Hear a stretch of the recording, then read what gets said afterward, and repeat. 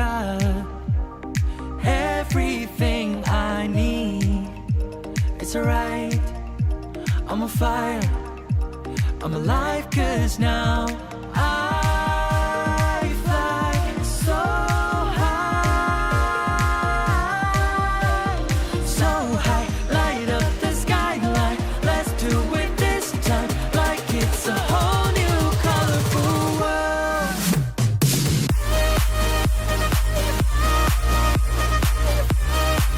Like we're the only ones in this world. Like we're the only ones in this world. Never thought we'd get this far, burning like the stars. How we get this far, like we're the only ones in this world.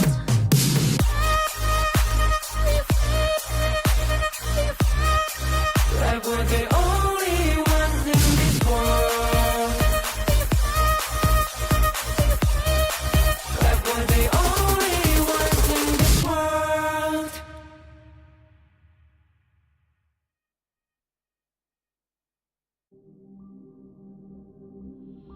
In this world,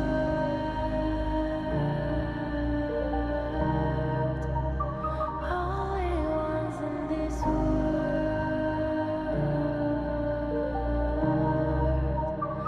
only ones in this world. Call out my name, cut through the sound of the rain. No matter how I feed the flame, you know I feel the darkness and the pain. All of the ways we tried to break free from the night, you know we made it out, we found the light. I fly so high, so high. Light up the skyline, let's do it this time, like it's a whole new vibrant world.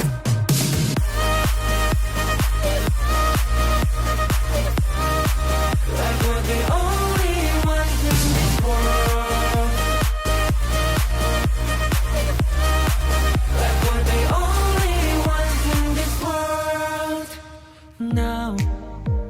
Now I see that I got everything I need. It's alright, I'm on fire, I'm alive, 'cause now I fly so high, so high. Light up the skyline, let's do it this time, like it's a whole new colorful world.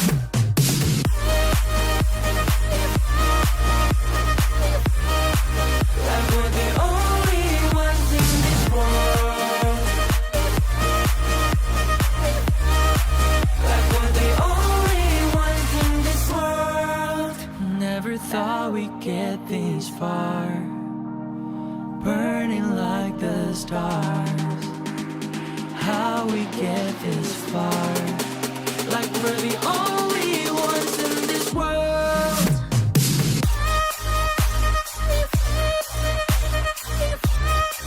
Like we're the only ones in this world.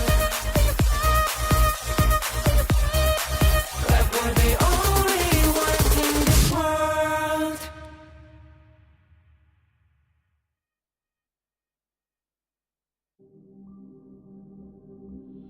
In this world.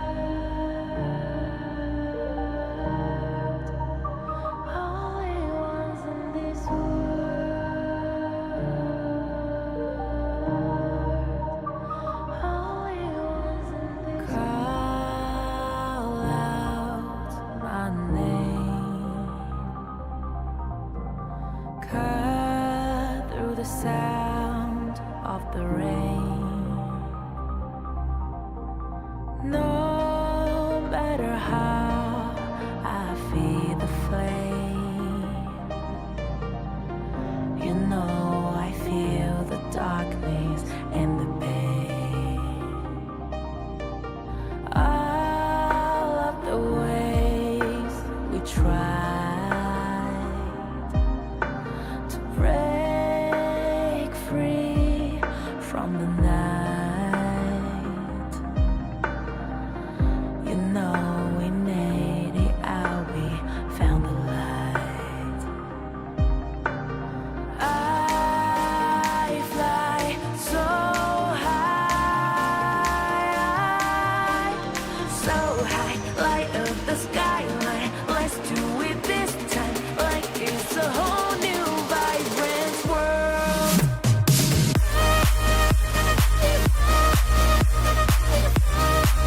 Like we're the only ones in this world. Like we're the only ones in this world. Now I see that I got everything I need. It's alright, I'm on fire, I'm alive, 'cause now I fly so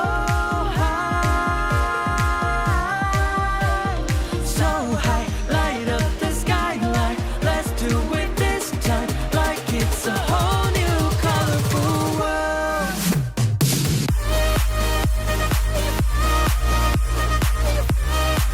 Like we're the only ones in this world.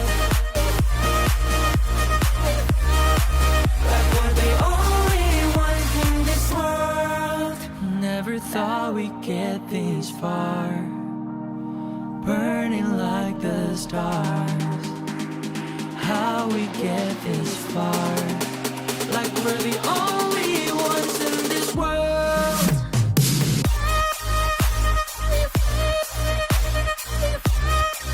Like we're the only ones in this world.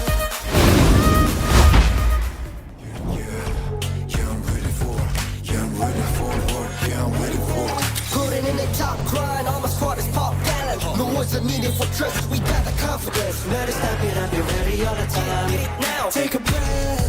You know, play this colder than us, you gon' pay the price. Set the trap, got my bodies in the back, you better think it twice. Coming on, never. Casting off the shadows, yeah, I'm on my way. Stand against the fate, we won't be the same. Steeper, step again. We're gonna dream it up high, the limit in the skies. You can never stop me fighting on the edge. Every time we fall, we get back again. Chances we're taking won't let us fade out. Now it's prime time, we're ready for the win. I'm a warrior, burning up the flame. Rebel, won't be tamed. I'm burning up a fight, and I'm reaching for the sky. I'm a warrior, running for the game. Make it glorious, running for the name. Yeah, we're putting up a fight, we guess we'll never die. Rising high to the sky. We gonna bring it on it.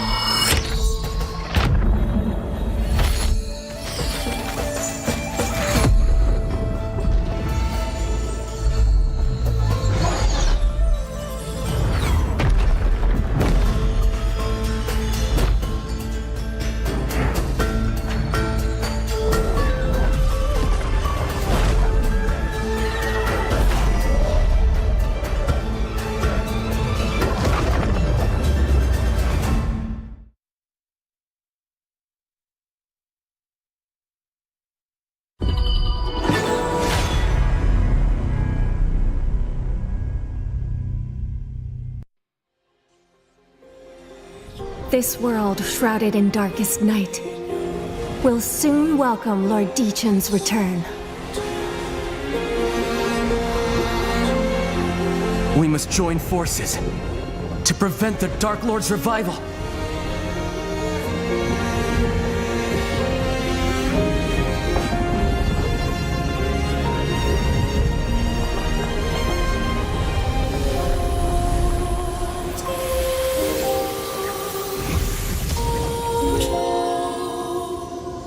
Answer the call of the token and follow me into battle.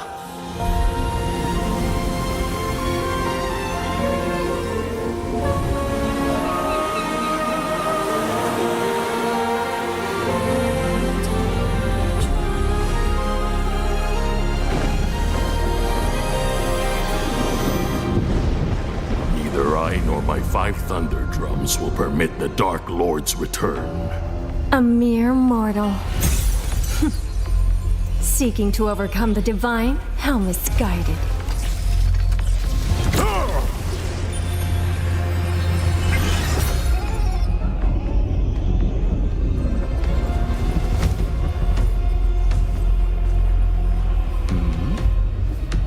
Oh, have your saviors arrived? Is that the Dark Lord? Are we too late? The Sky Orb. It might be our only chance. Then let's take it. Thunder.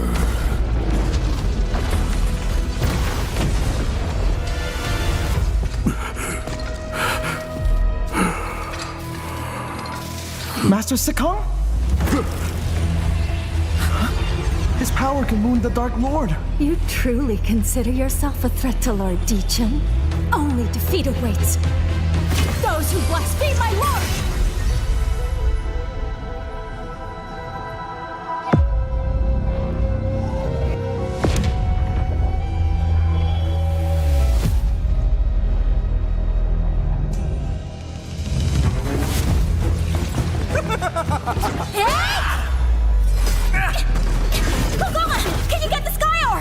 It'll be hard, with this many people guarding it. Don't count on getting lucky.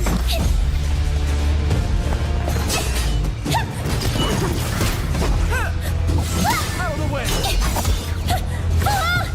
Help me! Don't you have any new tricks? This is getting old! Make some room! You're all too slow! Guess it's my lucky day. I get to have a little chat with Levi.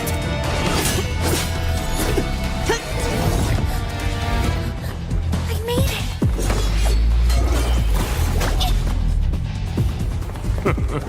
Where do you think you're going?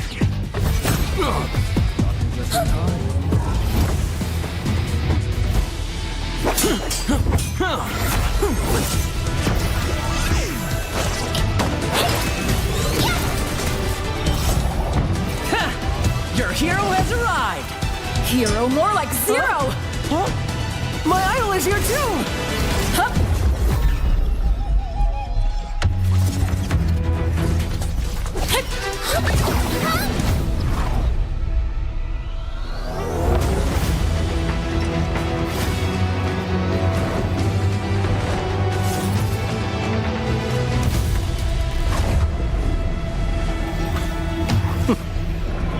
Lord Qeon. None shall stand in the way of your arrival.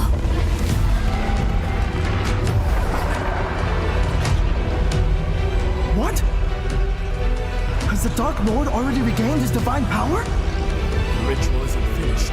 We still have time. If we grab the Sky Orb now...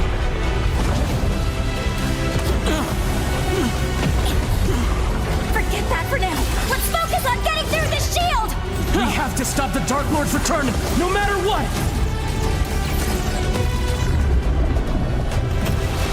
If we can just find a weakness, we'll have a chance. The 5 Thunder Drums can wound the Dark Lord. We've just gotta hit him in the right spot. From death, from the darkest depths, new life rises!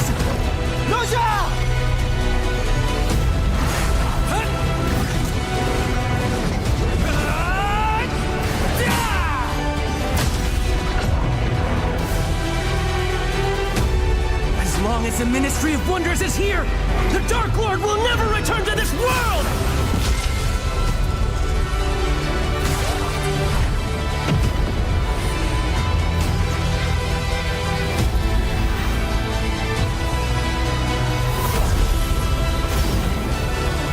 Such power! My lord!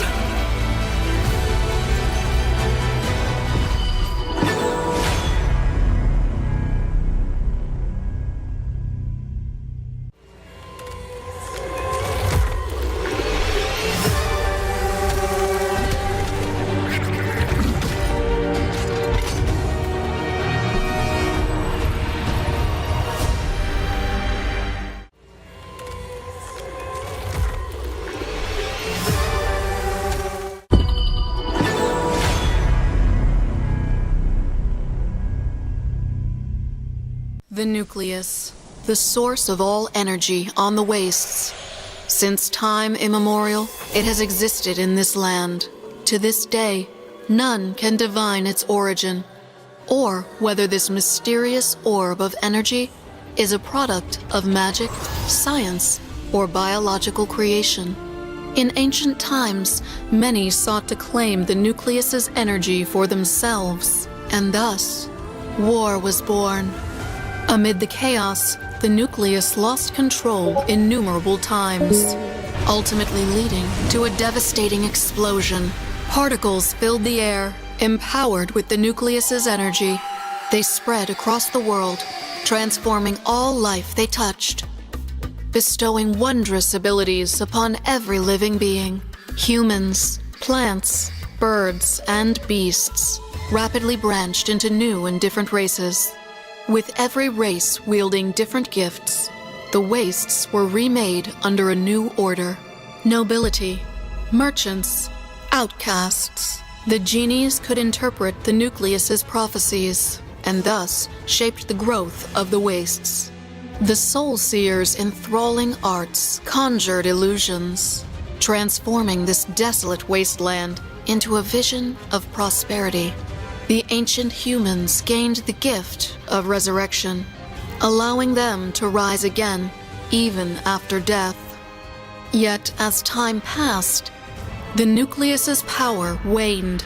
Its gifts grew unstable, the nobles clinging to their waning dominion, deceived the masses through the Nucleus Council, disseminating lies that all outcasts were traitors, and that merchants traded intelligence for profit and status. The outcasts struggled to find a place to call home, survival itself becoming their sole goal each day. Lies and illusions pervaded the wastes, until a shift in the nucleus gave rise to 3 legends. The Order of the Wastes fell into complete chaos.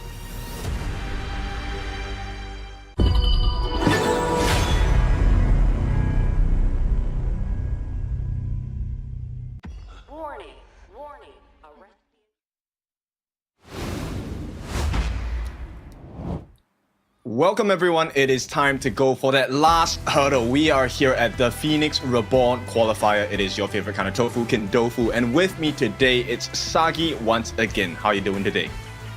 Well, Ken, I gotta say I'm pretty excited coming into the Phoenix Reborn Qualifiers because we are about to get our 16th team going into the KIC2025, which will be happening in Manila on November 14th here. So, who are the 2 teams? It's either between WETRND Esports coming in from the PKL or RRQ, the Kingdom, coming in from IKL. Exactly. Very tough competition today, and we want to make it fair. It's going to be a best of 7 between these 2 teams. Of course, with a best of 7 and with Honor of Kings, we're going to practice our global band pick format. So, Sagi, what is the global band pick format? To make it simple for the audiences new to Honor of Kings Global Esports, the global band pick is easy. Once you have selected early, for example, on game number 1, game 2, 3, 4, 5, 6, you can no longer pick early if you are in the same team. You can only start picking early when you go into that game 7, so it's automatically banned out. Alright, so we'll take a look at the Phoenix Reborn qualifier format. This is what it has led to. We had a total of 38 teams you could have voted for, but the fans of PKL and the fans and family of the side of IKL have decided the fates that will be of WETRND Esports coming in from the PKL and RRQ coming in from the side of IKL. They are your two most voted teams and they'll be playing a best of 7 today. And it is only one best of 7. This best of 7 will decide who gets that final slot to the KIC2025, and this might just be their most important best of 7 of this year. Exactly. And coming in, I mean, we've had a lot of comments across the different weeks itself. When it comes to a best of 7, regardless who the competitors are, will we reach that ultimate battle? Now, an ultimate battle means all heroes are reset. You get to pick whatever you want. The only challenge, you don't know what your opponents will be picking. And that makes it interesting, right? Whereby you've been pressured by the global ban pick from game 1 to game 6, and then going to game 7. That's where it gets interesting. But let's save the talk. Let's introduce RRQ. Let's welcome RRQ. The 6 members here: Lex in the mid, Harp is in the farm, Galki in the support, 663 as well in the support, Bai in the jungle, and of course we have Xingling in that clash lane. I like the RRQ roster because we've been talking about RRQ. They did phenomenal during the IKL group stage, but they really fell short when we going into that playoffs mode. So this is their redemption, a shot into the KIC, which they really need to be getting their hands on, because the last time we saw RRQ, it was during HOK S2. Yeah, so we'll take a look at their opponents here. WETRND Esports. Talking about WETRND, they came out fresh from the Honor of Kings Nation clash back in Malaysia. You got Maze towards the roam, Aaron in the mid, Valdez and Arise tagging duo in that jungle, Syndicate and Darfin rounding up those side lanes here. But kid, I gotta say, WETRND has been really surprising going into the KNC because they got games out of Alpha Gaming coming in from the MKL. They also almost got a game from HBSC. Yes, so this is something we need to pay close attention to today, because WETRND Esports, I think they have definitely shown us quite a few shades of their proficiency with the heroes, with the drafts, but more importantly, team play. Now, this is an interesting part because both WETRND Esports and RRQ have ended up in the 5th to 6th place in their own respective leagues. Now, who is going to topple the other one? Because there's only one slot for the side of our championships happening in Philippines, Manila, and only one of them can make it through. And talking about recency bias, right? We gotta say, WETRND, we saw them more during the Honor of Kings Nation clash, so we got more data on towards them. The last time we saw RRQ, it was during the IKL Fall 2025's play-in, so that's been a long time since we last seen RRQ in action. Yeah, so we'll take a look at RRQ. You know, they are in their home base, their headquarters, as they're ready to come in and take that win. Now, we know teams to like the Blitz, we know teams that treat this as a marathon. What kind of style is RRQ going to show us today? That's going to be very important because to them, I'm pretty sure they have seen the performances of WETRND Esports. Have they learned enough, and can they perform today? It's a good point, right? Whereby it's a double-edged sword. You get to see your opponent who's been warming up in the Honor of Kings Nation clash on your screen as WETRND Esports, so you get more data on their playstyle here. But talking about data, if I'm not mistaken, Valdez will be taking in Arise's spot in today's starting 5-4 side of WETRND. Yes, and I want to see if that's going to make a big difference, right? We know when there's a change of players, there might be a change in the style that the team plays because you want to fit that synergy that is newly introduced. Valdez, of course, is a player that has vast experience in this realm of the MOBA genre. Coming into Honor of Kings, I want to see what he brings to the table on the side of WETRND, because if they want to make it through today, they have to beat down this team that is RRQ. And especially to your point as well, Valdez has been in the team known as Barcode, and also in the IKL he has played for the side of Alter Ego, so he has experience as an import both regions and their own distinct playstyles here, so he will have much more of an understanding going up against IKL's RRQ, so that may be an information for him.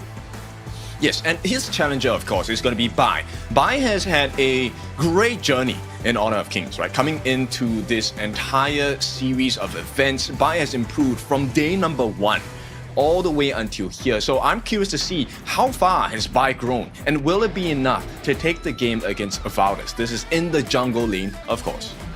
Yeah, jungle is always the key essence coming into both teams. But talking about essence, let's put our priority on the pick and bans coming into this game number 1.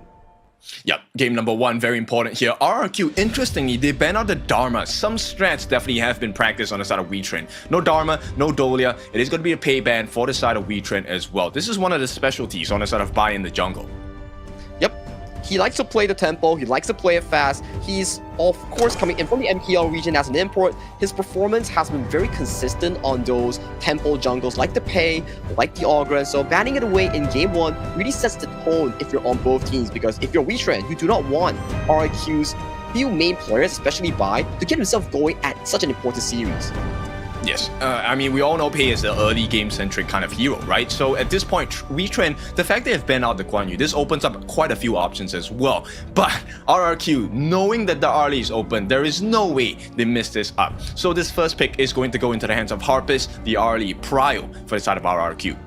But that does open up a few selections as well coming in from WETRND Esports, because looking at all the playoffs and all the KNC games, Arlie has started to lose priority as that first pick because you have so much counter available towards the red side. You have the likes of the Maestro Nui, you have the likes of the Diadea, but WETRND, they indeed go for a different route. They go for the Yuhuan Long, the double bailout combo. Yes, so double burst as well, right? This is really scary because not only do they have the escape mechanisms, they also have the damage. Those flaming palms coming in from the side of Darfin going to be very important for the side of WETRND if they want to take this game number 1 and have an advantage. But at the same time, this opens up the mid. The Xiao Qiao can actually be picked up by WETRND, which is a known counter against the early pick. So that's Yuhuan towards the first pick coming in for WETRND. Just like what Ken mentioned, it will serve as a flex pick coming into the draft here. It is down to WETRND. Do you want to lock in that Xiao Qiao counter for the side of WETRND? And on your screen is Valdez himself. He's playing all the way from Thailand, if I'm not mistaken. So it will be interesting coming in because we have never seen Valdez play WETRND before prior to the KIC. Yes, and this will be very interesting, right? Because this one obviously is going to be an online component for this competition itself. We want to see them play live, but to get there, they have to win this best of 7 first. And we believe RRQ might be going for a little bit more of a setup composition for the role. I have to agree with you. If you put up a setup, you put in more front lines, especially for the side of Arlie, especially when Diadea and also Liang are banned away, you can look into the options such as the Lian Po, Zhang Fei, for example. So you have more front line to play around Bai and also Harpist on this double marksman sort of composition here. So for RQ, you didn't ban out the Xiao Qiao. So is that something you are preparing to face in this draft? I think it will be a good pick for the side of WETRND, but that really depends because right now the setup on the side of WETRND is a little bit heavy commitment, right? That Dream Roam coming from the Menki means you have to go in. You have the Flash with the Storm Strike for the Byron as well. The only person that kind of gets the pokes in the side of Darfin as well as Mage, right? So we'll see how they play this out. I'm also a bit worried coming in for the side of WETRND because judging from their first 4 picks, your only damage dealer right now is actually on the hands of Darfin, and Darfin has been pseudo-countered by Harpist Arlie here, and you don't really have sufficient damage to funnel through the last 4 or 5 picks here coming in for RRQ. Just like the mentioned here, Lian Po, and also another counter for the Long has been locked in terms of the Nua. Oh yes, I love a good Nua, and Lex is definitely one person we can keep our eyes on with this Nua's Annihilation. Not just getting the potential kills, but also sniping out those neutral objectives. Time and time again in Honor of Kings, we have seen that come to fruition. RRQ looking for that money shot coming in. But at the same time, 663, we talk about a setup. He's going to be able to tank so much with this Lianpo, and we'll see if the goal is going to be in favor of RRQ. This first part of the game is so important. And especially when we talk about the Lian Po and also the Dr. Ma Yin coming into this, they have a lot of free access towards the backline, which is not something you really want to be seeing here. But WETRND, they do indeed lock in the Yixing coming in from Aaron towards that mid lane. This will be a lot of setup being revolved around both Aaron and also Valdez. That mid jungle synergy is super duper important to set up for WETRND in that early to mid game fights. Lovely pick. I love the Yixing pick, but at the same time, there is a little bit of risk because that board needs to be on point, right? It cannot be too early, it cannot be too late. You need to be able to set it up in synergy for the Storm Strike combination, the Tragic Beauty, Mournful Temple, and as well as the Dream Roam. Everyone's skills need to be up, or the efficiency of this weighty board is not going to be there. The world is my board. and also the Dream Roam. These two tools will be essential coming in for the side of WETRND Esports here. And we take a look towards the side of the RRQ lineup, you will see the double marksman with the Lianpo and Mayin. They have very consistent backline access with very solid DPS here. Not something that WETRND actually has. If WETRND is unable to find a successful fight with one good setup, things could go pretty much in favor for side RRQ. Yes, like we said, this first 4 minutes is going to be very vital for both teams. I think maybe more for WETRND at this point because RRQ, I think they're going to play a slow and steady game as we know of RRQ. Now, this is not the earliest start, but Agudo, pretty good, pretty fast, mobile in the jungle. But recently we've been seeing a Agudo sort of counter because you want to be using the Agudo release on the first camp, and the roamers has been consistently going into the jungle to push out that first clear coming in for the Agudo, which really allows the remaining of the jungle to be in danger coming in for side RRQ. So I'm interested to see how WETRND pulls out this level 1. Yes, I believe Maze should come in, you know, with the Tragic Beauty, maybe even the Mournful Temple. Like, as long as you get a hit onto Agudo when they are trying to use that release the passive, you will actually cancel it. So this is a risk that Bai has to take. But RRQ, if that risk comes to fruition, the reward is mighty. It will be mighty coming in for the side of WETRND Esports here. If they get that engaged towards that early game, disrupt Bai's clearing on the Agudo, that could lead up to a very good jungle lead coming in for the side of Valdez here. So the early game coming in for Bai, he needs to get that level 4 in a very safe manner and avoid any sort of disturbance, and then you allow the Agudo to start ramping up those Gorge mobilizations, setting up the Nua ultimate for him.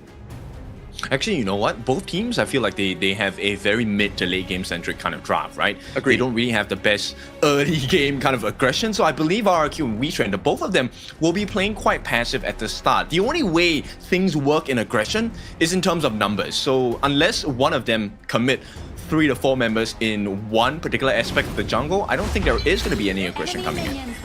But hey, let's save the talk and let's pass it towards the game with RRQ towards the blue side and WETRND towards the red side. This is game number 1 of the best of 7 series. Only one team makes it to the KIC 2025. This is the Phoenix Reborn qualifiers. Yep, so RKL, PKL, once again, we get that rematch. Super curious how this is going to be because WETRND, they have given us those performances very recently. Let's see, how much more can he give us? And already towards the mid side here, you can see a bit of a tussle here. The standard start coming in for the Arlie will be to set the Arlie towards the mid lane and allow Lex to take on that reactive side towards the bottom lane. This is to utilize Arlie's strong mobility in getting 2 lanes worth of farm. Yes, so right away, going to have an EXP advantage against Darfin. And poking him out at this point, super important, right? You want to secure the Firehawk here, should be done in quick succession for the side of RRQ. Exactly here. You can see it's just a rinse and repeat coming in for the side of Harpist, going in for these neutral camps, going in towards the mid side. Keep on repeating this until he gets that first item, which is the Doomsday or Spark Force, depending on what build he wants to go. And that will really allow him to play towards that mid-game power spike. Yes, and we want to see those massive growths. For now, it's going to be numbers advantage for the side of WETRND. They're going to try and speed up the jungle take on the side of Valdez here. He needs all the help he can get because every single neutral objective on the top and the bottom has been given to RRQ. Yep, RRQ off to a very good start here, and you can see the pressure coming in for the top side here. They know they need to clear out this wave, mitigate Syndicate's early game Byron here, and with level 4 onto Singling, he is actually a very potent point to be talking about because Majid is a very flexible hero in making up those big plays.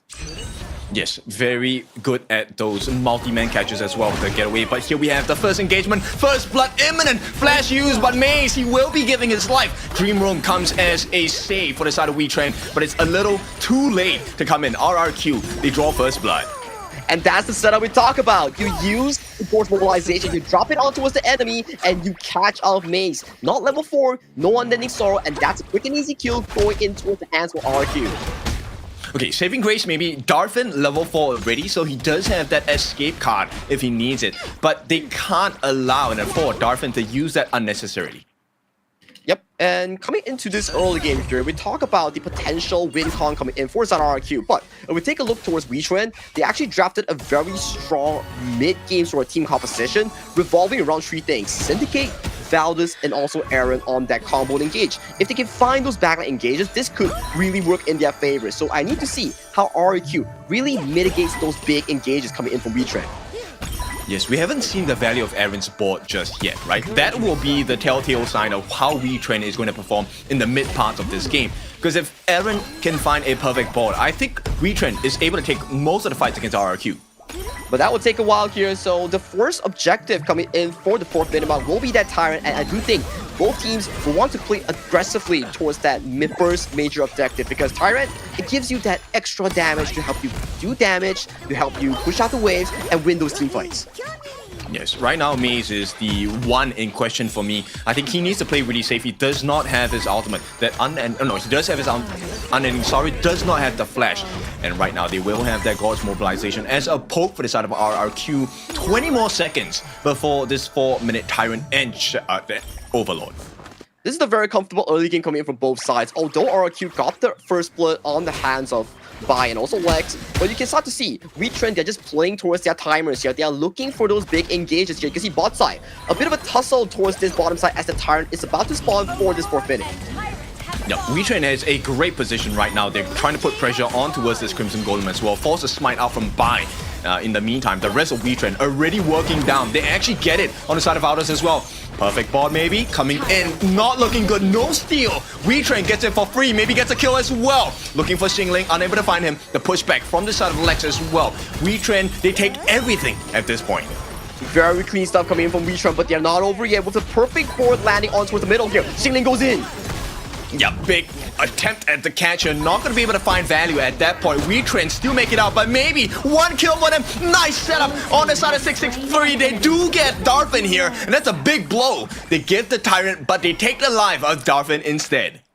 That is the Harpist situation that we talk about. He came in, he blew on that ultimate to set up Darfin towards the wall, and once Darfin blew up the flash, 663 immediately going in for the Tremor Smash and setting up that play for the side of RRQ, getting another kill even though they lost that Tyrant. Yep, this is why you have to save that Dragon Form for the most important parts of the fight, right? They knew that Darfin had no way to escape, got the stuns on him, got the life out of him as well. And now RRQ, 2 kills up, and having a goalie, even though they lost that Tyrant. Oh yeah, this is definitely something to talk about because WETRND at the Tyrant, the setup was actually beautiful, zoning multiple members away from the Tyrant, and then they got the Tyrant for free and got so much mid-range damage as well. Teammate fight, a bunch of discretion combating for this requiring to actually are looking to invade this Crimson Golem for side of RRQ that will be spawning right now. Yeah, they have to take this now, right? They already got the timing. Right now, it's about the pushback. Everyone is here, with the exception of Xingling. They will manage to push them away. And WETRND, they know the risk. They're not going to risk it at this point. So they actually secure the Crimson Golem into the hands of Bai, as well as Harpist.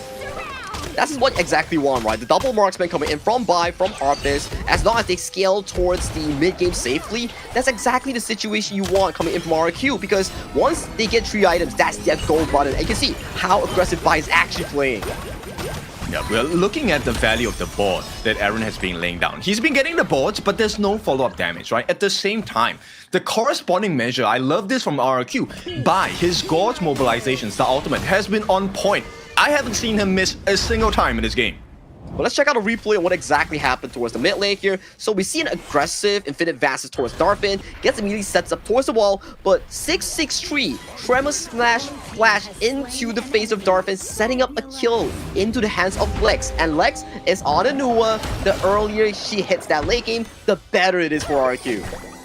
Yes, and Lex is a very expensive pick, right? Because Anua needs all that gold. And for now, they have secured it. 2 T1s taken on the side of RRQ, with WETRND unable to find an opening just yet.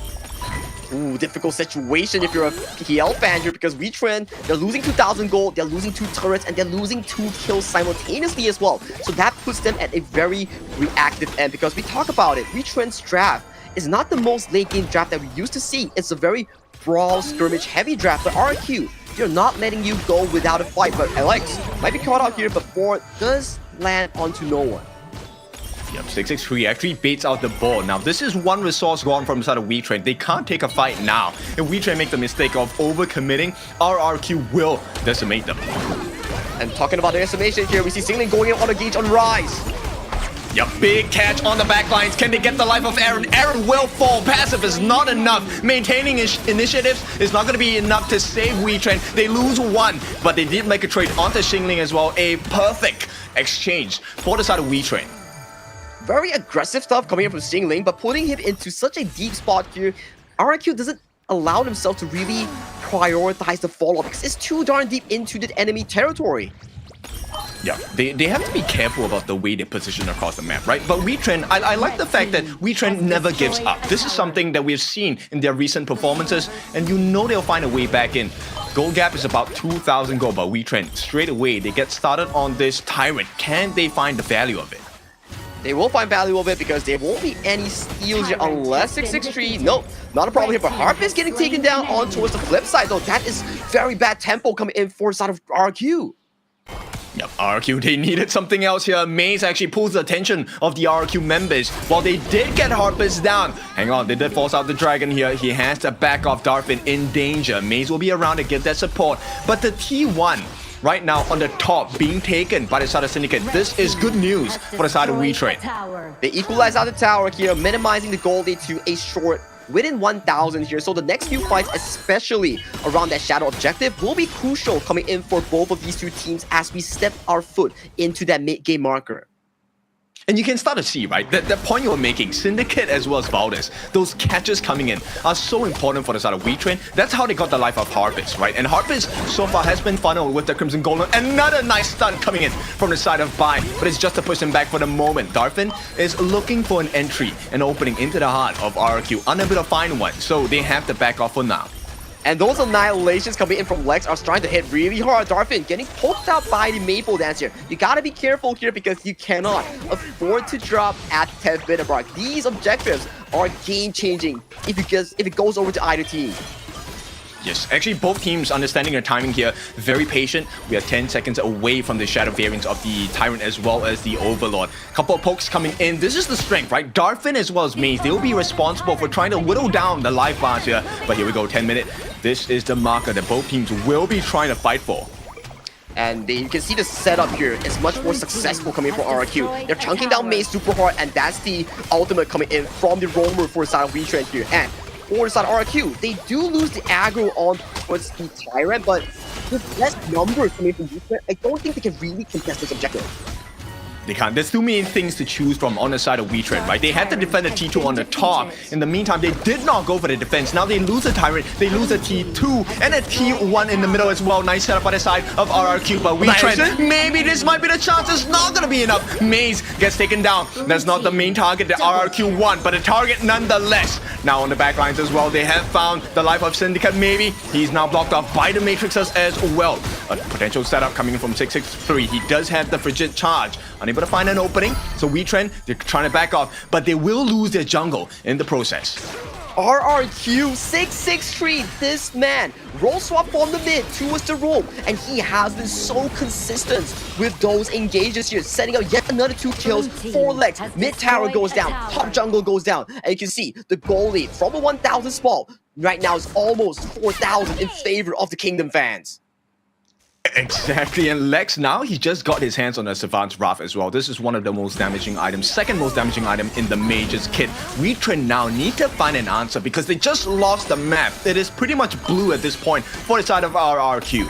And it's a bit worrying because WETRND, just like we talk about it during the pick and bans, their composition does not scale equally to RRQ. They cap at the mid game around the 14-minute mark for RRQ. They scale further than that. They have so much late game potential, and that is such a big worry coming in for side of WETRND. The chase down coming in from Bai here, just to make sure that they have that backdoor protection down. They get the T2 as well. And now RQ just left with the tier 3s, standing them in between them, as well as a game 1 defeat. And they have the Shadow Overlord for the side of RQ. They can just rinse and repeat, pick this up, and Maze is already dangerously low. Potentially one more annihilation will send Maze back to the fountain here. WETRND is so difficult to even face check this objective. Yep, they need a steal, they need it now. They were gonna try, but they have to lose the life of Maze. Can they make the trade? A little bit low, will not be for them. RRQ secures it, and now the chase down might happen. Annihilation coming in from the side of Lex just to push them away, and they will be able to steal. Even that Crimson Golem goes in the hands of Lex once again. That's just painful stuff coming in from WETRND. This is a slow but surely bleeding game in favor for RRQ. You can see, losing out one member, 15 seconds on the clock. Waves are crashing into top and mid tier trees here. How do they even defend this? I don't think they can. They will try. Valdez jumps in, gets knocked up as well. Two-man stun coming in, and the damage is pouring in from the side of RRQ. Bot landed down, does not catch anyone, and at this point, WETRND can only stand as watch as the T3 at the top is being pummeled. And that's without the Shadow Vanguards. The Vanguards are currently marching in. All three lanes will be simultaneously pressured by the side of RRQ here. WETRND, they need to find a miracle because Maze is going dangerously low once again. As we see, Vanguards towards the mid, doing structural damage. Syndicate not allowing 663 to even walk up, but the timers are starting to come in. RRQ is such a demanding position. Yeah, another stun landed down by Bai. He's on fire today. And right now, they're trying to push them back. Nice setup by the side of 663. He might have to give his life. Can they make the trade for it? Annihilation comes down. They get the life of Valdez. There's a big tank out of the hands of WETRND as well. One more down. Maze no longer in the gorge. And the T3s are being taken. The Shadow Overlord is still available. RRQ well on their way to game number 1. Xingling is just dancing among the members for a side of WETRND. And with those 2 kills traded by his life, this allows RRQ to knock on all tier trees, and with the Shadow Vanguards marching in, this is the final attempt. Yep, they flash from the side of Syndicate, but he gives his life. 3 members down on the side of RRQ. They manage to stave off the aggression. WETRND survive, but RRQ, this is a great position to be in. At the very least, WETRND, they still hold their grounds. At the very least, they still survive in this game 1. We have seen potential comebacks even though it's a Baron base here, but RRQ, with the collection of the Shadow Tyrant, they are in such a commanding position. Everything is looking like a game 1 victory for RRQ. Yeah, man, once again, Shadow Tyrant going into the hands of RRQ. That's the first benefit they have. They also have double Crimson buffs. One in the hands of Bai, one in the hands of Harpist. Right now, WETRND trying to catch out the backline. Harpist? No, this is not enough for him to take a fall just yet. WETRND, they want to wrestle control back. They take a steal on towards this Azure Golem. And the backlines though, Xingling is waiting. He's been looking for the catch. Forces out the Dragon Form. Gets caught out by the board. No, they've used everything and Xingling still makes it out. WETRND now a little bit too deep. The chase down from Xingling is going to be approaching as well. Aaron, does he have his passive? He needs to save. And right now, Xingling chasing in, looking for the opening. Gets the catch onto the side of Valdez as well. One more catch. The big Tremor Smash takes the life of Aaron. And with the Dream Rope defensively, it's not enough. A rampage for the side of Bai as WETRND are being dominated at this point. RRQ, they march on forward. They get another one. Dartman down for the count as it's an ace. And game number 1 goes to RRQ. Once again, Xingling and 663 dancing on towards the members, coming in for the side of RRQ, making WETRND pay. They committed every single resources onto the Xingling Marine, but to no avail, they couldn't even touch a bit of his health. Right, so great start for the side of RRQ, right? This potential setup. Xingling with the chase down, I think that was really important for the side of RRQ. But at the same time, the damage coming in from Lex was just huge. Oh yeah, Lex Nua, it's the same thing we talk about. You give him the resources for such a weak early game hero, he's definitely going to pay you back dividends if he's like going into a late game. Those annihilations, they were blasting on towards Darfin, Maze, and also Aaron in every single fight. They started the fight with what? 50% HP? That's difficult coming from WETRND. Yes, it is. And one of the most important things is the fact that because they're laying on so much damage from the side of RRQ, this opens up the doors for them to pay attention to the other members, which means Harpist is free to pick and choose who he wants to go on. Oh yeah, Harpist, I gotta say, Harpist, aside from that kill towards the top lane, which he really fumbled, other than that, he had a very smooth game with very consistent DPS output, but if you were to really put priority on towards 2 members or 3 members coming in for side RQ, I gotta say, Bai and 663, they were having very consistent engages with their spells. Yes, I did not see a single Gorge mobilization that was missed from the side of Bai. His Agudo was on point today, and the Tremor Smashes, as well as the full kit, Burst Ram, Magma Slam coming in from the side of 663. This guy, I mean, the duo in the support and jungle has been on form, and it looks like they are the core of the team for RRQ today. And it's a fascinating role swap as well coming from 663.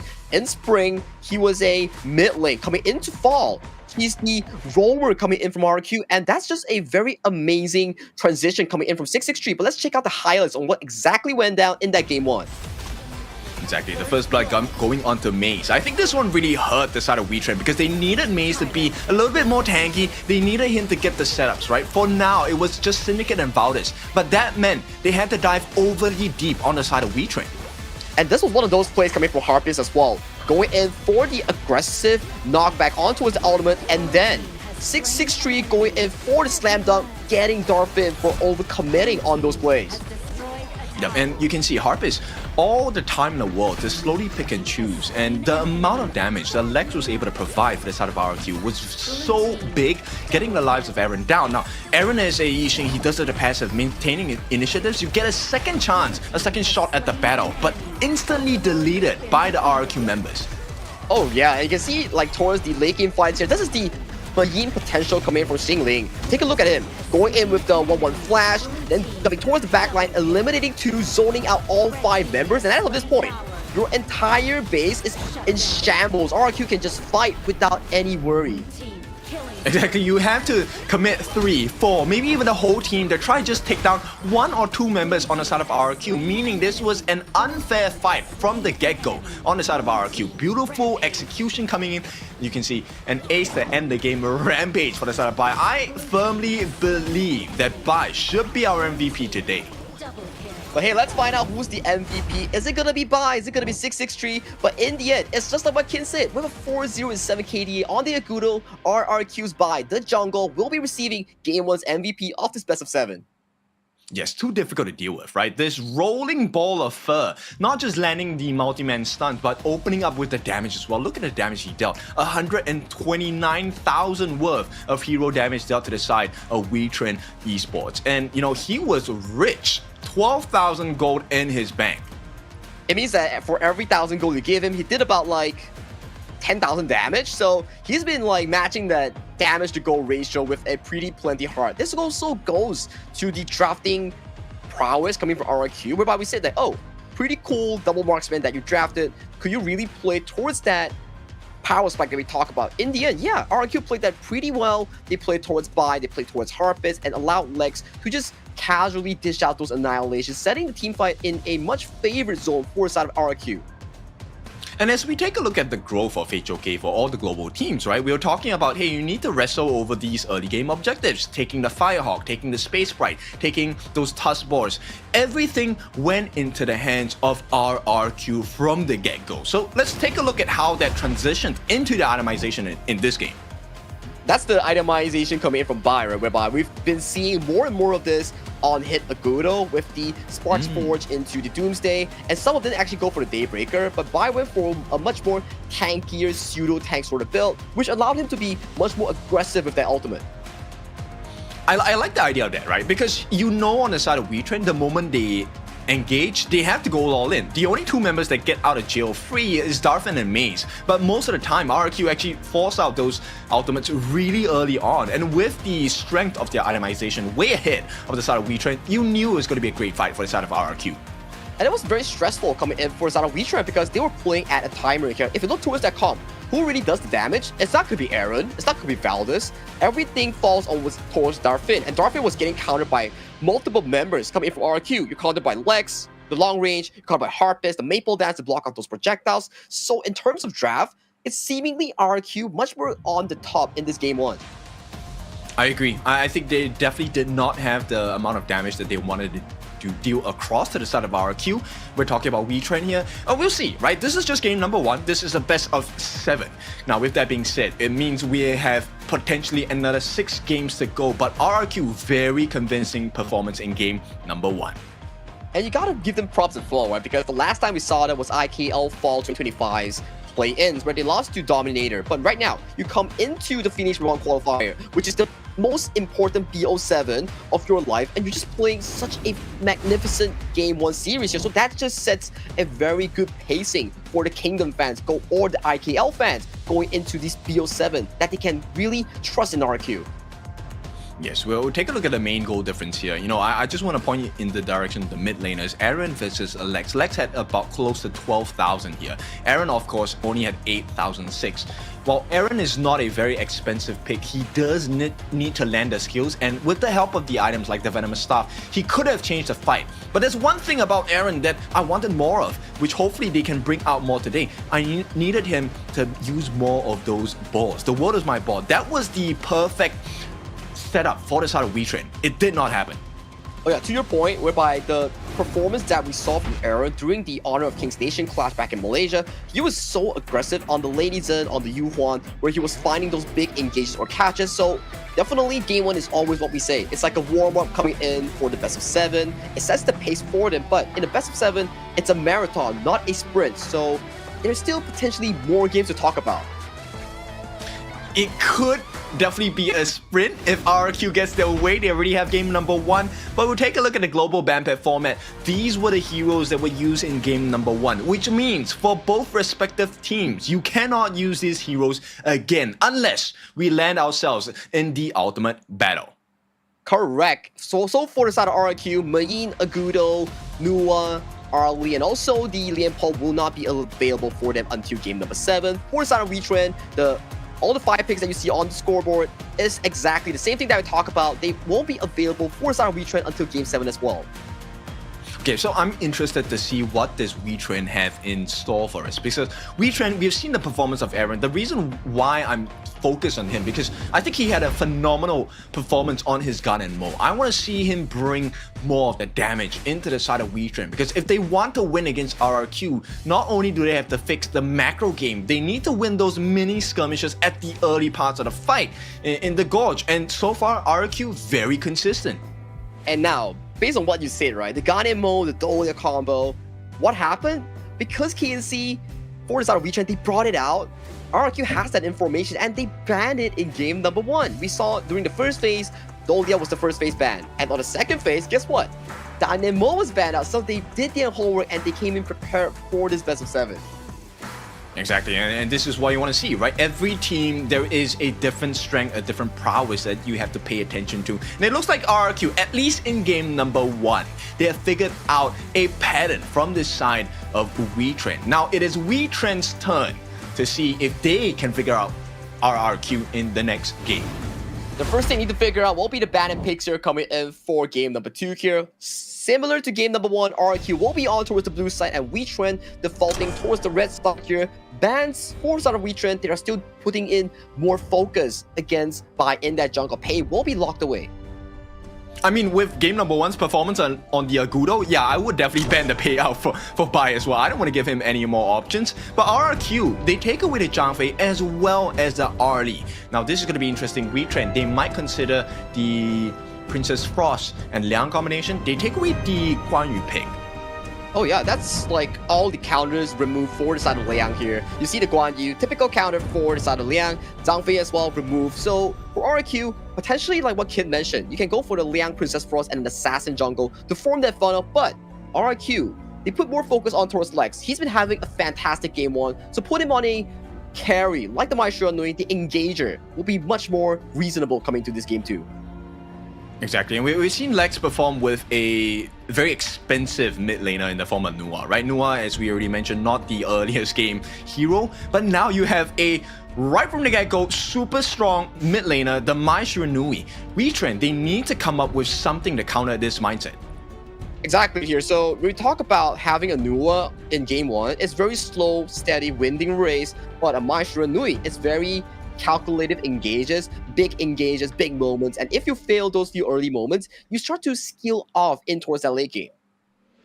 Yeah, we definitely need to see that. WETRND now, I mean, with the pick on the Dharma as well as this channel, what do you think they're expecting? Because channel would have been a perfect match against Arlie in game number 1.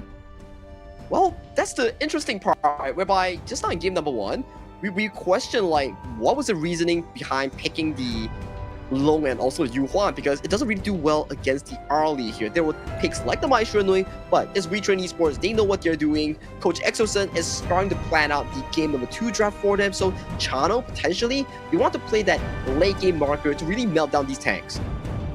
Yes, and WETRND now, I think, in kind of a pickle because, yes, there is the potential of the Ogren, but right away, I think RRQ has already planned for that. They picked up the Musashi even before this jungling pick has been secured by the side of WETRND here.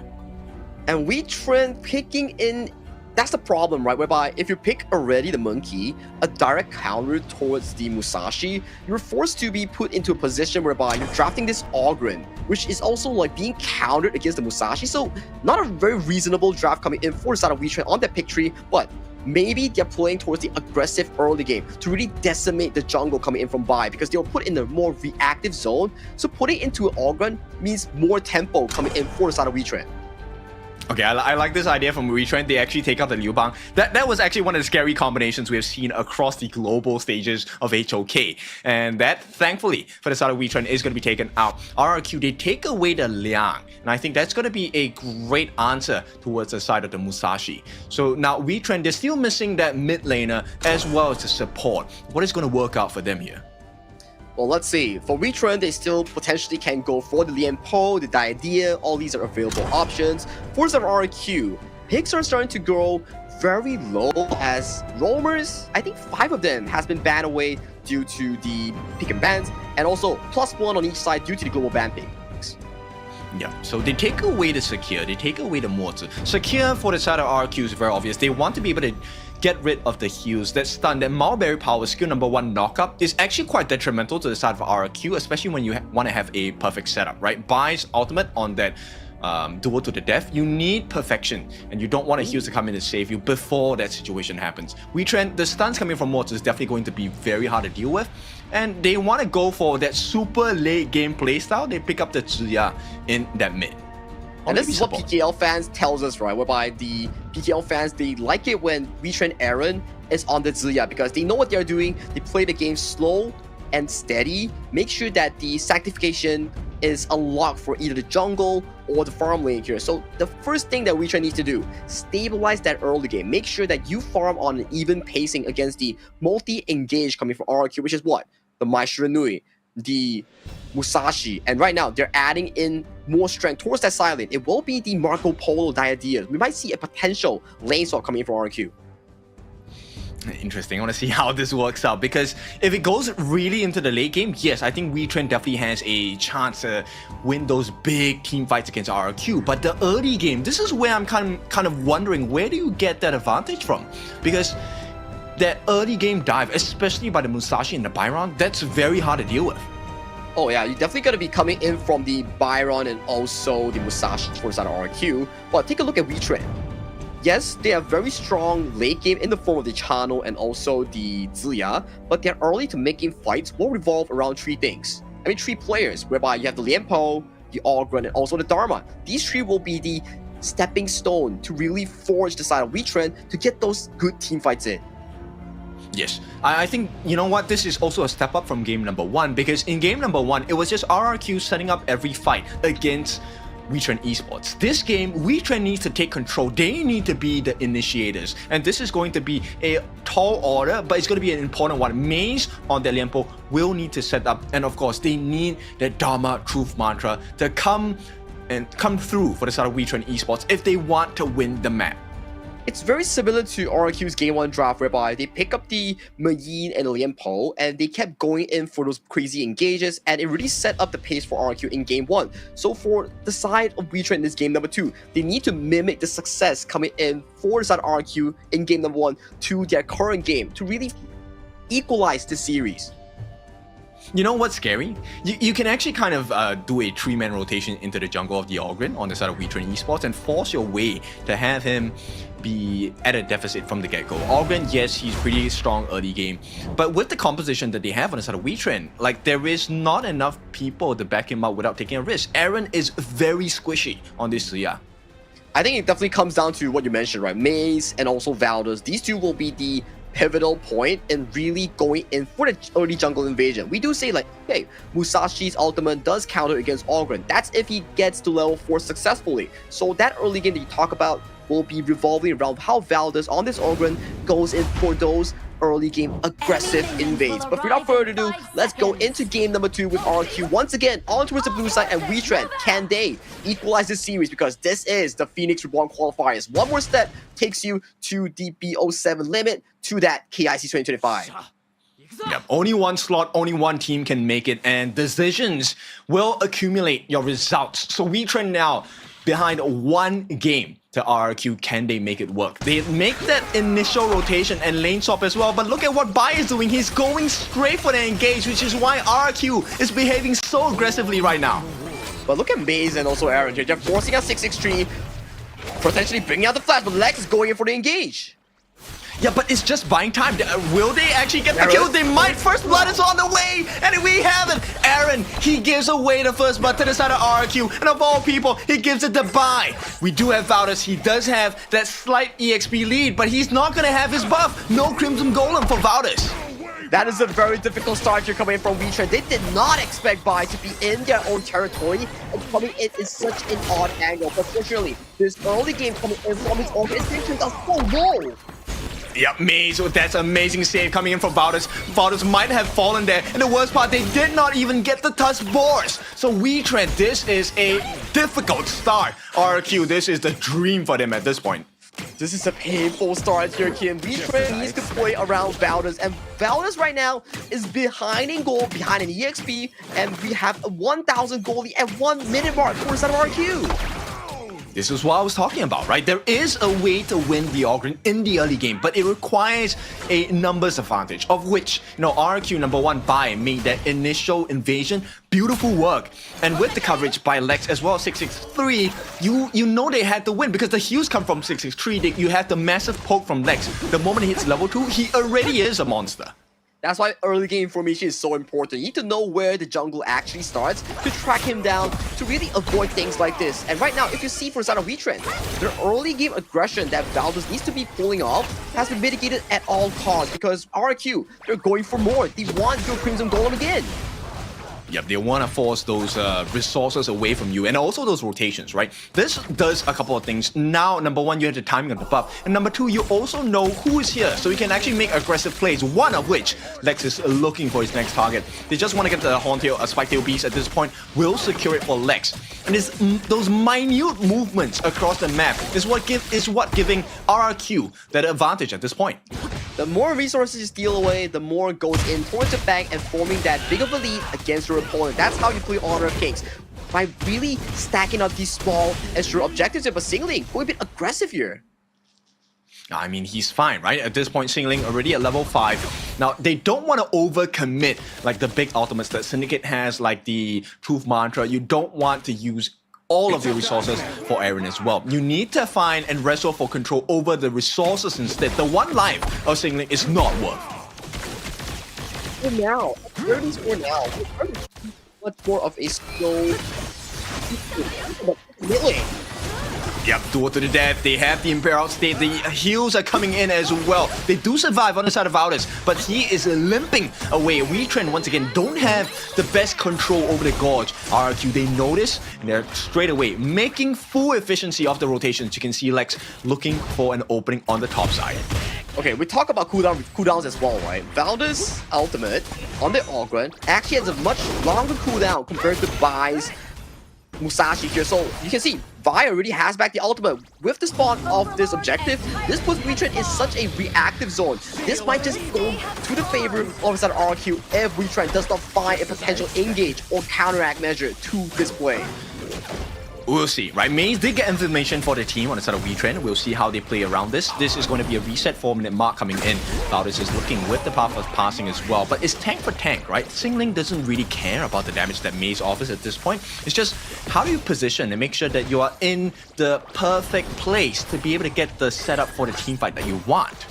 An interesting build as well coming from Singling. He didn't go for the traditional tank build, but hang on a minute though. Syndicate in a bit of a trouble here. Has to burn the flash, has to burn the truth. That sets him into such a defensive state with 4v4 in towards the front side here. Bai is like, hey, you guys not engaging? You guys don't have priority? I'm just gonna pick up this buff and then I will revisit back into the objective.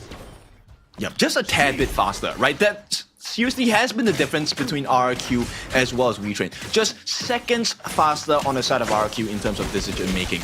Right now, they're looking for an opening on the side of Harpist to get a little bit more damage onto Maze. If you can get them low before the actual fight starts, that's what you want.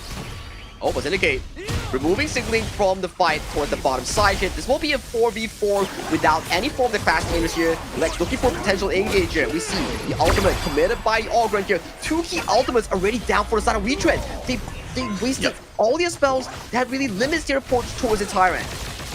Yep, Maze does not have it, and this will be given to the side of RRQ. Will they look for more? That's the big question now, because they do have the numbers advantage at this point. Now, Clash Laners, they're locked in a 1v1 on the top side. So WETRND, unable to find an opening, so RRQ maintain the lead. And maybe, hang on, one member down, Aaron! Gonna get bursted down, immediately taken down. The Hughes are coming in as well. And all this means is that Harpist has all the space in the world. He gets a Crimson buff on his hands as well. And now, WETRND, they had to give up a slice of the gorge to the side of RRQ.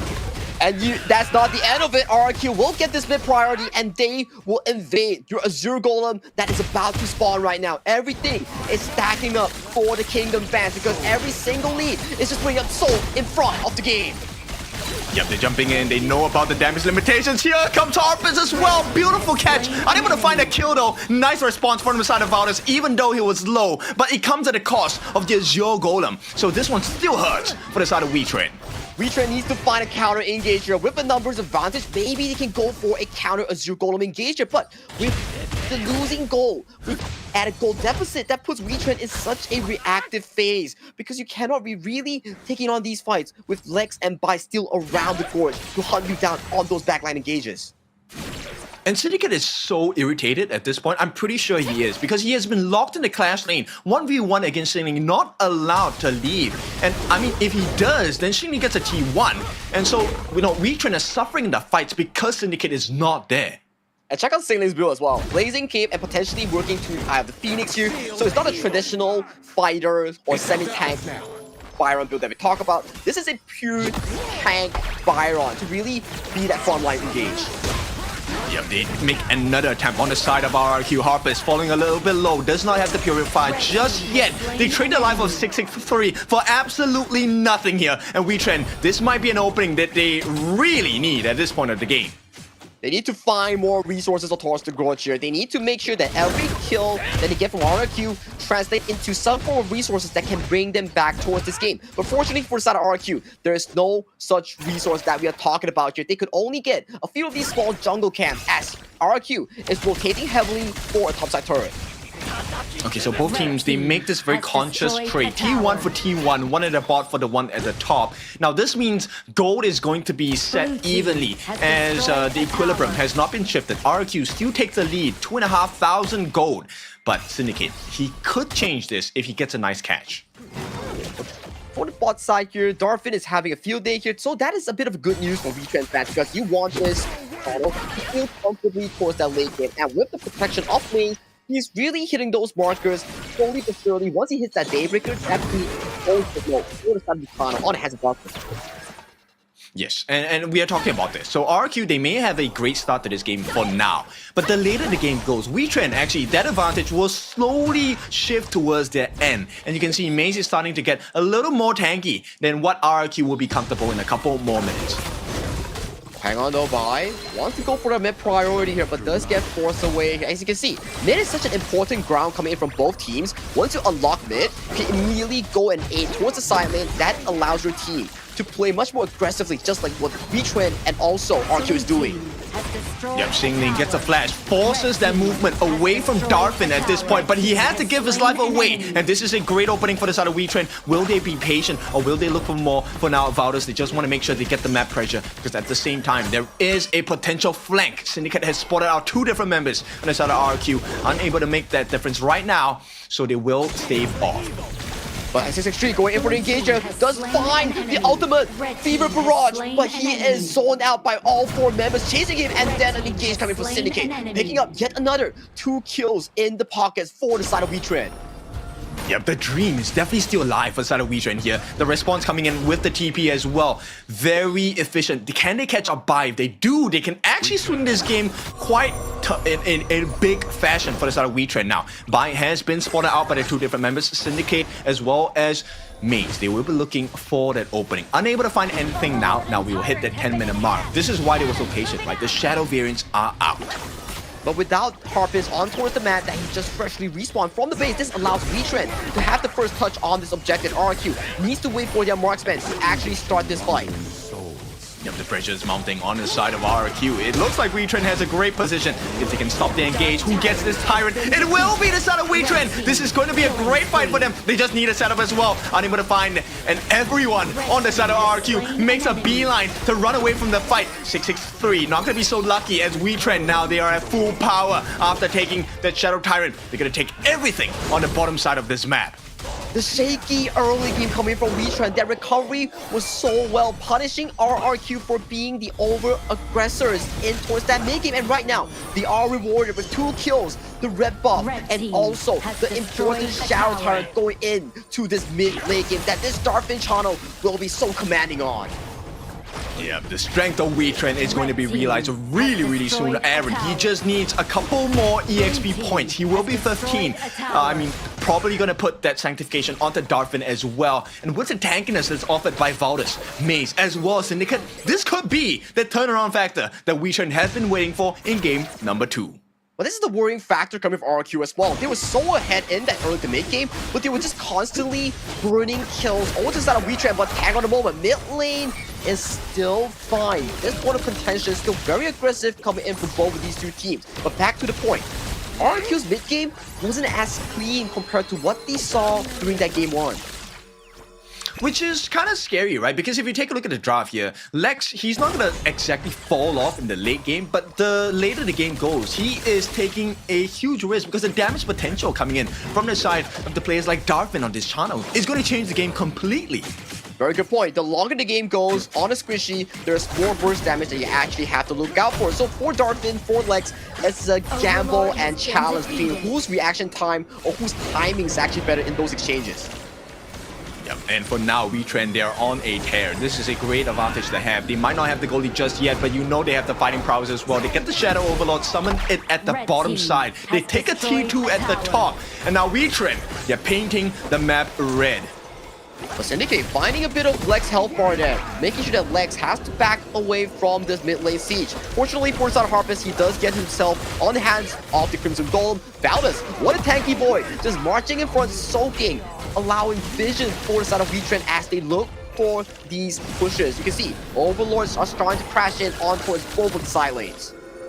Yeah, it's all about Maze as well as Valdez and Syndicate. Syndicate, he does have the full kit. He needs to find an opening. Can WETRND set it up for him? That's the big question here. They have also spotted out Bai, and he is caught now in the middle of 3. Manages to get under his T2, and WETRND should have an opening on this middle side of the map because there's a T3 being pressured on the top as well. As long as WETRND keeps this going, get all these towers, and then revisit back to the Shadow Tyrant, that is the exact game plan that they were looking about to really set the tone of this comfortable mid-lane game for South Darfin and also Aaron. It's up to us now. The PKL fans asked for it, right? They asked WETRND to recover, and game number 2, they have done that recovery. Macro game so much better than game number 1. Right now, Syndicate, he is responsible for turning this game around, or maybe just placing and cementing the advantage they're looking for themselves. Syndicate, unable to find an opening at this point, will be chased down by Harpus. Harpus is playing so aggressive on this Marco Polo. With the Crimson Golem, he's chunked out Maze, he's forced him back. Syndicate, that puts the side of WETRND in a much more reactive position that allows RRQ to step their foot into this river before WETRND. Well, he needs to definitely do that and provide that opening for the team, right? Because RRQ, if they don't close this game soon enough, WETRND, they already have the advantage. Shadow Tyrant now under pressure from the side of WETRND. They should be able to secure this. And RRQ unable to find any answers. They did take that T2 on the top. But at least it's a small trade, right? Because they know if they fight RRQ or WETRND in the 5v5 scenario, WETRND will always come out on top because of how solid that draft is going in towards that late game. So for RRQ, the thing you need to do is get a 4v5 like this exact moment right now. If they can force this could be huge for RRQ, but WETRND acknowledges the fact that, hey, we're less one number, let's back off and let's recuperate for the next few fights. Yeah, May's not looking too good. They actually expend that ultimate from the side of Valdez a little bit early here. And with that being said, WETRND, they still have the advantage, but Maze, he needs to be careful, looking for the setup with the flash as well. Tremor Smash looking to lock them down. They get the jungler, bias down for the count. It rampage for the side of Valdez, and maybe this is the one that WETRND has been counting on. T3s are open on the door. They get the T3 in the mid. WETRND want to rush this down. They want to clear the minions as well. Can they get the crystal? One wave of minions is what stands between them and game number 2. And it seems like that will be enough. So WETRND, they back off for the moment. Such a clean rotation here coming in for the side of WETRND, and Syndicate plus Maze. These composition, these combos here coming in for the side of WETRND, catching out by a multitude of these team fights, setting the pace for WETRND right now. WETRND has so much control. They need to grab this Shadow Overlord and then look for those high grounds. Make it a Baron base coming in for the side of RQ.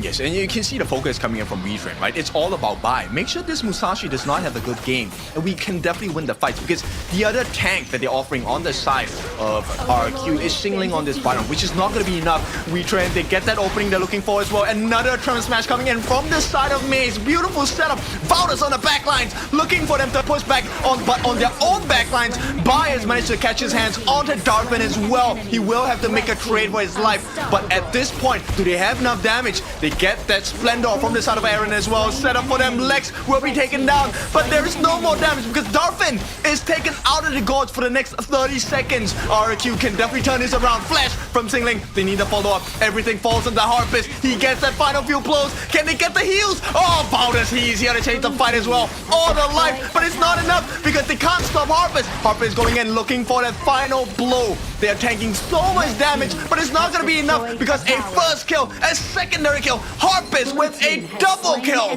They take this win on the side of RRQ. It's the Nays, but check out the base. The base is in shambles. The Overlords are marching in, tearing down this base as we talk about that fight going on. RRQ gets back with the gold cup is still.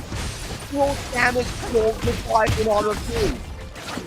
Yep, and you can know that Xingling is going to sell his life for this particular defense here. If they actually had gotten that support, WETRND could have ended the game right there and then. So a beautiful trade from the side of Xingling to save the game for the side of RRQ. But as we all know, WETRND now is going to have a very commanding position.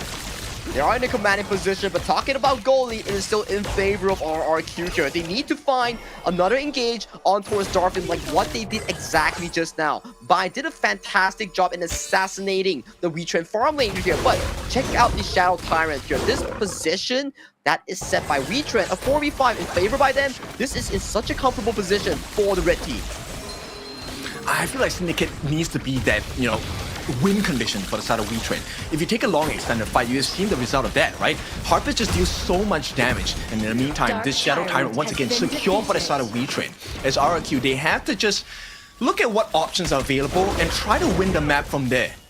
The win conditions here coming from WETRND, right? You talk about Syndicate's engage, you talk about Valor's being this beefy tanky boy, but Darwin cannot fall in these fights. Once he falls, the consistent damage that we keep talking about for the side of WETRND's late game is just removed from the pool here. But Syndicate goes wide with that ultimate as this fight.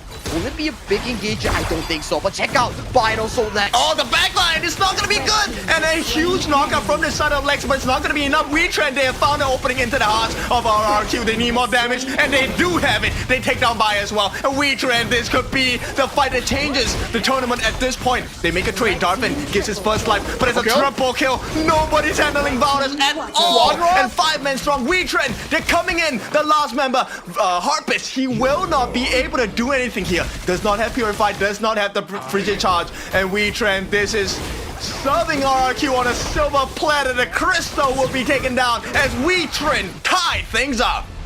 WETRND with a commanding team fight. It's a superior team fight, riding on towards Valdez, riding on towards the double engage coming in from Maze, and also Syndicate. They set up the pace so well, and Darwin was that consistent marksman. The DPS was just so crucial for side of WETRND's success in this game too.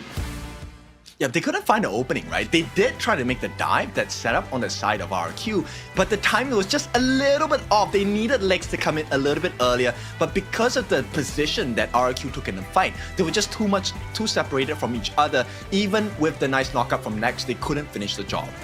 That's a problem, right? Whereby you have the Musashi, you have the Maestro Nui, even though you get those fancy engages towards the jungle, clash, or roam coming in for the side of WETRND, they're just so tanky for you to burst down. Those engage spells need to be saved towards Darfin. Once Darfin falls, that's where Xingling has no more turret and he's just diving in, getting all those heals for himself, and that was what the ace that really for the side of RQ came into play. But towards that last fight, man, it was really WETRND who played it super duper well.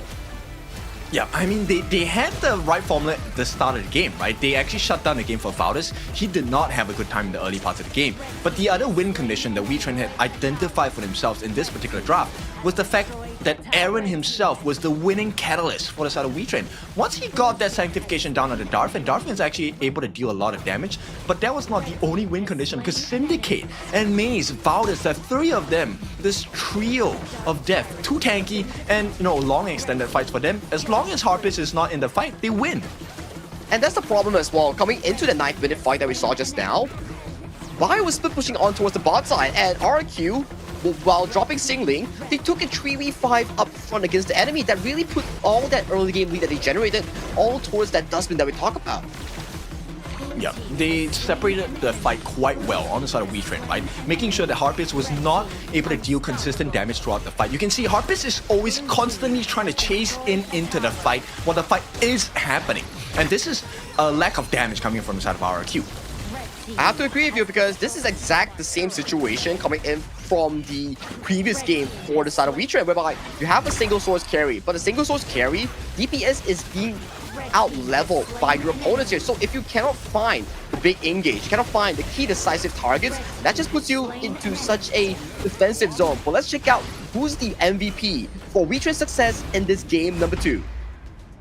I feel like it has to be Valdez. Let's see. It is going to be Darfin instead. 3-11, dealing over 122,000 worth of hero damage to the side of RRQ. Truly a pain and a menace. We gotta give him props because his positioning was so crucial in those team fights. It boils down to our discussion just now. If Darfin were to fall in those team fights, no one could really tear down the likes of Xingling on that Byron 10 or Bai on that full tank Musashi that we talk about here. So Darfin playing a masterful game of Honor of Kings on that channel, making sure that he was staying alive amidst of the threats such as the Maestro Nui and also the Musashi coming in from the side of RQ. He really served as a bait, right? That final fight in the last portion where Lex tried to dive in for the life of Darfin. Bear in mind, he gave his first life in that particular fight, and then they were surrounded by the tanks and damaged over time members on the side of WETRND Esports, specifically Valdez here. The performance on his organ was also phenomenal. So we'll take a look at the itemization for both teams, because this one, too much tankiness on the side of WETRND. I have to agree with you. WETRND was stacked up with those defensive stats. You can see that Valdez, towards the end, he had that full damage, the full tank build. And even when, for side RQ, they really got that ace, Valdez was so darn tanky that he absorbed so much damage, which will allow all those overlords to really crash down those side lanes. Putting maximum efficiency with the Dragon Rage itemization, right? Because it helps you to deal damage based on your hit points. It also adds onto your healing factor once you use your Death's Precipice second skill. So, perfect itemization idea from the side of Valdez, knowing that as long as we tank, we survive, we will naturally win the fight. Oh yeah, that everything just fell in line for us on a WETRND. Although RQ had a phenomenal early game, counter jungling Valdez, sending him behind. But check out Valdez, 9-1-2, 13,000 gold, the richest in his team, playing a fantastic game as the debut series for his team. Is such an important series as well. Yes, and open up the doors for the side of WETRND to really make the wins. But Aaron also, I think, played a fantastic game here. He was kind of like the little bit you couldn't ignore, right? If you choose to ignore Aaron, you still get stunned. If you go for him, you're wasting all your skills on killing just one measly mid laner.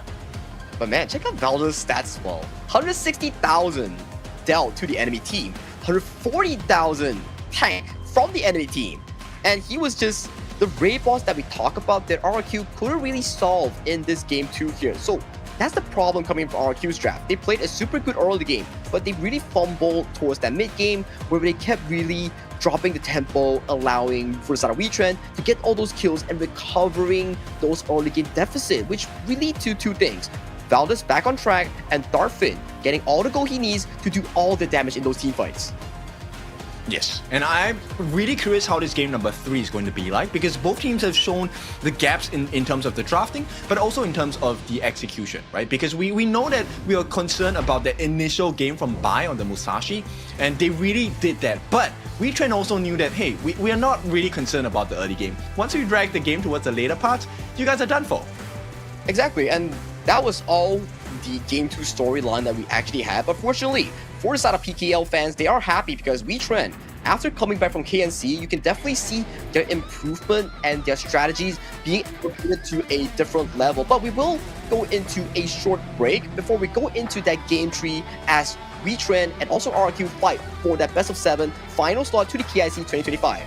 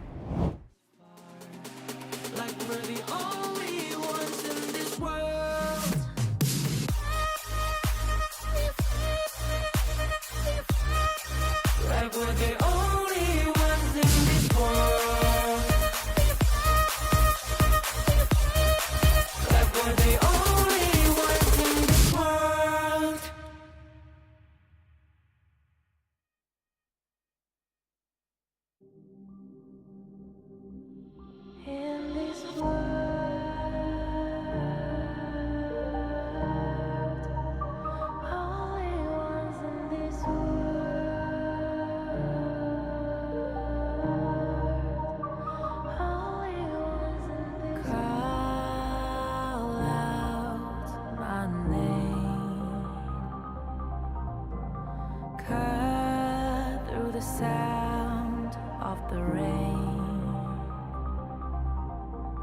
No matter how I feed the flame, you know I feel the darkness and the pain. All of the ways we try so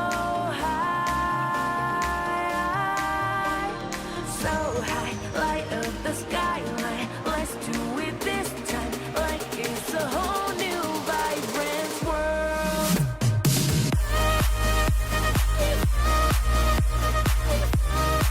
Like we're the only ones in this world. Like we're the only ones in this world. Now I see that I got everything I need. It's alright, I'm on fire, I'm alive, cause now I fly so high, light up the skyline, let's do it this time, like it's a whole new colorful world.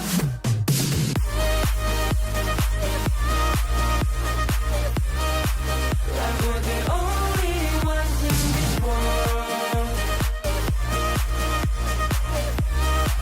Like we're the only ones in this world. Never thought we'd get this far, burning like the stars. How we get this far? Like we're the only ones in this world.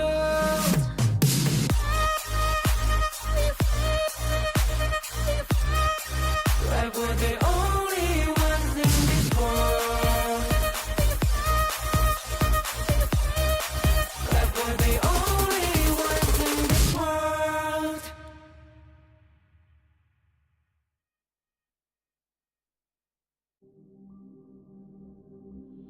In this world.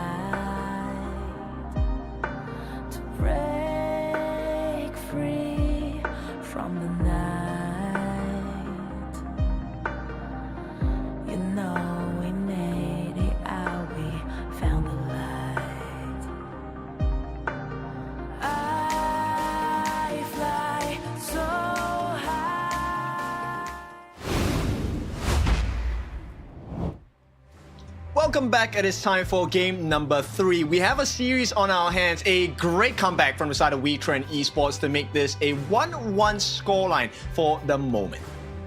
And talking about the 1-1 scoreline is definitely what we expect of the final qualifiers. The Phoenix Reborn qualifier is coming in for the final slot, the 16th slot, to decide who among RRQ and WETRND really gets to go to KIC2025.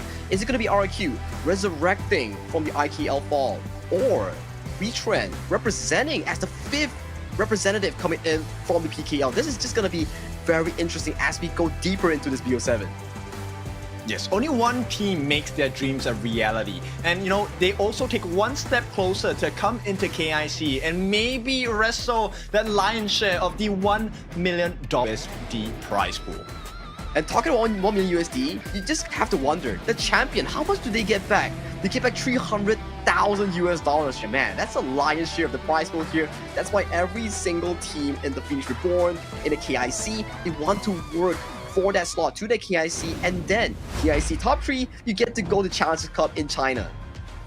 And with that, we will take a look every step of the way. Now, this is where we are at currently. Game number 1 and 2, these are your bans and picks, rather picks for both teams. Now, these means these 20 heroes you see on the screen will not be available to be picked on their respective sides. So RQ, things like the Mai, the Nua, no longer available, no more RD for them as well. WETRND, no more Long, no more Channel, no more Orgrim.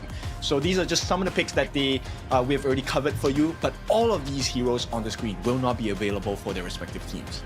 And that's the stress coming in for the global ban pick, right? Whereby as you go deeper into a BO7, you will start to realize, like, man, how do I as a coach and player play around the remaining heroes to play or to craft a formidable draft to actually pull in the win for your team? So this is a big challenge for players, for coach, to actually have a long-term planning, have deep hero pool to really make it an advantage for themselves for such a long series like best of 7.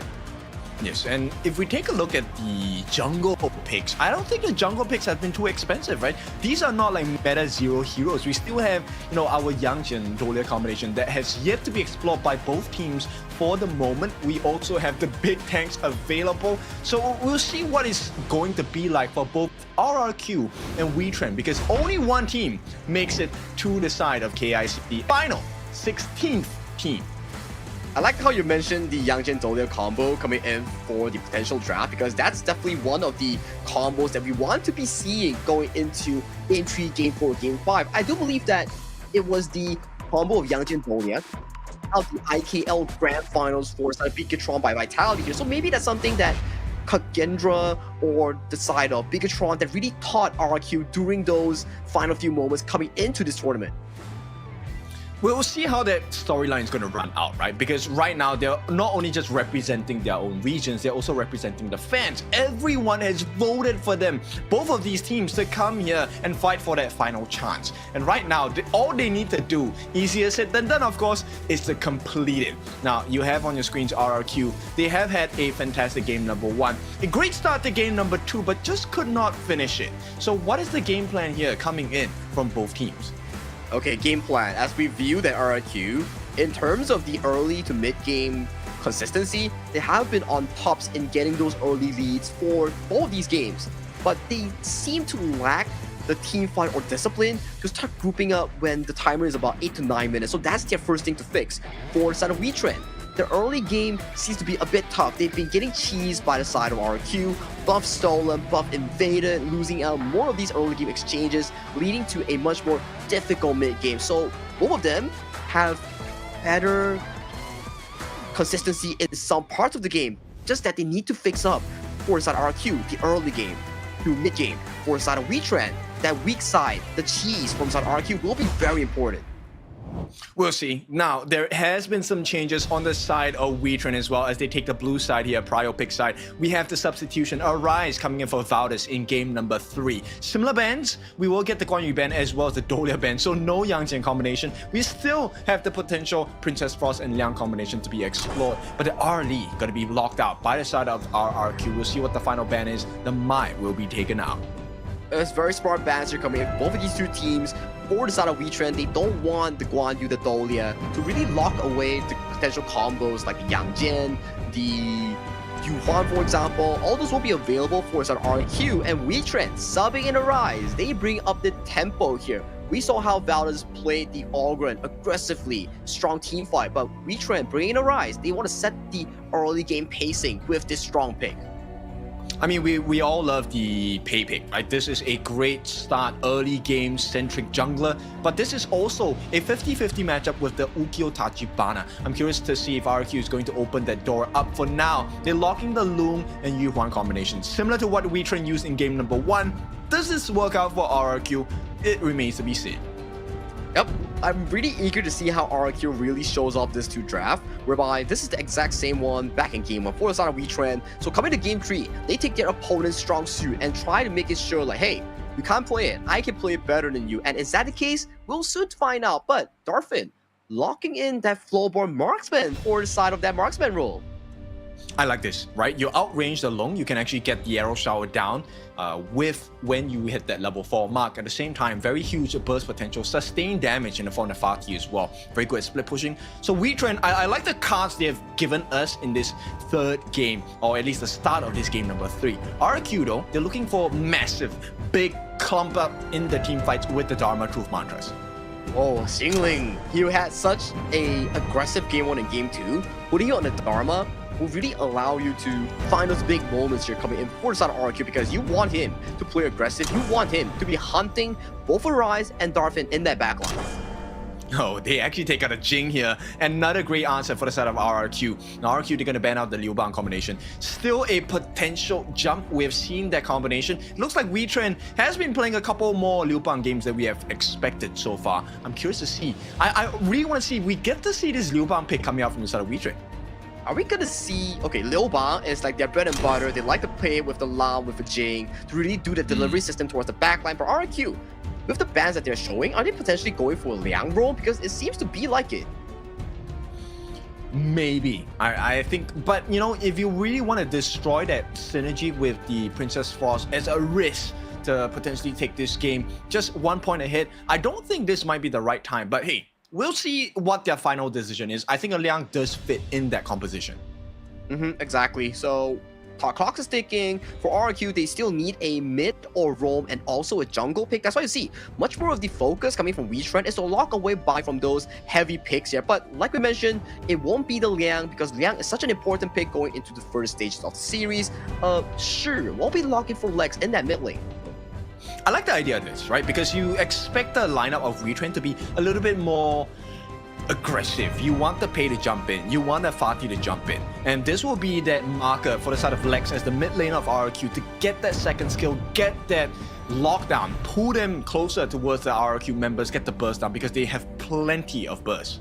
It's very scary if you are in the shoes of Arise, because you're looking at like what exactly mentioned, which is like Shi's pull on that Silky imprint. You have the Dharma with the Truth Mantra here, but that's a Athena roam that they picked up from the KNC. So they learned from his PNC. So I'm waiting to see if they can really pull it off. Have they put down their notes? Have they jotted down and memorized them from the KNC journey?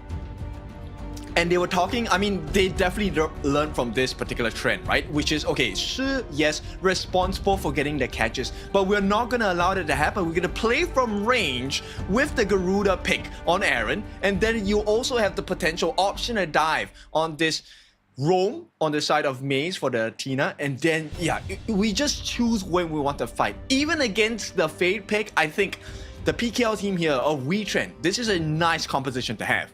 This is spicy coming in from the PKL representatives of WETRND Esports here. They really took the bootcamp experience going to KNC, take some notes from Ze, and then right now they're putting tournament point on the line with this Athena roam here. Wow, they are daring in this draft. Yeah, very daring. But this is, you know, the first half of this best of 7, right? First one to hit 4 points will win, so they're about close to halfway there. If they win this, they will be ahead. They lead the series. So it's going to be very important because it swings the momentum. It gives them that emotional advantage as well. But all of this comes down to your execution. It's not just about the draft, it's how you play. Exactly. It's about exactly how you play and how you show yourself as the stronger team here. And we didn't really get to cover Bai's final pick here. That Fate is locked in for the side of RQ's jungle here. So talk to me. What's your expectation for this Fate? I mean, if you pick up a Fate, you definitely expect that RQ is not supposed to lose any of the objectives, right? Now, of course, you're looking for the initial big burst kill. If they play their cards right, Xingling gets the perfect truth mantra and they get the burst from 663 as well as Bai. It could be a 5-man Harden Jade Mark ace, but that's dream scenario for RRQ. Oh, that's a dreamy scenario indeed, especially those wombo combos, those big combos, big burst damage. It's exactly what you want to be seeing coming in from both Xingling and Bai's composition here. But my worry is, you draft a weaker jungle Bai on a Fate against a Tina roam. That's just gonna be a worry for the RQ fans, because how are you gonna defend your jungle from a invading Athena roam? Yep, they know what's gonna happen, right? And this is the scary part because they can actually go for both. So Maze can go for one camp and then Arise can go for another, which is why 663 as well as Lex, they're so important in making sure they get the vision as well. Now Bai, he's gonna have a little bit more pressure all the way until he hits a level 4 because it's a 50-50 smite battle at this point. But you can see WETRND, perfect movement at the start of the game. Arise, straight away, freebie. Oh yeah, Arise might be caught out here because he's not able to finish up this camp. Even if he does finish this, can he really run away though?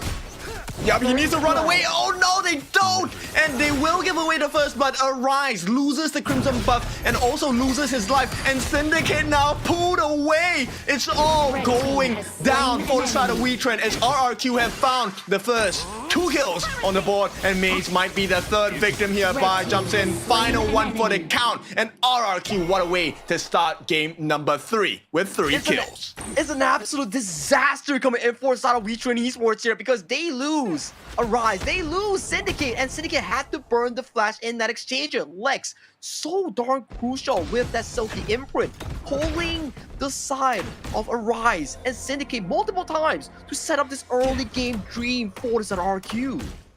Yep, RQ, this pressure is still continuing to mount, right? Until Bai hits 4, where he gets out of Jade Mark, it's going to be a difficult situation. But Bai is well on his way. He has hit level 4 now. Hardened Jade Mark is unlocked. With Darpin here, might be caught off with danger here, but the Wings of Judgment coming in from the side of Aaron does put 663 into not a comfortable spot.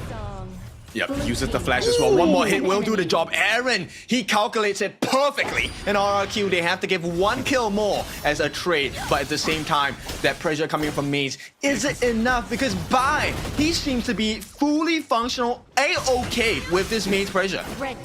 Well, this is the typical Athena roam playstyle that we talk about, right? Whereby the Athenas, your role is just to continuously annoy the jungle, get information so that Arise can do exactly what we're looking at. Invade the jungle, take away the Azure Golem from the hands, but he's getting pulled in.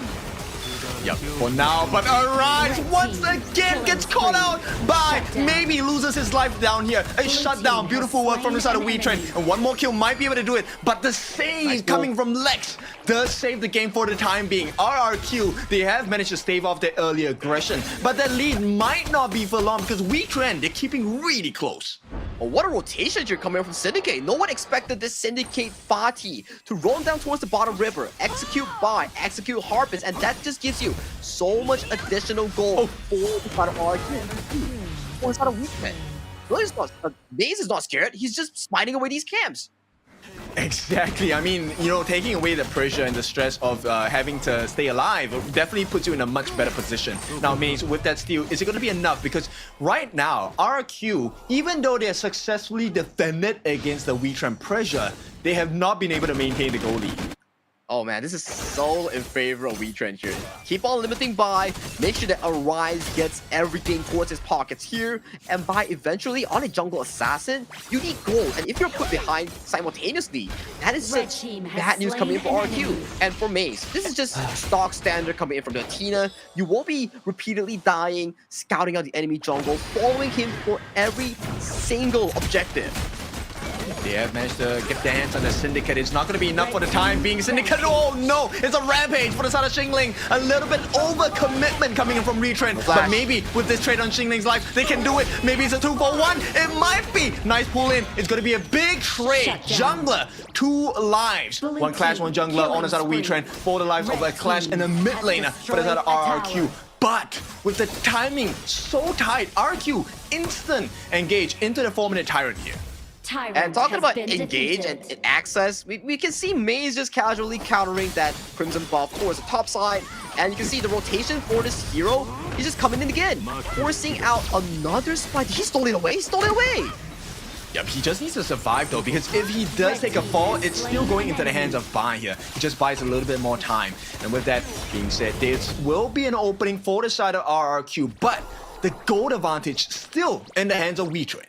This is why, okay, let me explain the Athena role, because even though you die and you're like, okay, enemy is Rampage, enemy is Godlike, but more depths on towards the Athena means that you work less gold, and even the kill does fall into the enemy's pocket. It's not that important because one buff is about like what, 100 plus gold, and that's more than the kill that's deteriorating on the side of Maze Athena.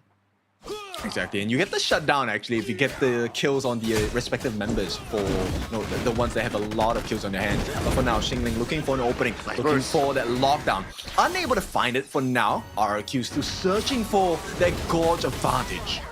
Oh, but hang on, look at the side of RRQ. They need to really play this slow phase consistently, give more farm towards Harpist and also buy. But to give props as well, I think Lex is having a fantastic game on towards Shi, making multiple pulls for his team, setting up all these big plays. But I really want to see how they play towards the later stages of the game, because every step we go, this Athena role will start to scale even slower towards that late game. Yeah, for now, I think WETRND has played this card very well, right? They have that EXP advantage for Arise, which is great because that's what you want.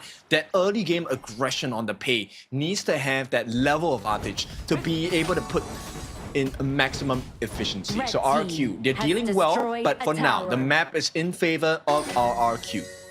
Yep, with that early game coming from Bai, they do find a good recovery, although losing out multiple buffs that we keep talking about. But as long as the recovery is there, the goalie is still a dead even at the 6-minute mark for both of these two teams. Yeah, but goal-wise, it's beneficial to WETRND, right? Yeah, for like what, few hundreds? Not the biggest one that we talk about here, but Harpist having to force out the infinite vastness here. Big damage coming in from the Wings of Judgment. Can they get the jump in as well? Can they get the kill? First one on the board is going to be Maze taken down, but the second kill arrives. The jungler, the most important. A third one as well. Dolphin has been taken out by Lex. And with that RRQ, they have a little bit more domination onto the gorge. Can they make the trades? Because the map is, for now, in favor of them, but they need to get the T1 in the mid. They need to open up the map and cut down the options on the side of WETRND. And WETRND losing out 3 critical members here. Their mid turret will be open for the taking here. Aaron, with the Rings of Judgment, has to back away, but sacrificing Kenshi 63. Maze coming in for the kill, will be taken down yet another time on the Athena. Well, they did have to commit the flash on the 663. That's going to be 120 seconds without the flash. In the same time, RRQ, oh, hang on. There is a little bit of aggression coming in from the side of WETRND. One more kill Arise. Can he make it in time? Unable to. Just a little bit shy. But they now have entry into the Crimson Golem on the side of RRQ. And RRQ, no response. And I do feel that this is the scary part about the Athena, right? Whereby, hang on, Xingling goes in, does get Dread feared away by Aaron's Wings of Judgment here. This does block away the Azure Golem from the side of RRQ here, and the lead that RRQ generated from that team fight is all in vain. It has once again bounced back into WETRND's favor in this 8-minute mark. Isn't this just a story of WETRND? Like, the amount of times they have come back into this game, into this series, has been phenomenal. And every single time RRQ feels like they have put them down, WETRND climbs back up. It's the challenge of playstyles here. When we talk about PKL, they bring the chaos across the gorge. They challenge you for every single objective. That's their playstyle. But RRQ, the playstyle is stock standard. Play towards the timers, play towards the objective, and that's how they formulate around these team plays. All right, we have been requested for a pause. We'll go and take a look at the players at this point. But the one player actually I want to pay attention to is Harpist, right? Harpist at this point, I feel like he hasn't been able to find room across the gorge simply because Maze is just so irritating.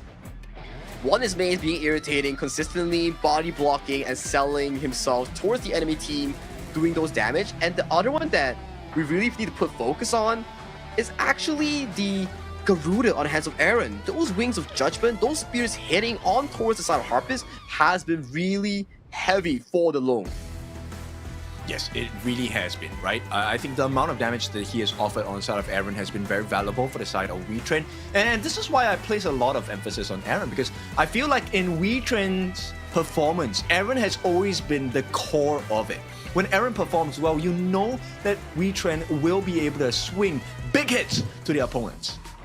And that's why we love Aaron, that's why we highlight him. And so far, Arise subbing in for this game tree has been showing pretty good performances. Aside from that early game fumble, he's been catching up back to tempo pretty quickly and riding on the Athena strat with Maze pretty darn well.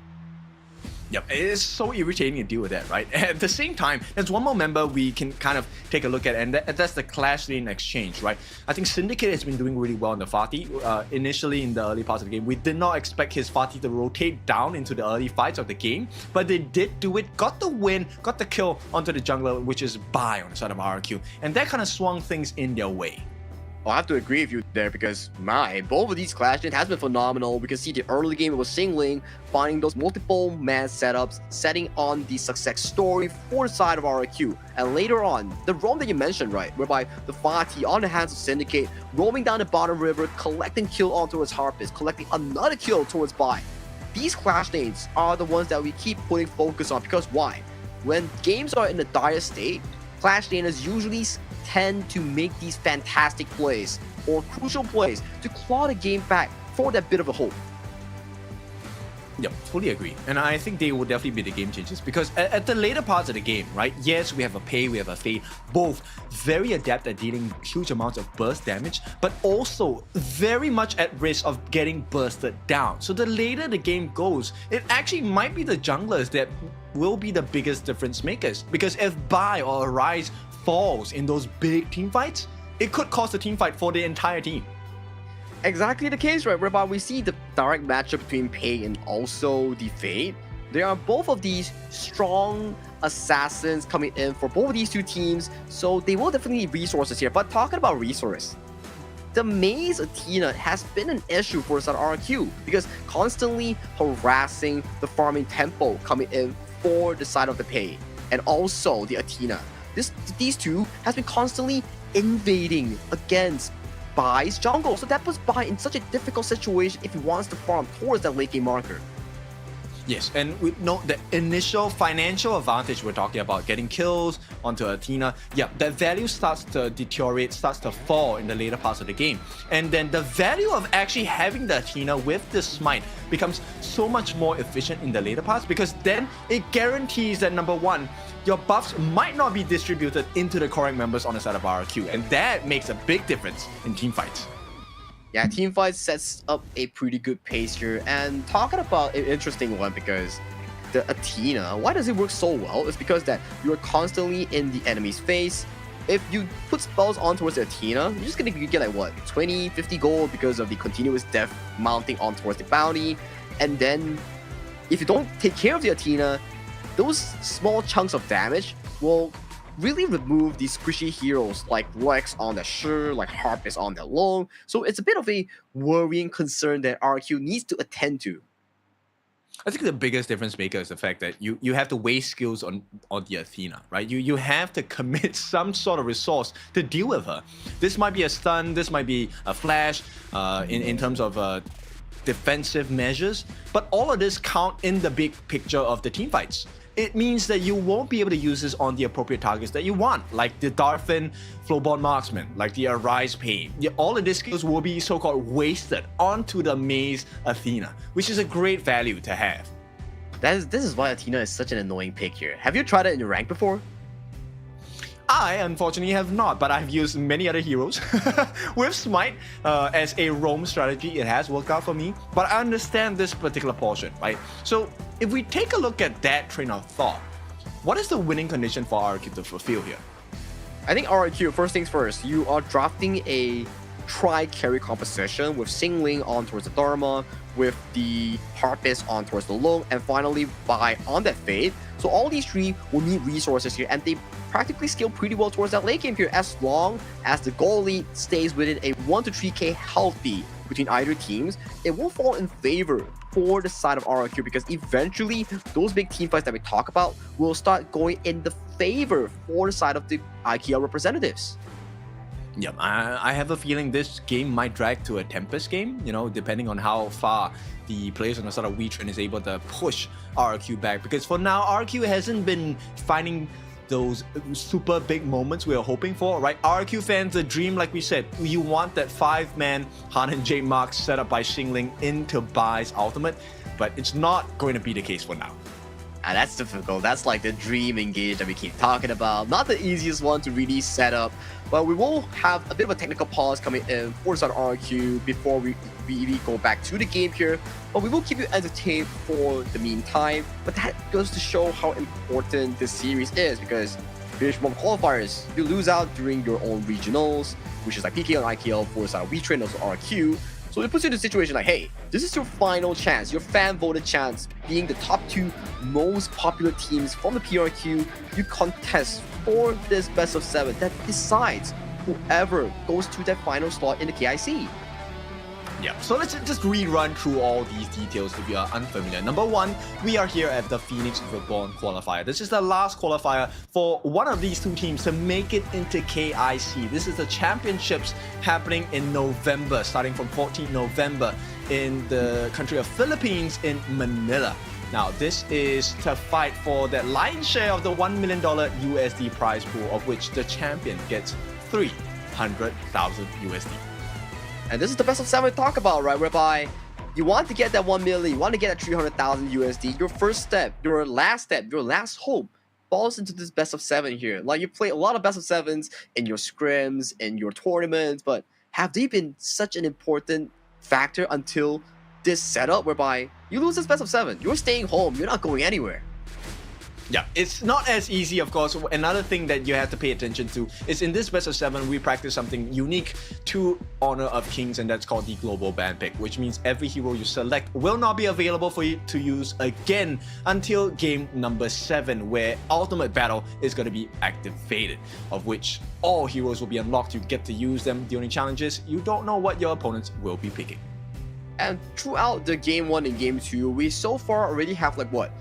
10 heroes on each side for the side of RQ and WETRND already default banned out, and adding the bans that we have during pick and bans, that's like 14 heroes already banned out in just game number 3. Yes, and this will get even deeper and deeper in your hero pool proficiency, right? It's something that all professionals looking to join HOK is going to be... This is a marker of success. You need to know what kind of strategies that teams might want to use, what kind of heroes, and the kits that they offer in order to maximize your efficiency in the game. You want to have the best results. Yep, the results comes by to the fact that few things, right? One is the coaching staffs or the players draft, whereby oftentimes we play ranked, we want to draft like, okay, 5 strong heroes, the best in the meta, high win rates, and that's a fact. But coming in towards the competitive side for HOK Esports, you need to plan your heroes like, okay, game 1, do we commit 5 strong heroes in the meta, or do we like save it for the following games? Those are like the important factors you need to look at for planning a BO7. Oh yeah, for sure. And now let's dive into this particular BO7. I think there's a couple of things that I want to take a look at. I want to point you in the direction of Syndicate first. Right, Estafati, I feel like if he actually gets his hands onto Baia on that Fae, or maybe even get the Harpist Long, I think the fight is just completely over for RQ.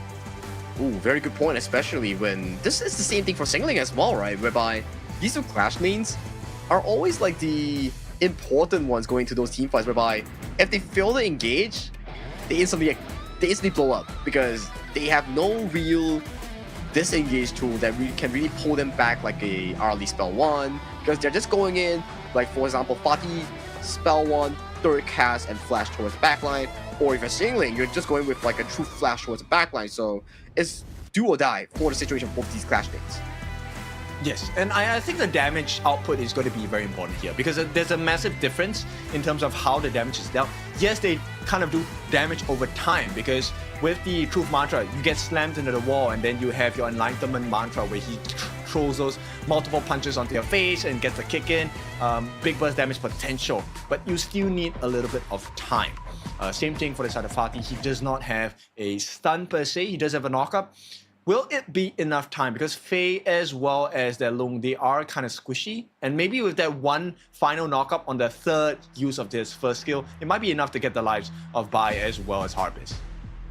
The backliners, like, you imagine, right? If you play like a jungle or like a farm lane, or even mid per se, right? You're always having to really worry from the multiple assassin angles that we have in Honor of Kings, because one blink of an eye, one wrong move, or one wrong position, you just evaporate from the map, because that's just how important positioning is in this game. We'll take a look at the map state later on for the Gorge, for both teams. I think this is going to play a very important marker as well. Now, if you're new to HOK, this is one situation that happened many moons ago where we also had the Athena roam, where this Athena was actually responsible for taking down a T3 in one of the lanes, which then ultimately became the comeback factor in that particular game itself. And that was the introduction of Athena roam to us in HOK at that point in time. Do you remember which series was that played by? I can't really recall because it's been so long for the first ever Athena game that we actually had.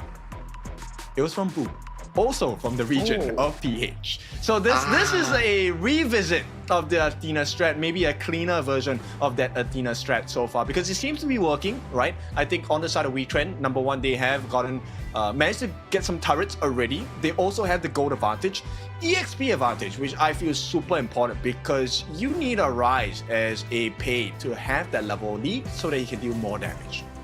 Exactly, just like what Kim mentioned, why does Athena roam that looks like it's like a feeding strategy actually works? It's because of the goal system that we have in HOK, whereby if you keep feeding, if you keep sacrificing yourself towards the enemy, you put yourself into a very low goal when you get killed by the enemy. And what does Athena roam actually do? When you get killed, you don't get sent back to base. You linger around as like a flying spirit that puts you on towards the map, and you respawn when the timer is up at wherever you are on the map. So you immediately, when you die, you regain access again towards the enemy jungle when you revive, and you keep repeating it, stealing away more camps, more buffs, and putting the jungle further behind while your jungle is just being like freeloading in like all these like side lanes, minions. So it really puts a lot of pressure for the side of RQ and especially onto Bai. It's actually a moving lighthouse, right? Because you provide information, you also are the beacon for your team where you're gonna make the call, hey, someone is low, someone is here, someone is in this part of the jungle, and then we're gonna go in, get the kills, get the map advantage. I think that's what WETRND needs to do with this particular resource that they have, that is Maze, right? He has been getting the pressure onto RRQ, but right now, WETRND has not been able to convert this into too big of an advantage. For now, it is just a small goal lead and a slight level advantage for the side of Arise.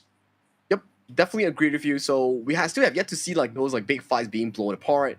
That's where the situation that Kid mentioned, those multi-man mantras, those multi-man knockups coming in from Syndicate, will start to play more of these effects as we slowly but surely go into the 10th minute mark. That's where Shadow Tyrant, Shadow Objective start to be even more important here. And for the side of WETRND Esports, they have double smite, so that puts them at a safer ground when they're contesting for that 50-50.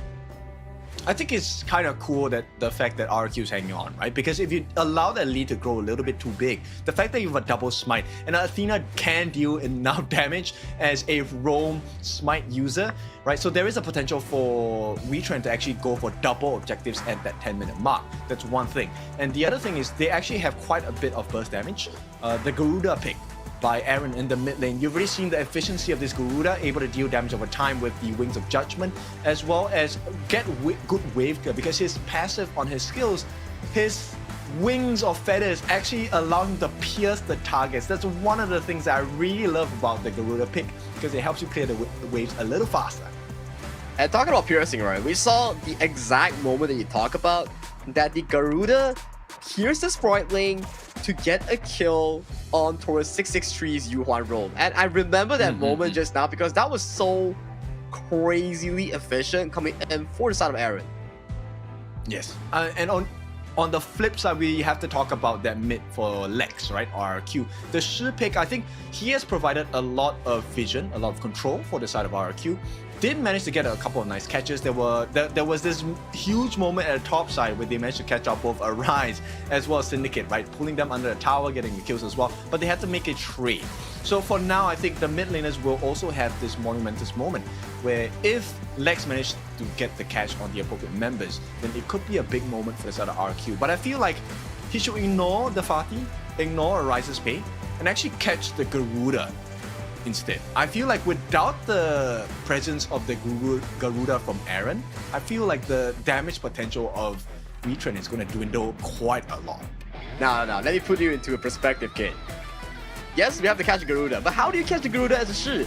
He's like standing like at least 2 turrets away from you, using the ultimate Wings of Judgment, shooting you from like off your screen. And how do you use the Silky ability from the Shi to actually catch the Garuda? Because that's just so far away. This range is just like, damn, that's big. It's called double down. So you flash and get the catch. I mean, there's a reason why we are kind of theorizing, because it's really hard to do it, right? At the same time, yeah, we know Aaron's positioning can be quite clean. With that being said, positioning-wise, I'm also curious about Darfin. Right, Darfin, he's using the Flowborn Marksman. If you have not been joining us in the early parts of this game, if you're new here, Darfin using the Flowborn Marksman has not seen too much benefit to his side, right? He has been called out quite a few times on the side of WETRND Esports. Now, that may be a winning condition for the side of RRQ. Oh yeah, if your late game marksman gets punished heavily, especially for both sides. We have seen moments whereby Harpits gets taken down by the side of Syndicate, for the side of WETRND. The Darfin Flowborn Marksman has been taken down by the likes of the Shirpole as well. So these things are not what you want to be expecting from a front-lane player, because once they go down, you start to figure, like, you start to wonder, like, oh, I'm scratching my head, like, how did they even get gold to that late game, whereby 12th minute, you should have like 3.5 or 4 full items here to really take down those big beefy boys here. But if they falter in the early game, that's where you start to wonder, like, man, their farm is super delayed. Yeah, it is. And I feel like Darfin, yes, Flowborn Marksman pick is great, because at the later parts of the game, you really can stretch through a lot of tanks. You have a lot of turret pressure available on the side of this Flowborn Marksman pick. But the thing is, you need to get to the late game. Darfin has not reached the late game state at any point of time so far, right? He has been slowed down many times. The catches by Lex on that Shi has been great. For the side of RRQ, right? So the IKL fans are really happy, but PKL fans, they want to see Darfin rise up. This is the one chance to get yourself into KIC. You cannot miss, because if you miss, you're gonna be sitting on the sidelines watching your brothers in arms playing for that lion's share of the $1 million USD prize pool.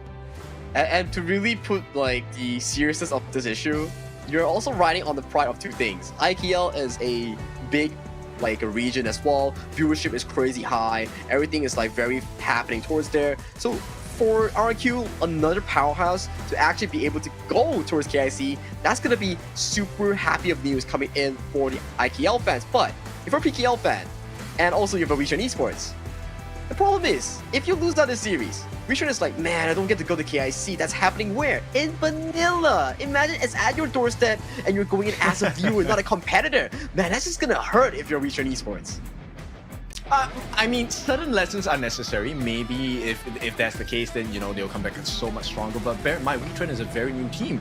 And this is what is so impressive about WETRND to me, because WETRND, yes, their players have experience, but coming together as a group of 5, 6 players, this is something that, you know, a lot of people might not know. It's really hard to find synergy, a tournament-winning synergy within a couple of months. It is not as easy as it looks.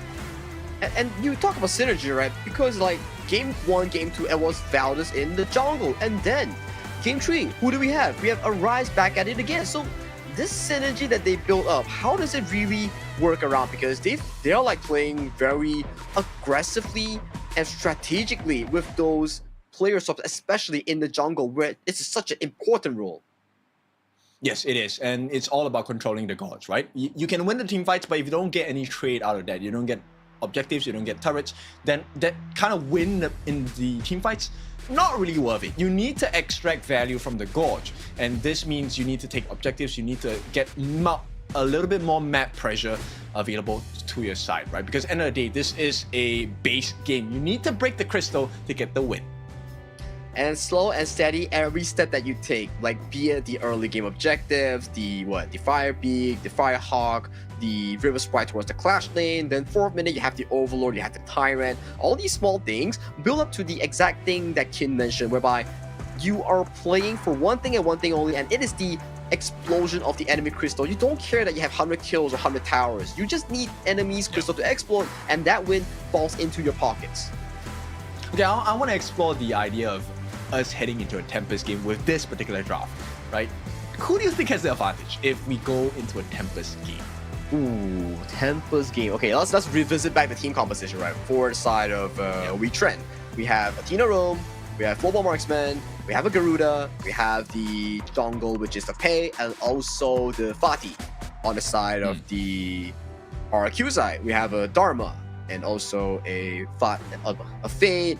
Mid is a Shi, Farm is a Long, and Roam is a Yuhuan. I would say it's actually pretty 50-50 in terms of this, but in terms of the range, I gotta give it over to the side of WETRND, because you have the Arrow Storm coming in for the side of the Global Marksman on the hands of Darfin, and also you have the Garuda on the hands of Aaron. So imagine, you have arrows, you have blades just crashing onto you before the start of the fight. That's why the Clash units are so important in actually flanking these backline harassment. So I gotta say, if it's Tempest, it's looking pretty WETRND favorite.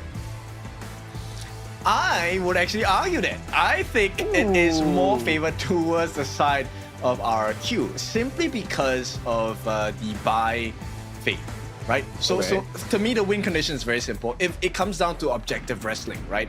For the side of WETRND, just keep your eyes on buy, right? If buy gets taken out, then there is no Hardened Jade Mark. You guarantee yourself a chance because you have a double smite composition. You can smite twice. Does that make up 100%? No, it does not. But it gives you a much better chance in comparison, because if you still work around that Hardened Jade Mark on the side of RQ, then you know you're gonna lose it. Because if buy does not fall, then unless he misses the Hardened Jade Mark, which is really hard to miss, yeah, it should be in the hands of RQ. Agreeable. These are definitely down to executions coming in from both these two teams. We have yet to see a very big fight breaking out coming in from the side of RQ or WETRND. Yet to have a 5v5 up front, because the Athena is just like going into the jungle, making out resources, putting up bodies up over to the side of the enemy team, making sure that they are always occupied. So they're always like running around the map, marking the Athena. So it's been a pretty interesting Athena game. They have taken a lot of notes coming in from HBSC's turn, so props to WETRND. They definitely pulled up something pretty special in this game number 3.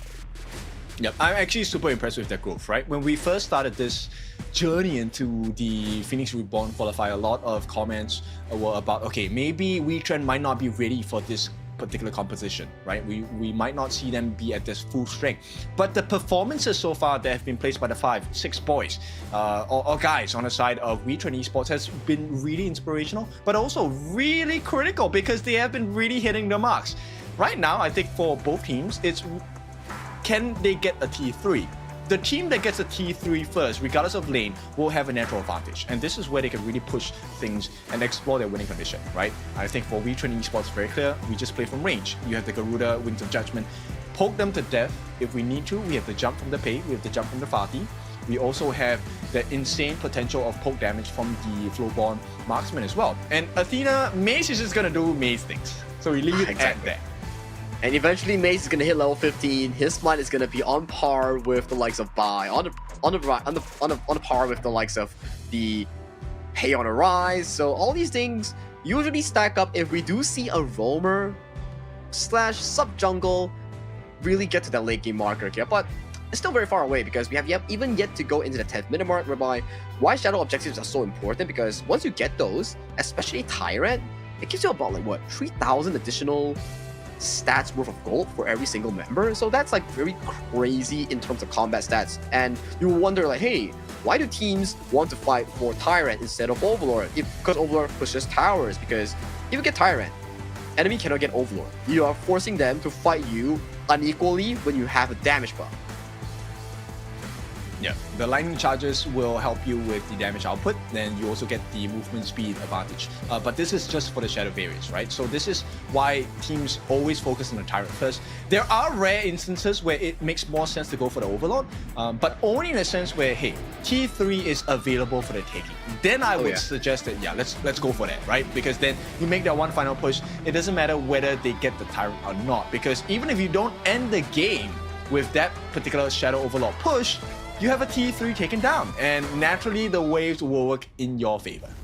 And especially when the rotation that we talk about is always like the winning team going in for the Shadow Tyrant, get all the tier 2s across the gorge, and then force a fight. If the enemy don't fight, you collect all their jungle and then revisit back to the Shadow Overlord. That's where the situation Qeon just mentioned. Shadow Overlord taken, that's where waves start crashing, all 3 waves, and all of them reach at the high ground at the same time. Then you start picking, oh, which high ground do you want? And that high ground will eventually give you the lane priority or the push priority going into that Tempest. So everything is like brick by brick until the end of the game.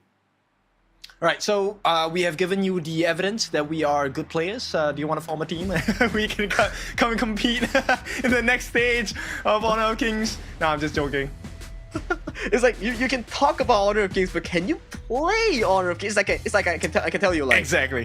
I can talk about Jing, but can I play Jing? Those are 2 different things, you can. Yes, it is, and I've been proven wrong many times where I go into peak, go into rank, I've even tried competitions as well, but yeah, it just does not work out. I may have the understanding, but the execution is not there.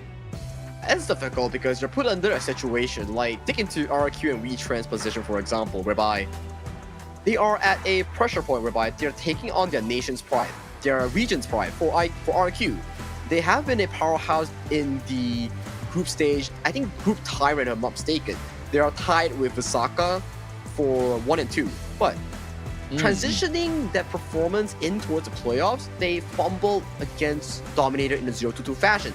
That's gonna be very difficult because that's your only shot to the playoffs position, and you failed it. And that just puts them in such a low mood to even go for the entire 2025 season, because they're wondering like, hey, do I even get another shot for the 2025? But that's where PRQ comes in. You win this BO7, you're going to KIC. So this is their final hope. And same for WETRND. Their brothers are at like what, Manila going into the grand tournament. So they definitely want to be the 5th one from PKL to actually go towards that tournament. Yeah, but with that being said, we'll take a short break. When we're back, it is time for the continuance of game number 3.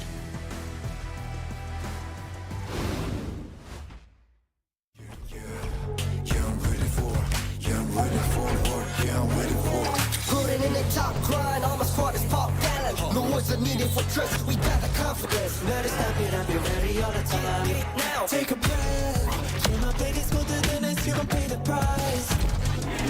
Set the trap. Got my bodies in the back, you better think it twice. Coming on, never.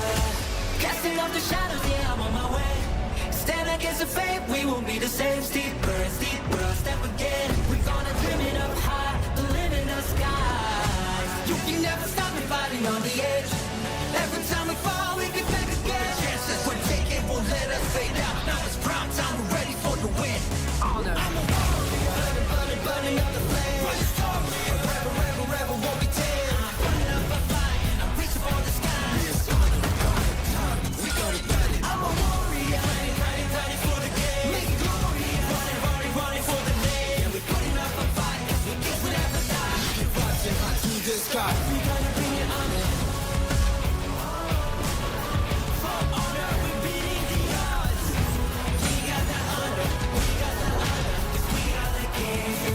Showtime.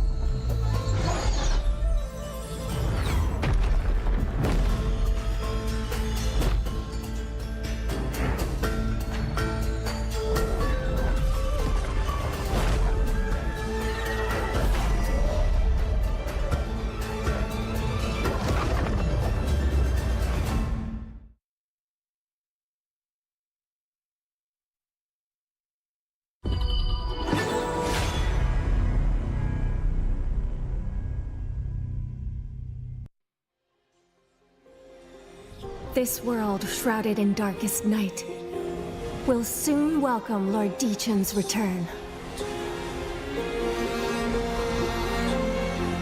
We must join forces to prevent the Dark Lord's revival.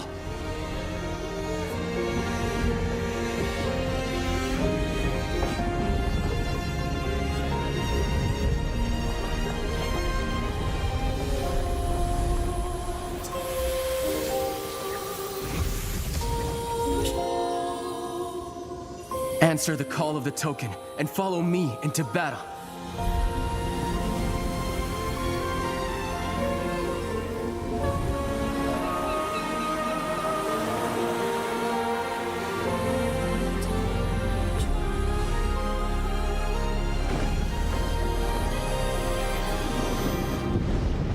Neither I nor my 5 Thunder Drums will permit the Dark Lord's return. A mere mortal. Seeking to overcome the divine? How misguided.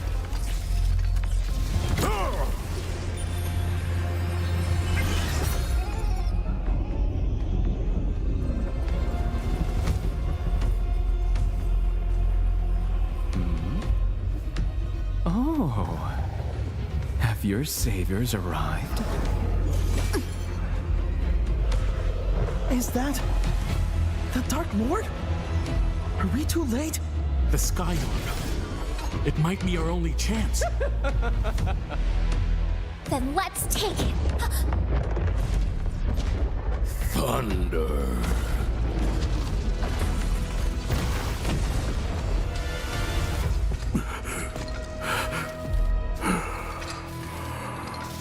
Master Sekong? His power can wound the Dark Lord. You truly consider yourself a threat to Lord Qeon? Only defeat awaits those who blaspheme my lord!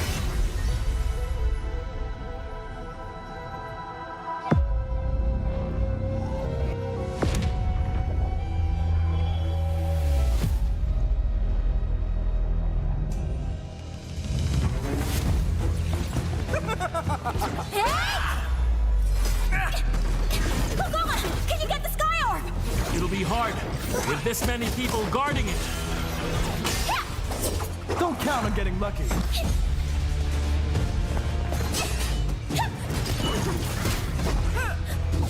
Out of the way!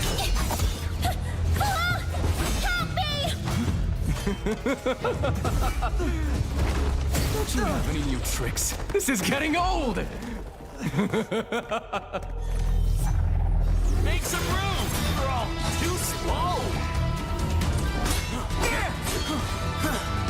Guess it's my lucky day. I get to have a little chat with Ebi.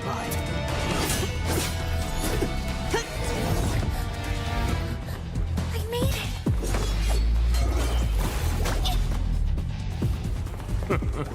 Where do you think you're going?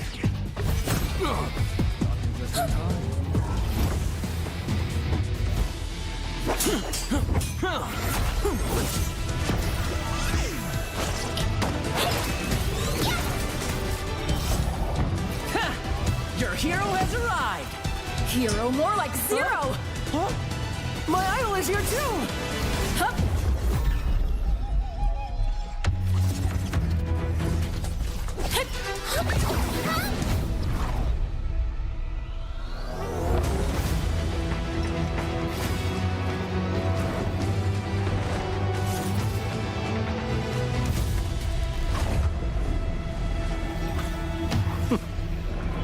Lord Qeon. None shall stand in the way of your arrival.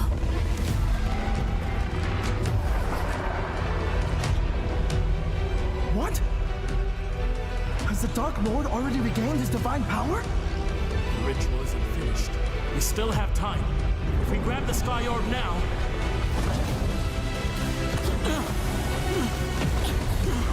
Forget that for now. Let's focus on getting through this shield! We have to stop the Dark Lord's return, no matter what!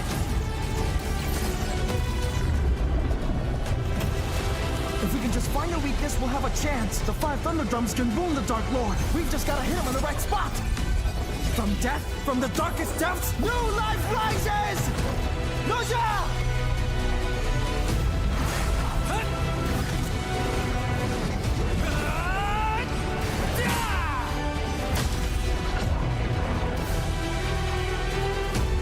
As long as the Ministry of Wonders is here, the Dark Lord will never return to this world!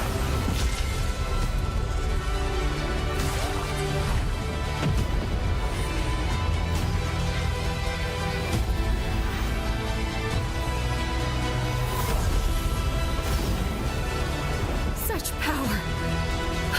My lord!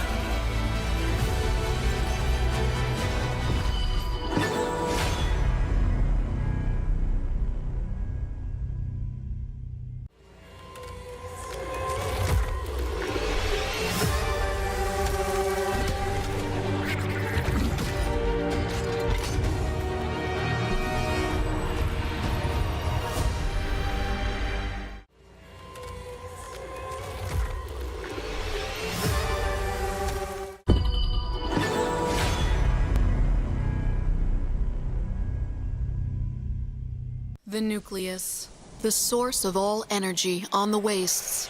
Since time immemorial, it has existed in this land.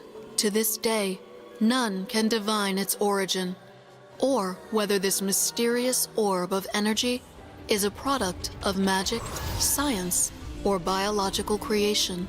In ancient times, many sought to claim the nucleus's energy for themselves, and thus, war was born.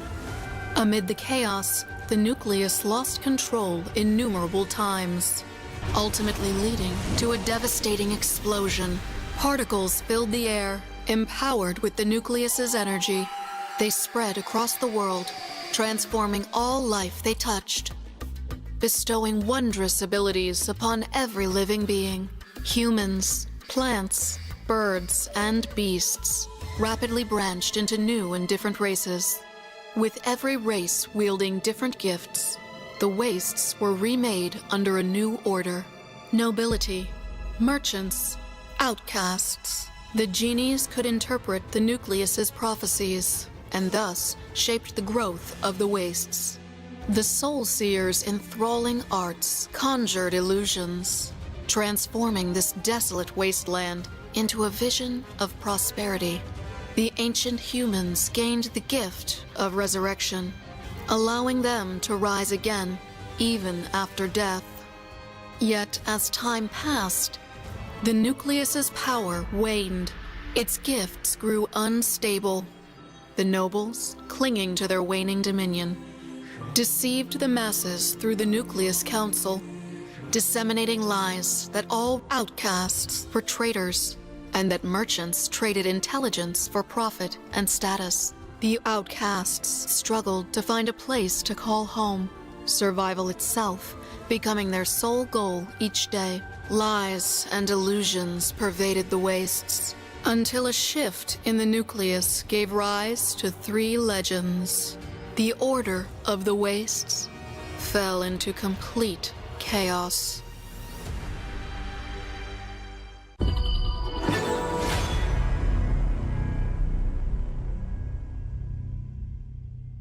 Warning, warning, arrest the intruder immediately.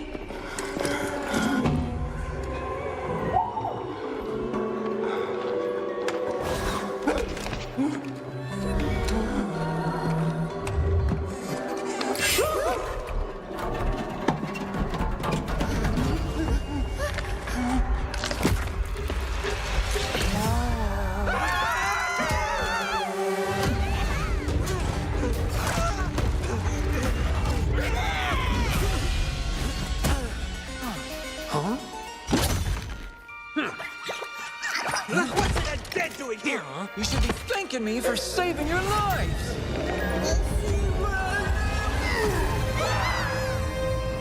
You must be confused. Why am I here? Here's a quick recap. I'm a mercenary. Not a lot of friends in this line of work. But sometimes, you gotta take on trouble. Here comes the trouble. To find the clues you need. Marsh Soulseer attacked the news agency. Hey, Soulseer! This undead dude is taking you down! Huh. No one can stop me.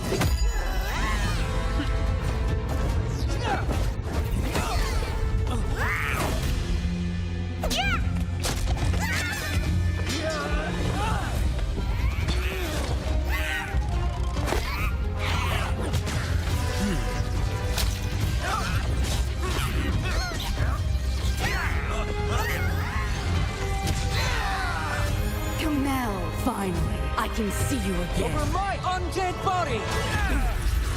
Wait, is this my memory?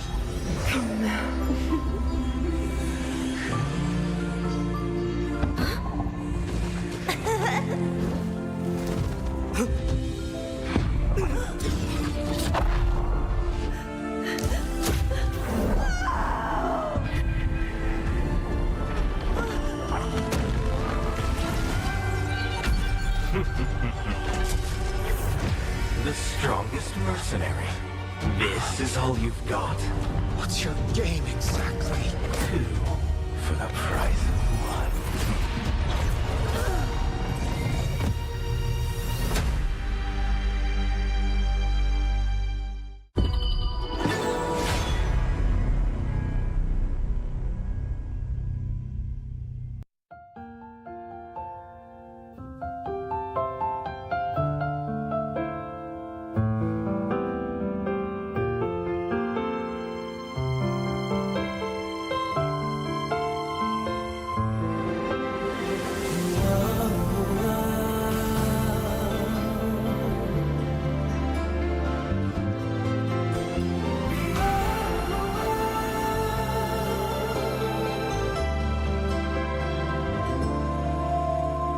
如果往回瞧，我们那千年之缘有远有渺小。我咬紧回忆，为最初那口气骄傲。说分明是光，就总剩一条，遇风而上很好。可能我知道，你等在另一秒。路被光环绕，怎么能忘了希望亲吻过心跳？问以后有没有我的续命草？我敢把想念抛山就小，因为我真想要过上帝呀，但是我没讨饶。等我看见明日再次的坐标，另一个我们要的109，那破碎以后复原的连接往日未来的桥，是你给我明日从此的坐标，孤身到同行后再向前跑，雕刻在时间纤维中的荣耀。风和泪过招，我听到乌云说要苍穹的拥抱。月光下星空，峡谷有一只暗光鸟。我遇见回音，对我一笑，说迎战吧别逃。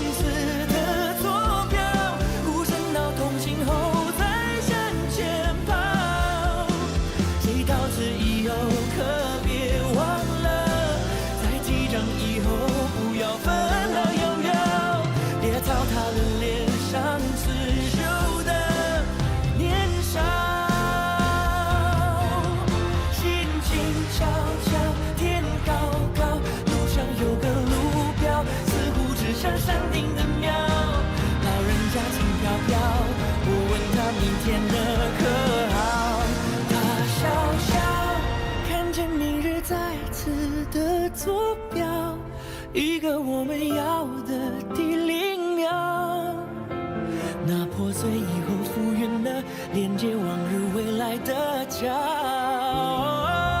是你给我明日从此的坐标，孤身到同行后才向前跑。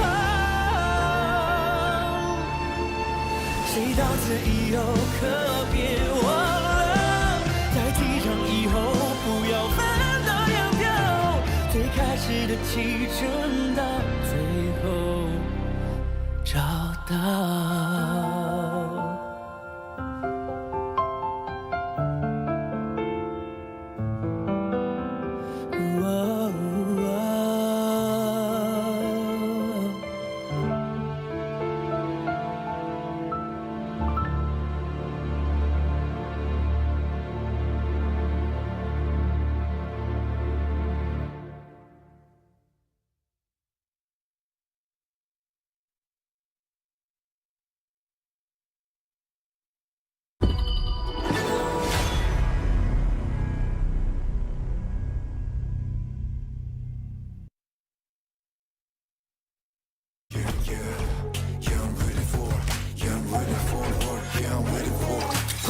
Top grind, all my squad is pop talent. No words are needed for trust, we got the confidence. Better step it up, be ready all the time. Now, take a breath. Kill my babies, go to the next, you gon' pay the price. Set the trap, got my body's in the back, you better think it twice. Coming on, never. Casting off the shadows, yeah, I'm on my way. Stand against the fate, we won't be the same. Steeper, step again. We're gonna dream it up high, the limit in the sky. You can never stop me fighting on the edge. Every time we fall, we get back again. The chances we're taking won't let us fade out. Now it's prime time, we're ready for the win. I'm a warrior, burning up the flame. A rebel, won't be tamed. Running up a fight, I'm reaching for the sky. We gonna get it. I'm a warrior, grinding for the game. Make it glorious, running for the name. Yeah, we're putting up a fight, we never die. The sky. We gonna bring it on it.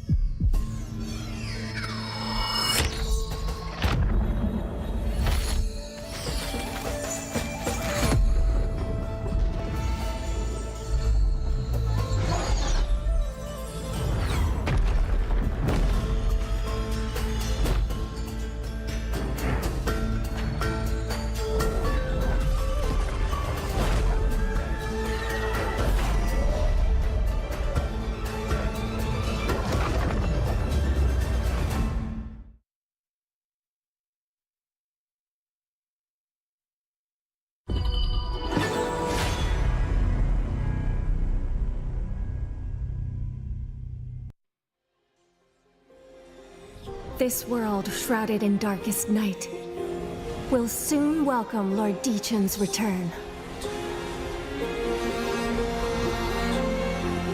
We must join forces to prevent the Dark Lord's revival.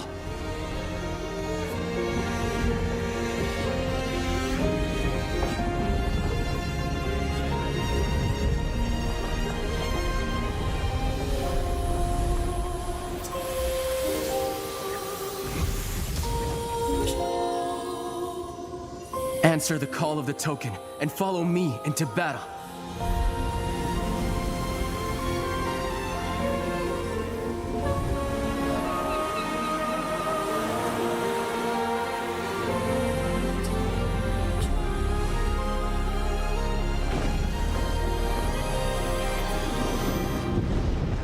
Neither I nor my 5 Thunder Drums will permit the Dark Lord's return. A mere mortal. Seeking to overcome the divine? How misguided.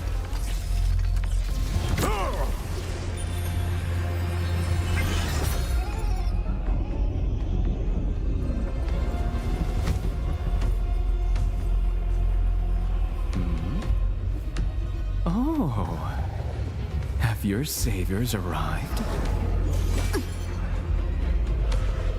Is that the Dark Lord? Are we too late? The Sky Orb. It might be our only chance. Then let's take it. Thunder.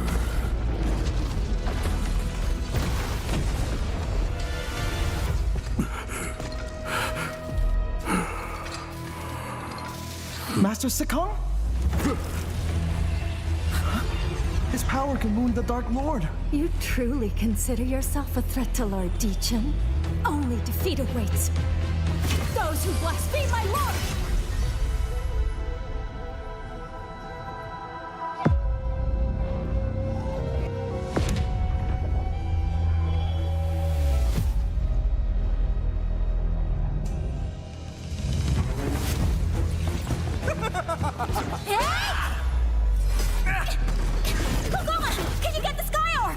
It'll be hard, with this many people guarding it. Don't count on getting lucky.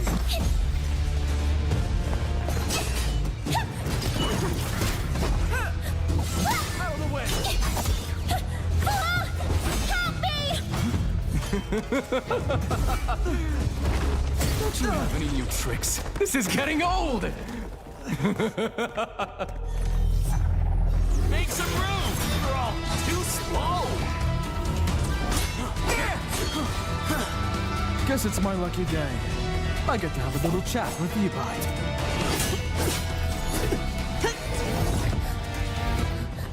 I made it!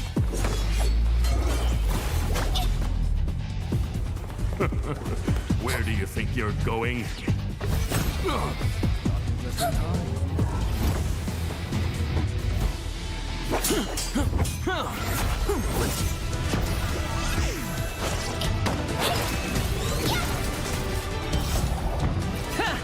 Your hero has arrived! Hero more like Zero! Huh? My idol is here too! Huh?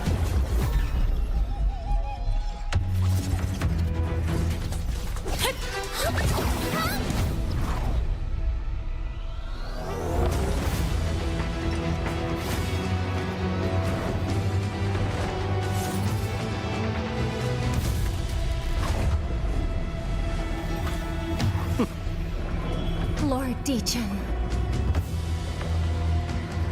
None shall stand in the way of your arrival.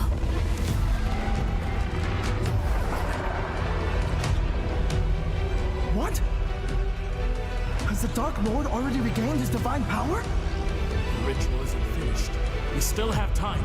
If we grab the Sky Orb now...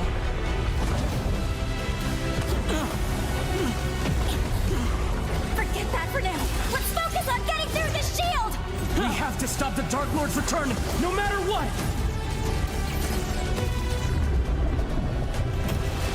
If we can just find a weakness, we'll have a chance. The 5 Thunder Drums can wound the Dark Lord. We've just gotta hit him in the right spot. From death, from the darkest depths, new life rises!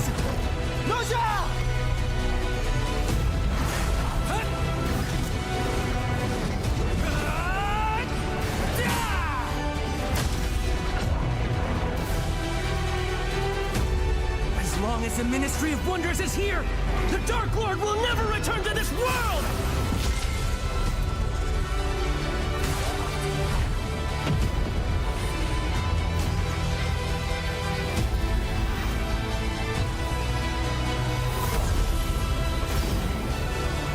Such power! My lord!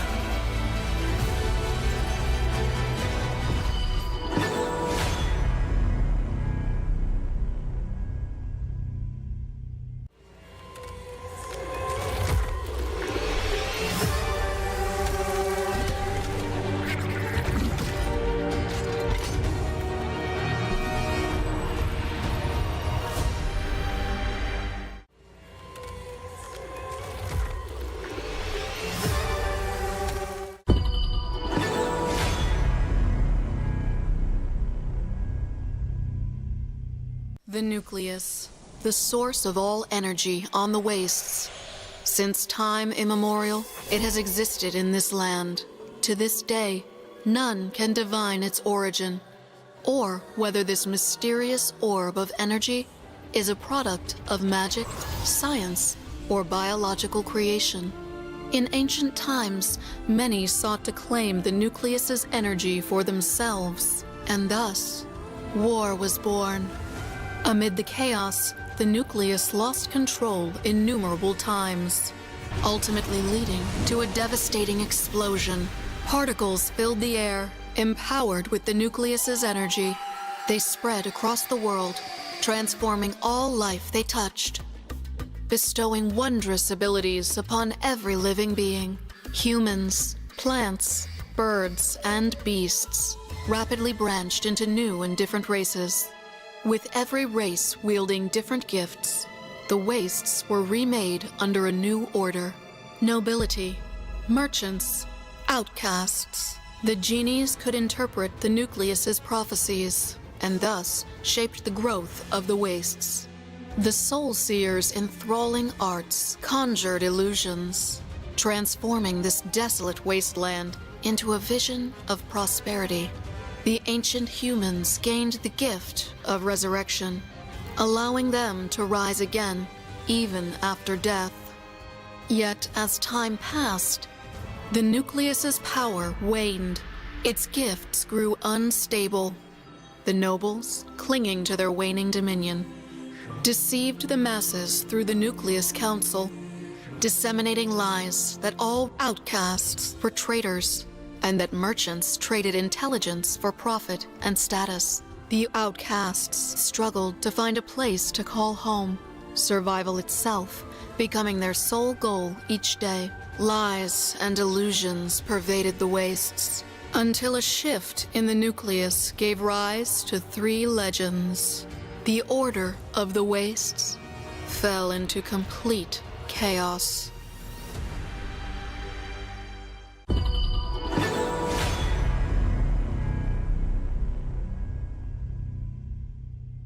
Warning, warning, arrest the intruder immediately.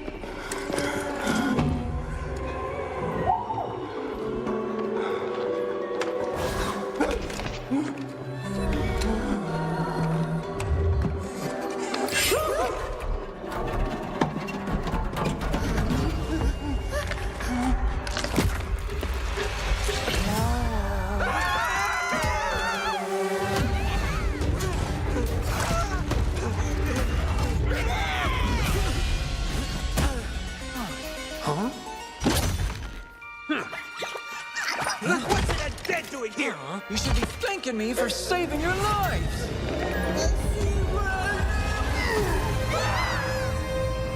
You must be confused. Why am I here? Here's a quick recap. I'm a mercenary. Not a lot of friends in this line of work. But sometimes, you gotta take on trouble. Here comes the trouble. To find the clues you need. Marsh Soulseer attacked the news agency. Hey, Soulseer! This undead dude is taking you down! Huh. No one can stop me.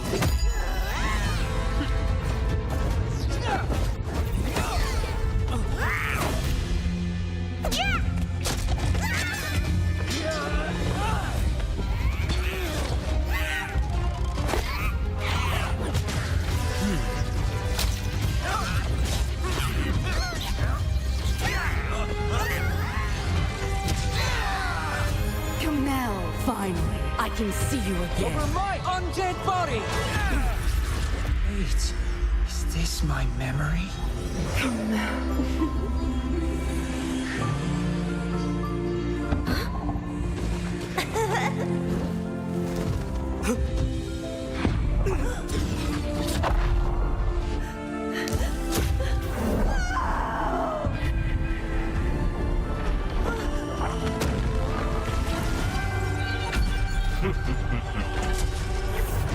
The strongest mercenary. This is all you've got? What's your game exactly? 2 for the price of 1.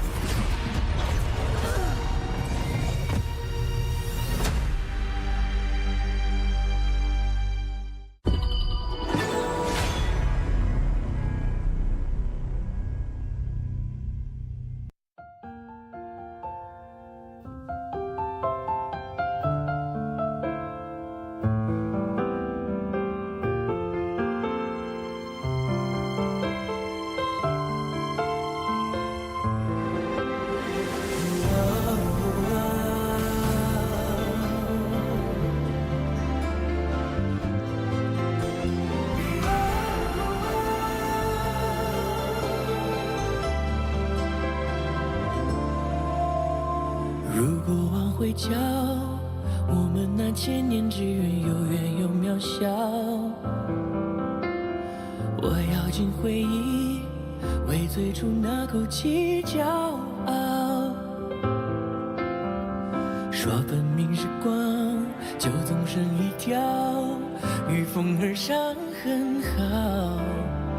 可能我知道，你等在另一秒。路被光环绕，怎么能忘了希望亲吻过心跳？问以后有没有我的续命草？我敢把想念抛上九霄，因为我真想要过上帝要，但是我没讨饶。等我看见明日再次的坐标，另一个我们要的地灵药，那破碎以后复原的连接往日未来的桥，是你给我明日从此的坐标，孤身到同行后再向前跑，雕刻在时间纤维中的荣耀。风和泪过招，我听到乌云说要苍穹的拥抱。月光下星空，峡谷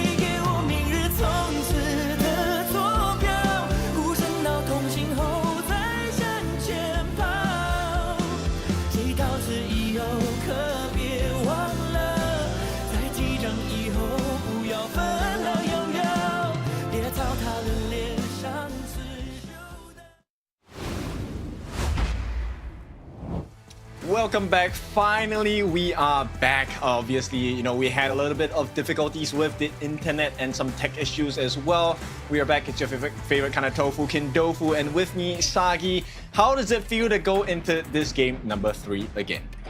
Well, they definitely had a pretty decent break for the two teams, but of course, tech issues and the internet issues really put a toll on both of the teams here. So coming into this game 3, I feel like might be a big call that's warming up for game 1 and game 2. Yeah, for sure. And I believe we will be rewinding the game back to 7.5 minutes. We ended the game and paused the game at around 8.5, if I'm not wrong. So a couple of things will be changed. We'll see if this is going to impact the later parts of the game. Now, both teams are wrestling for the lead in this series. We are at game number 3. This is once again a best of 7.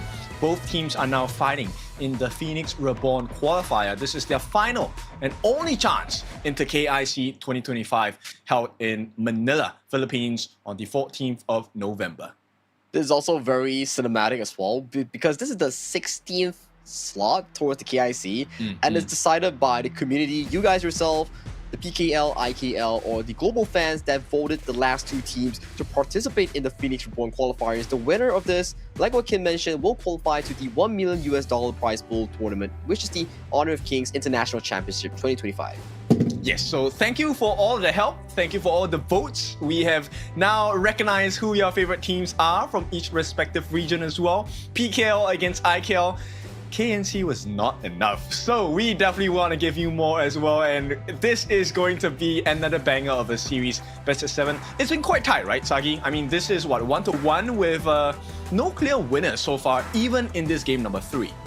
Nope, no clear winners here. They are still tied 1-1 in terms of the series scoreline. As we talk about the best of 7, it's first to 4 wins here, so we are at the influence of the global ban picks that we talk about many times before the break, at the start of the show. So global ban pick will be an influence towards these teams that could potentially limit their hero pools going into that game 6 before the ultimate battle in game 7.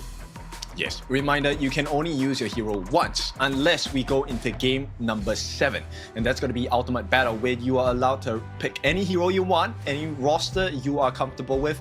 The only challenge is you don't know what your opponents will be playing. So will we get to that point of the Ultimate Battle, or will one of these teams actually outstretch and outperform their opponents way before game number 6? Game number 6 is the interesting one because, okay, we don't go to game 7 first, but game 6, you think about it, like, okay, game 6, it means that what? There's 25 heroes defaultly banned on both teams, and then there's 4 bans that you have during the pick and ban, so that's 29 heroes banned away from you. So if you think about 29 heroes banned already, that's like what? Almost 6 heroes per role? That's a lot of bans and could really challenge these players to a different extent in the best of 7. And of course, we are in the process of rewinding the game, so do bear with us as we are very sorry for the technical difficulties. Yeah, but of course, with that being said, then, you know, things start to get a little clearer, because as the hero pool kind of dwindles down, you also get to see, hey, you know what is left, so maybe you can play that big brain play of cutting out what it seems to be the strongest pick for your opponent teams as well. But that same difficulty is extended to you, so your hero proficiency is very important in Honor of Kings. Do you have like 7 or 8 heroes on standby if you get target banned, Kin? Of course, guaranteed. I can play every hero, but I cannot play them well. So I mean, it depends, right? So if we talk about the entire roster of roamers, yes, I can play them all. Mid lane, yes, I have explored almost every single mid laner, but results and performances may, you know, vary according to the situation at hand. You sound like the teammates that I get in rank that tries the heroes during rank, but instead of normal matches. Guilty as charged, but I do come up with decent results most of the time, right? I think, yes, some of you have actually met me online and suffered at my hands of my experimentations, but hey, this is where we are here to learn, right? This is where we are having fun, and of course, we want to get better at the game. We will eventually have a show match where viewers fight against the caster of your choice. Imagine fighting against Kindofu and all the rage that you had from those solo rank games. This is our time to actually shine. Oh, but I'm kidding. We don't know whether we'll actually have a show match because we're still waiting for the rewind that's bound to happen for the game 3 between RQ and also WETRND here. But let's do a bit of a refresh here. So hero picks for the side of the WETRND roster. They had the Athena role, which has been pulling a lot of strings in towards the jungle of RQ, causing a lot of chaos, causing a lot of terror. So that has been putting a bit of a strain against Bai's Fate. So Bai's Fate, not the most well-farmed jungle carry out there that we talk about. Yeah, definitely. And his opponent is going to be the Pei, right, for Arise. Arise has been subbed in for the side of Valdez, right? I think Valdez has performed pretty well in game number 1.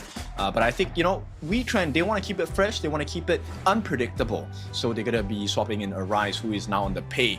And accompanying him in that jungle is going to be the Clash Lane as well. Syndicate playing the Fatih for the side of WETRND, and going to be joined by the likes of the Garuda in the mid for Aaron, as well as the Flowborn Marksman for Darfin. So those are your 5 picks for the side of the PKL teams of WETRND. But let's go straight into the game. We've been waiting for a long time. And already towards the game here, we see an aggressive invade coming in for the side of WETRND as Bai does secure away that Crimson Golem. Yeah, Maze, of course, had to give his life, but he's coming back really soon. Aaron! Oh no! That's a shutdown by Harpist. And RRQ, there is a little bit more life with the pressure that WETRND has placed on them in this first 8 minutes of the game. Those flaming poles are hitting hard. Darfin already going towards half health here. So Harpist getting that shutdown over Aaron here right after the pause here. We can see the smite does come true for the side of Maze. Maze got that buff. He still gets it, and this one has to be irritating. In fact, this is one of the benefits, right? So you don't get the relevant buffs, and you don't get to distribute it to the people that you want. That's one thing, right? But the gold and EXP stolen away by Maze. You can see Bai, although they got the kill, they got multiple objectives, but he's still only tied with Arise in the jungle department. Alright, so we'll see. Now, 8.5 minute mark, this is not the Shadow variants just yet, but RRQ making a very different decision here, actually just going for that push instead of contesting for that variant, initial variant of the Tyrant. Machine Link here going in for a bit of a poke here on towards Syndicate. Syndicate has to use the Sacred Tree Blessing to build himself out of safety here, but towers are in favor currently for the WETRND squad. WETRND, they are trying to get the map advantage, right? Which is why they actually had the split push at the bottom as well. Now, they did not manage to defend that T2 on the top, so this one might hurt WETRND a little bit. Yeah, for the side of WETRND, because we talk about Maze on that Athena role. Oh, but Aaron going down again. This is the carry that you cannot afford to keep making mistakes here. The pause definitely got into his hands here, making him a bit, just a bit too overzealous in this play. Yeah, Aaron was actually pretty solid in the first few minutes of this game, right? Never really got caught out, and now Maze, he has to be really careful. He's in the middle of 3. His life may not be as expensive as before, but a life is still one that is important. A rampage this time for Harpist, but they need to look for more. And WETRND, where is this gap that RRQ will give them?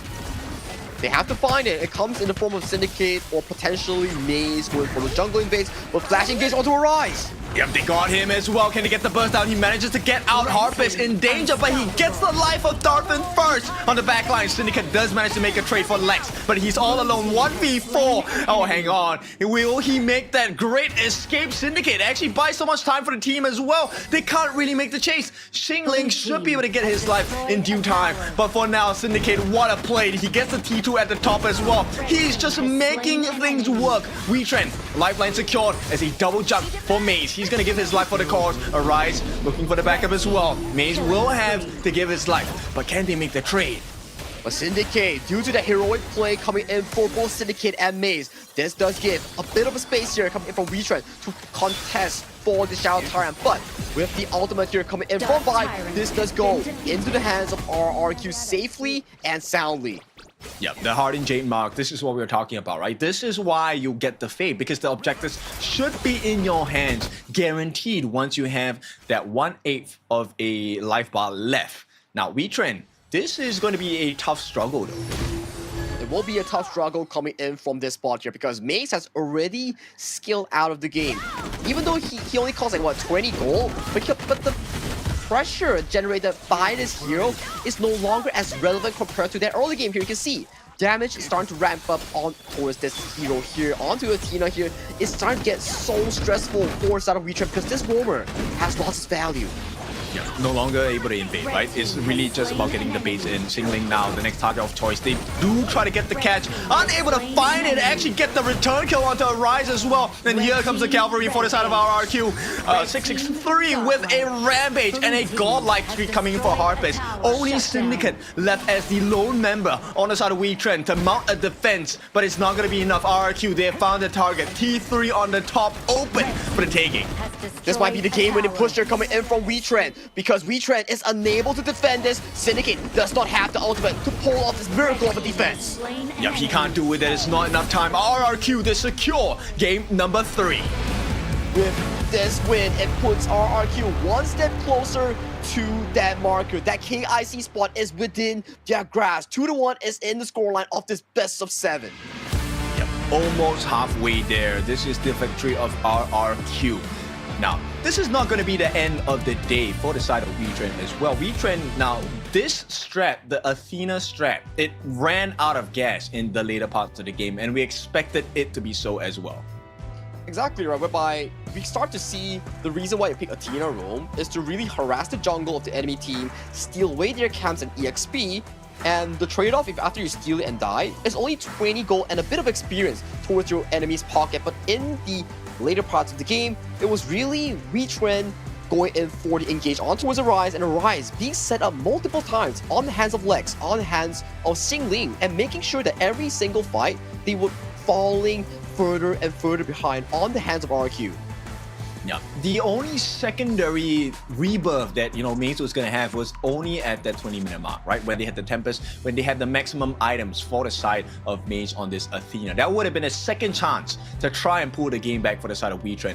But unfortunately for them, that was not going to be the case. So let's take a look. Now, this was a pretty quick game in totality of time, right, for the game time. But we'll take a look at the highlights of this game here. First Blood, actually pretty good responses from RRQ, but WETRND was always on their backs. WETRND was really trying to make all the comebacks possible. I like this rotation here coming in for the side of Syndicate. He really caught Harpist and Buy Off Guard and set the pace for the side of WETRND's comeback due to that quite, I would say, not so great of an early game. Yes, and even after all of the deficits that, WETRND was trying to put onto RQ, it was still not enough. RQ found that marker, lasted a bit longer than that 10-minute mark, and actually made life difficult because Maze completely offline from there. Well, let's really put on one thing, right? You can see all these plays, all the favor of the group, but one man deserves that one MVP. Who do you think that deserves to? I think it has to be Xingling. Okay, Xingling might not have been my prior pick, but Xingling is definitely deserving. 7, 1, and 8. He was all around the map as well. This Dharma putting in a lot of work, dealing 61,793 points of hero damage to the side of WETRND. A very fast game and a very quick performance here coming in from Xingling. You can see that a lot of plays coming in for the side of RQ happened so to be started by Xingling. He was setting up Arise, setting up the side of Darfin on that global marksman, and he was everywhere across the gorge for this game 3 victory. Now, this is going to be a great start for the side of RQ. They now lead the charge in terms of the series 2-1. We'll take a look at the itemization here. So why did Maze fall off here? I feel like when you progress into a game and you're playing Athena roam, once you lose that tempo in that jungle invasion, you really start to fall really back in terms of the goal lead. Once you start falling back into the goal lead, you cannot actively invade the jungle. Your team is just losing out on those side lane fights, losing out on those early game tempos set up by the Athena. That puts you in such a weird position because what are you going to do as Athena roam? There's nothing you can do. Exactly, too little gold, right? 4,371 gold to his pocket.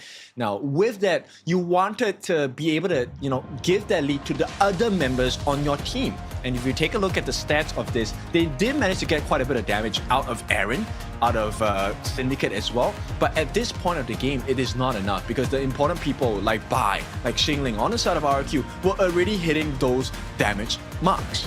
And if you're WETRND, you gotta be wondering, subbing out Valdez for Arise and coming into this game whereby Arise didn't have the best of the game here, it's definitely gonna hurt the team's morale because for Valdez, he had a phenomenal game number 2 on that Ogren. So this game 3, it's a bit of a different look compared to that game 2. Well, I feel like WETRND, once again, they want to keep it fresh, right? They want to keep themselves unpredictable. That strategy normally does work because it's really hard to predict your opponent's movements and train of thought, especially in a competitive setting. But for now, RRQ, of course, they're going to be ahead 2-1. I don't think it's the biggest deficit yet. We have seen WETRND come back from worse. So I think WETRND definitely still in the play. Let's see what they have for us in game number 4. It will be interesting because WETRND has had a lot of experience playing during Honor of Kings Station Clash back in Malaysia. It was at a live venue in front of a live audience, so being able to scrim against some of the best teams out there does allow them to accelerate their growth as a collective bunch. So I do believe in them to manage this Game 4, Game 5 comeback of a series that we're looking at. Yep, definitely. I think they have gathered a lot of experience. Now, once again, let me remind you that WETRND Esports is a very new team coming into PKL. This was their first season, right? When they came to the fall season, they actually did pretty well. They learned pretty fast. And now, with the switch up that they have achieved now for this Phoenix Reborn qualifier, I think it just might be enough for them to qualify into KIC. The only challenge that stands in their way right now is they have to win 3 games against RRQ. It's the challenge between each other. There's only one slot. There's finite slots here. You want to be representing your whole region.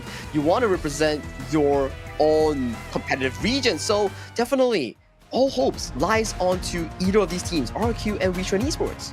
Okay, so let's now explain the difficulty. These are the global picks that we have gotten from both sides. From game 1 to game number 3, all these heroes are not going to be able to be picked up by their respective teams again, unless we head into game number 7. So quite a bit has been expended in this game number 3, particularly for the side of WETRND. I feel like this Fatih, Pei, as well as Garuda, these are all big picks, and it did not net them the win.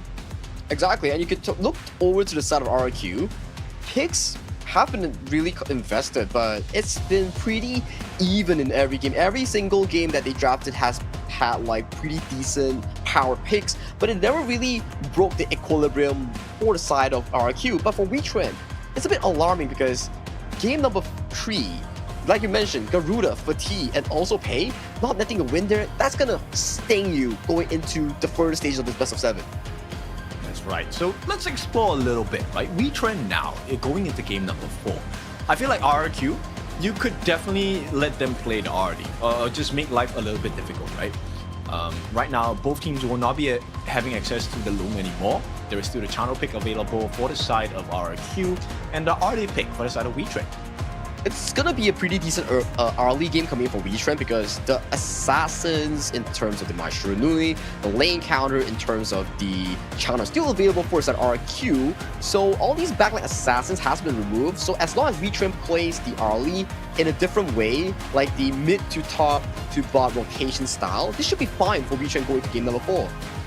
Okay, we know WETRND players are looking for one thing and one thing only. I'm looking at Aaron. I want the gun and bow. Right? On the other side, of RRQ, I want to see the Pei out of Bai. I want to see this Tiger in the hands of the growth of Bai. Bai has been phenomenal in this series here. Aside from that game 2 Musashi, which he actually did find a lot of those key moments on towards Darfin, but still, 2-1, still early towards the best of 7 here, unless RRQ gets another win in the next game. That's going to put WETRND in a really stressful situation because that's tournament life, that's ticket lines on the verge of non-existence. Yes, series point as we like to call it. It means that you just have to win one more game and you take the entire series. Now this is the benefit of having the lead because now you can put additional pressure onto your opponents. But like we explored, I think this recent competition where we have seen the best out of the best in the PKL teams, we've seen the best out of the best in the IPL teams as well. Both regions have definitely shown up in terms of growth, mental fortitude, and right now, consistency, right? That's the #1 marker we're looking for. Can you be consistent with your performance? Yeah, consistency goes a long way, especially when you're playing an ultimate battle.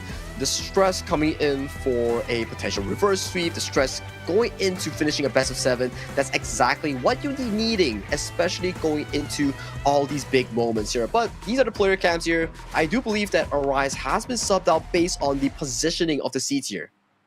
Yes, I think Valdez is back. So we'll see, right? Once again, they switch it up on the side of WETRND. I think that's a good idea.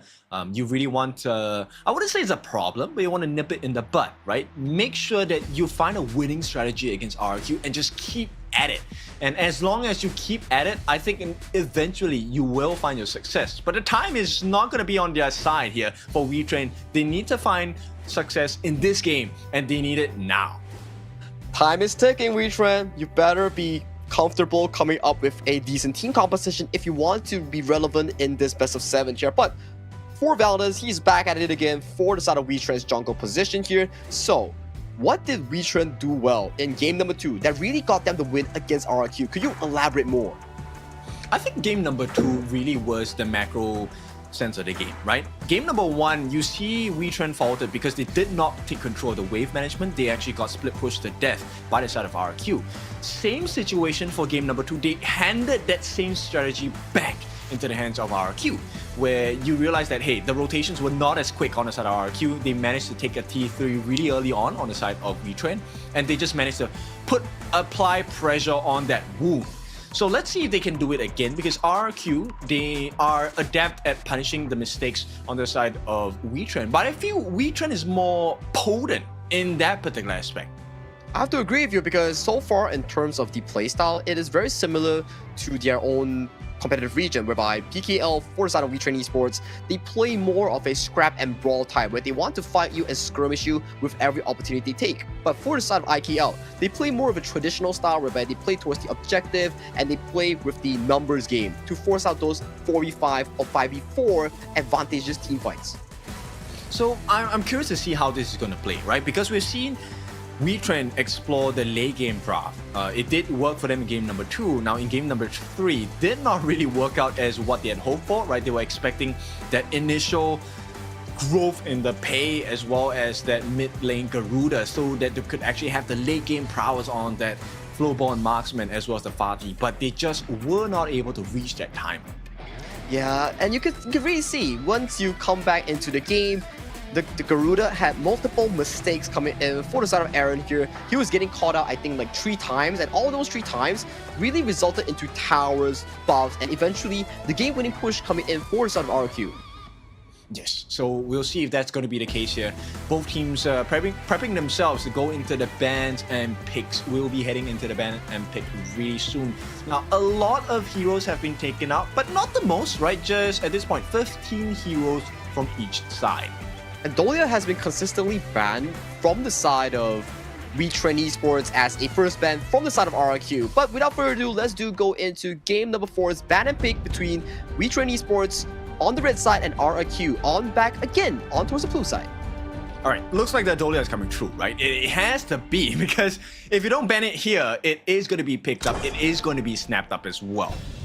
I have to agree, whereby Dolia, it allows you to go for that Yang Jian combo. So banning out Marshuranui, the Luna, and then we have WETRND Esports going back to basics here, locking away the Guan Yu that's so efficient on towards the hands of Xingling. They do indeed lock in that Dolia. So we might see a Yang Jian come into play for the RRQ. It has to be, right? But at the same time, WETRND can take a risk and just pick up the Yang Jian on his own. Well, we have to see whether they do take that risk to actually pick it up for their side here. Clock sticking here, they could potentially go for the early that we keep talking about, and we could potentially go for that Yang Jian that to really steal away for the RRQ, and is exactly what we have discussed. They do pull the trigger here, and they mess up RRQ's drafting plan. Yeah, not just one, they take both, right? So the RD as well as the Yang Jian, which means RRQ definitely has to put their hands on the channel, right? That is the most honest 50-50 matchup. In fact, it might be a winning matchup against the likes of the RD here. And we'll see RRQ, what do you want to use against the Yang Jian here?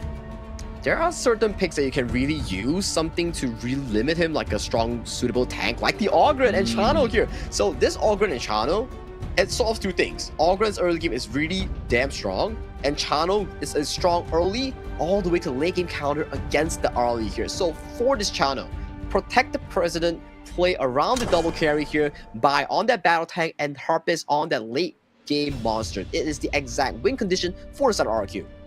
Yep, they also take out the secondary counter here. WETRND understands that the lane is still a viable pick because he's great at the chase down game, and the RD is especially susceptible to that vulnerability. The problem is for RQ, right? You have to think like, okay, they're banning out the lane, they're banning out more of these Dolia combos here. So what do you really pair this Dolia with? There's not a lot of options available in the pool right now, especially you have Virtual Yuhuan, there's no lane, so what do you pair this Dolia with? I would actually look at burst damage, right? Because one of the ways that you can play against the Yangjin, obviously you can try to out-sustain him, which is not the best idea at times, but you can also just burst him down before he even gets the heals out. So we'll see. WETRND understands that's the potential strategy to take out the Guardian Mo. But RRQ, they don't want to allow that flex for the Yangjin. They ban out the Agudo as well. Exactly, so this Yangjin is still remaining a mystery. That's the beneficial red side that we talk about. You see, they pick up the Zhangfei here, very consistent 4 picks here for the side of WETRND. They can still observe what Xingling picks towards that clash lane to really decide, Syndicate, do you want this clash lane matchup or does this Yangjin go towards that jungle? I think they will leave that decision to the final 2 picks by RRQ, right? This is the benefit of being in that red side, which is the counter pick side for the side of WETRND. And right now the question is, mid lane, who offers that burst? Anua is great, but Anua gets Annihilation blocked by the Maple Dance. I don't think that's a risk you want to take. Well, the problem is, RRQ has already expended that Nua back in game number 1, so that's not into their favor here. But clock is ticking here, but Garuda and Fatih here, so we will see a Garuda being the main hero that this Dolia will be refreshing those ultimates here. So those blades will be hitting hard towards the backline, especially on towards Aaron and also Darfin. Is it going to be enough? I mean, they have the Zhangfei. The Bridal Outburst can be a huge turnaround in the fights because you then actually get access into Harpist on the channel. And you also have the chase down. If this is, regardless whether this is a clash or a jungle Yangjin, the Yangjin chase down is pretty sick. Now with that being said, they will lock him. This is a guaranteed the jungle Yangjin. We have the clash laner in the form of the Mai. I think this is such a strong WETRND draft coming into this game number 4, whereby this really suits their playstyle. They like to brawl, they like to scrap, and this is the exact composition that allows them to look for those aggressive fights, especially at that 4 to 6 minute mark. So if you were in the hands of and shoes of WETRND Esports now, do you go for that level 1 invade? I mean, it worked against them in game number 1 or game number 2. Game number 2. So should they practice that strategy as well? Yangjin. Yangjin is pretty weak in that level 1. So I don't think they should really do it because they're against an all-grad. One wrong move from the counter invade, you will have your entire jungle handed over to the side of RQ. I think if you can really allow the side of Valdez to get that slow farm towards the level 4, that's your main priority in that early game. Alright, let's see how this game is going to be in terms of growth for both teams, right? I think the biggest wrestle here and biggest decision is, where does this RD go after the first wave? I'm pretty certain they will try to make the multi-wave strat for the RD, so the RD will start in the mid lane. That makes sense. You start the alley towards the mid lane because you want to avoid the laning against the channel, and then potentially you can go towards the top side, clear out the wave, get that River Sprite, and then teleport back to either mid or bot. I think that's a pretty standard early rotation we talk about if the early on the hands of Darfin decides to start mid. You know what would be funny? If Harpist just matches that move, move for move, and they just follow each other throughout. That's difficult. Yeah. Like Harpist on a channel, you don't have the sufficient mobility like an Arlie, so it will be difficult if you really want to match that rotation here. But these are the drafts here coming in game number 4 between RQ on towards the blue side and WETRND on towards the red side. Tournament lives on the matter here. Who wins, who loses, decides a lot of hope on whoever gets that final KIC 2025 ticket in Manila. RRQ right now on the cusp of putting themselves in a position where it is series point, meaning if they win this next one, not this one, but the next one after this game, they will be qualifying into KIC 2025, and we will see them in Philippines, Manila. But for WETRND, that is not the story they want to be told. The story they want is for WETRND to have risen from the bottom and gotten all the way to the top of this Phoenix Reborn qualifier in less than 2 seasons. That will be the best case scenario here coming in for both of these two teams, especially for the side of RQ. We haven't been seeing them a lot in the international scene ever since Honor of Kings S2 Invitational. That's been a long while. They are hungry. They are looking for validation. They want to go for the international scene. And for WETRND, like you mentioned, a very young bunch, the Avengers coming in from the PKL side, they had a lot of different players from different previous teams come together to make a strong roster. But without further ado, let's go into game number 4.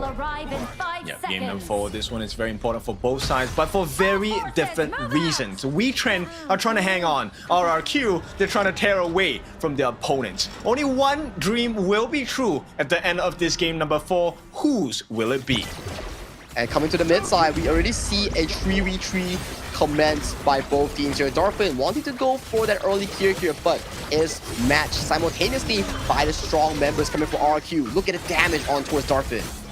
At the same time, this is the most important part. They're actually sharing gold at this point, right? So RQ actually will have a slight gold advantage. In fact, this is not very slight at all. It's almost 600 gold in advantage to RQ. That's because of the fast wave clear coming in from RQ. Bottom side have yet to pick up the wave. And when we were talking about 3v3 towards the mid lane, Bai just casually picked up the Wild Boar Camp from the hands of Valdez. Yep, Xingling also secures that Spiketail Beast at the top side here. If he steals away this Firehawk, then it's going, Firebeak, sorry, it's going to be a little bit difficult for the side of WETRND. So they need to make sure that that is secured. Yeah, every resources count in towards this early game. Harp is taking a bit too much damage against Darfin, and he has to burn the flash already in this first minute mark.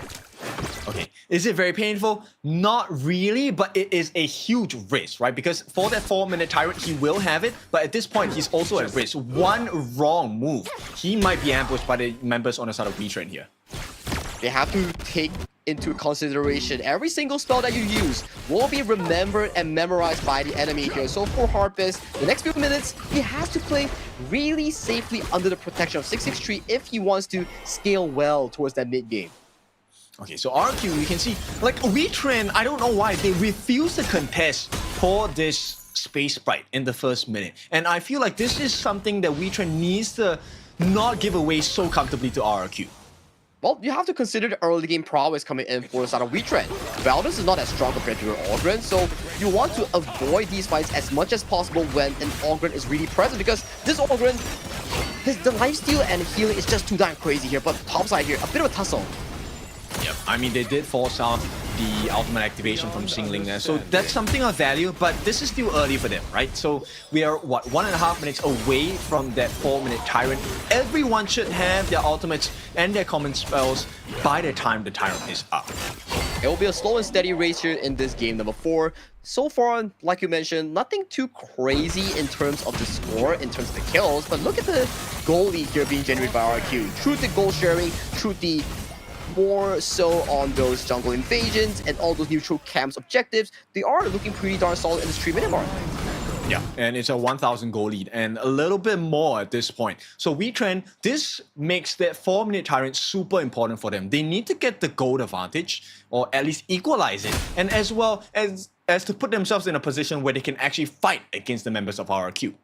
That's where Maze comes in, right? If he gets a beautiful Unbridled Outburst into Aaron's Disrupted Deluge, that could really set up WETRND's tempo for that Tyrant here. But so far, we don't really see much of a movement. We need to see how they really set up here, because Darfin is going in very aggressively with that Maple Dance. He wants to force the flash out, but Harpist knows this. He backs off, but the support does come in from the side of Lex as well. This is where the piercing effect is so important from the side of Garuda. Now, we are 20 seconds away. Which team will actually put that prio position for the Tyrant Pit? You can see for WETRND, they're positioning very aggressively. Valdez already considering that bottom side river here, getting more of this control. Both teams, especially for the side of WETRND, they're going very aggressively on towards this bottom side. Every single mid to bottom exchange needs to be control of this river as we head towards the 4th minute mark. This is the time to see who makes it big. Who's gonna burn our resources? Who's gonna pay? And who's gonna earn? This one is important. Maze steps right in the middle of the pit. Will they go for the reset to jump in by the side of Valdes as well, just to push them away? So with the successful reset from the side of WETRND, this is now a timing game. Do you go for the buffs? Do you give away this Tyrant and try to make the steal instead on your opponent's jungle buff? Tyrant has been But for defeated. RRQ, they answer you easily. They're like, okay, we don't want any of these early game team fights. We don't have sufficient crowd control. We just want to play it chill. But bottom side is under fire from the Zhangfei as this is happening. Yep, they have to get this Crimson Golem. It is necessary as a trade. In the meantime, they will give away the Qeon at the bottom. So WETRND should be happy with this. But for now, one more angle for RRQ to explore. Can they get a gank somewhere else in this map? We're looking at Syndicate as the potential victim. Well, Syndicate is on a Mayin. There's a lot of these like anti-CC plays that he could really contribute. But if you're thinking from WETRND's side, you lost the entire topside jungle. That's not gonna be really comfortable if you are a Valdes or if you are Darfin that really needs that Crimson Golem. I don't think it's that big of a deficit, right? Because right now, you could easily take that with a kill. But for now, I think WETRND understands not to overstep their boundaries, just fishing for information first. Oh, engaged towards the mid side here. Big damage. Immediately exploded by the Destructive Deluge. Yeah, Bai is going to be taken down here, and this is going to open the doors for the T1 in the mid. No more extra protection at the same time. They have managed to keep their eyes on Xingling here, and this means the map is very much in favor of WETRND. The PKL fans are very happy with this one because that's another additional map advantage gotten by the side of WETRND. This is the Aaron that we saw during the Honor of Kings Nation Clash. He's so good in setting up these plays, and that play alone really made Bai out of position, made him drop that kill, and right now WETRND in a much more comforting position right now. Yeah, but they have to be really careful, right?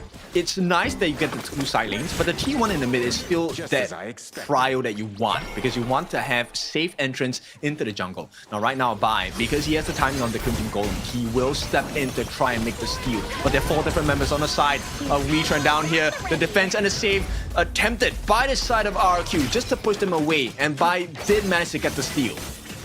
Such an aggressive play coming in from side of RRQ, getting every single resources here, and you can see spawning the wolves. Valdes forcing to take a step back due to the signal shot here, but you can see a bit of the push and prod coming in for side of RRQ. Every little play results into a certain objective that they can really secure into their pockets.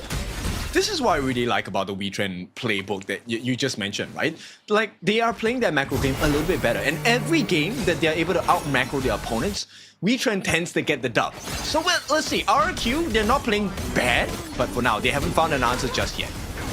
Oh, but Darfin going really low due to the ultimate coming in from Xingling here. Has to back away, forces out the Frenzy to get some lifesteal to stay relevant in the further rotations.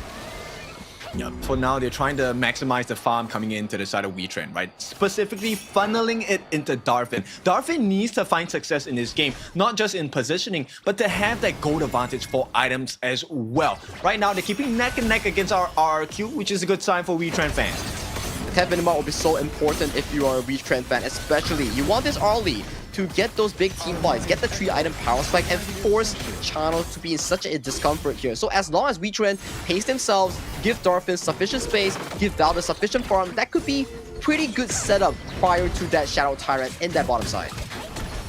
Well, if they can find Harpist, that would be great, right? But one of the problems you're seeing now, oh, hang on, Unbridled Albers with the knockback as well on the backline. Valdes looks for an opening, looking for that play. Syndicate as well, 2-on-1. He holds off the rest of RRQ, but for now, nobody takes a fall just yet. WETRND, they managed to stave off the aggression coming and comeback potential from RRQ as we look for the next 1.5 minutes before the Shadow Tyrant and Overlord spawn. Clean disengage coming in from both teams here, especially for the side of WETRND. This time, they do secure that objective, the Crimson Golem, for their own taking here. So that does stop the bleeding for the side of RRQ and puts the game back into much more of a original zero state. Yep. Equal standings right here. This is important. Maze, he's just looking to get his ultimate up, and with that, they will not be able to secure a steal on the side of WETRND. They have to give away this buff, Tyrant buff that is, to the side of RRQ. This means T1 in the mid should be secured. A couple more hits. No, they do make the save, or at least an attempt to one more hit. Lex does get it. So WETRND now has to deal with a lack of vision in the middle towards the lower parts of the map. And it also opens up to Xingling flanking in from either side of their own jungle here. So that puts WETRND into much more of a reactive spot, even though they are leading in kill. But due to the map resources constantly going into RQ's favor, you can see a 1.5k comfort going into RQ's pocket. Yeah, I mean, the way that they're able to funnel gold, that is so impressive, right, on the side of RQ. So the only question now is, can they convert that into a bigger lead? Because they have not found themselves on the kill board just yet. If they can do that, I think WETRND are in the tight spot. This might be another one of those approaches here coming in for side RQ. Do they go for this invade? Do they go for these big plays here? But bottom side of the river here, we do see an Unbridled Outburst breakthrough, but it's just a bit of an engage. There's no casualties just as Valda's getting stuck on really hard. He's going in. He wants to get the lifesteal as well. They feel like they have to commit because Maze did commit his Unbridled Outburst. Now with that, they don't get the steal onto that Crimson Golem. It goes in the hands of Darfin. But with all of the ultimates down, this is going to be a difficult wrestle. Both WETRND and RQ have expended quite a lot of skills and ultimates. And right now, this 10-minute mark is very important.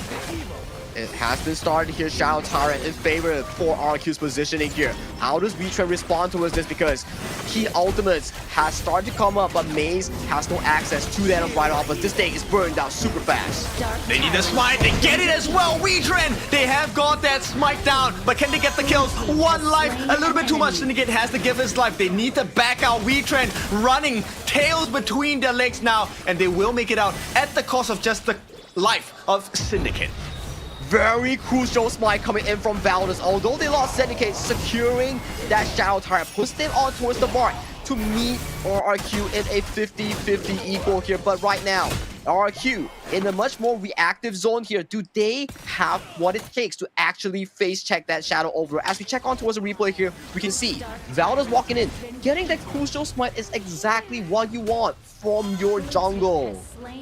And one very special thing that they try to do on the side of RQ, 663 actually wanted to use the Wave Breaker and the ult to try and get the mini stun onto Valda so they could not get that steal. But unfortunately, their timing was just a little bit off.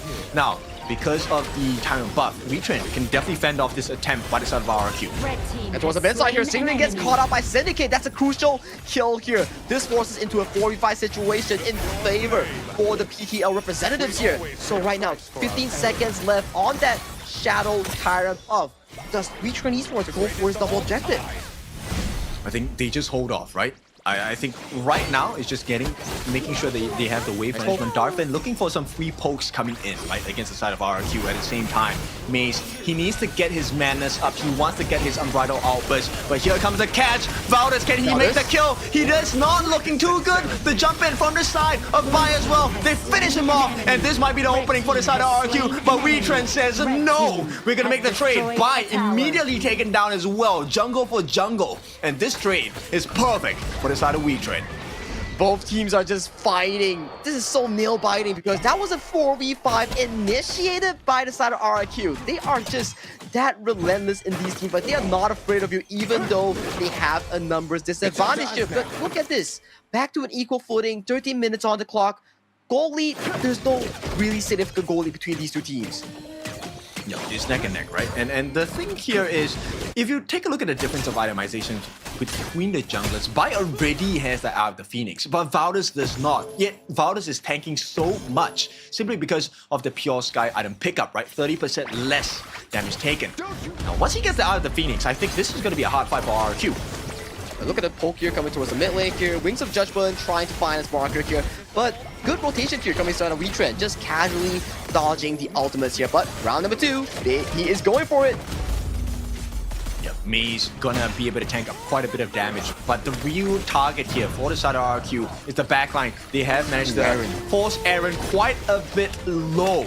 Now, can they get the steal? One more jump by Valdes. He gets the steal! Secures it for the side of WETRND. WETRND, crucial kill theft, and this one is a big fight. They've taken away 663, the refresh, as well as the heals are not going to be available. Darfin now has open range to jump on the backlines as well. Maze gets a knockup, has to give us life. They take the T1 in the mid as a prize, and WETRND, I think this is a good trade to have. Not just a good trade, this is a splendid one. How does Valdez continuously find these smites? Because that was a Shadow Tyrant towards the bot side, and right now, another Shadow Overlord secured in his hands. He is really putting in the pressure against Bai and winning out all these smite duels. Yep, I mean, we talked about Bai. He has had good growth since his introduction into HOK, but it looks like Valdez is not going to allow that to continue here. Now, one-on-one, Syndicate manages to catch Xingling, as well as Darfin joins the party. Can they finish the job? They cannot! And it is going to be another catch and push away by the side of RRQ. Beautiful work by the side of the mid laner, Lex, making sure that the life of his Clash laner, Xingling, is safe and sound.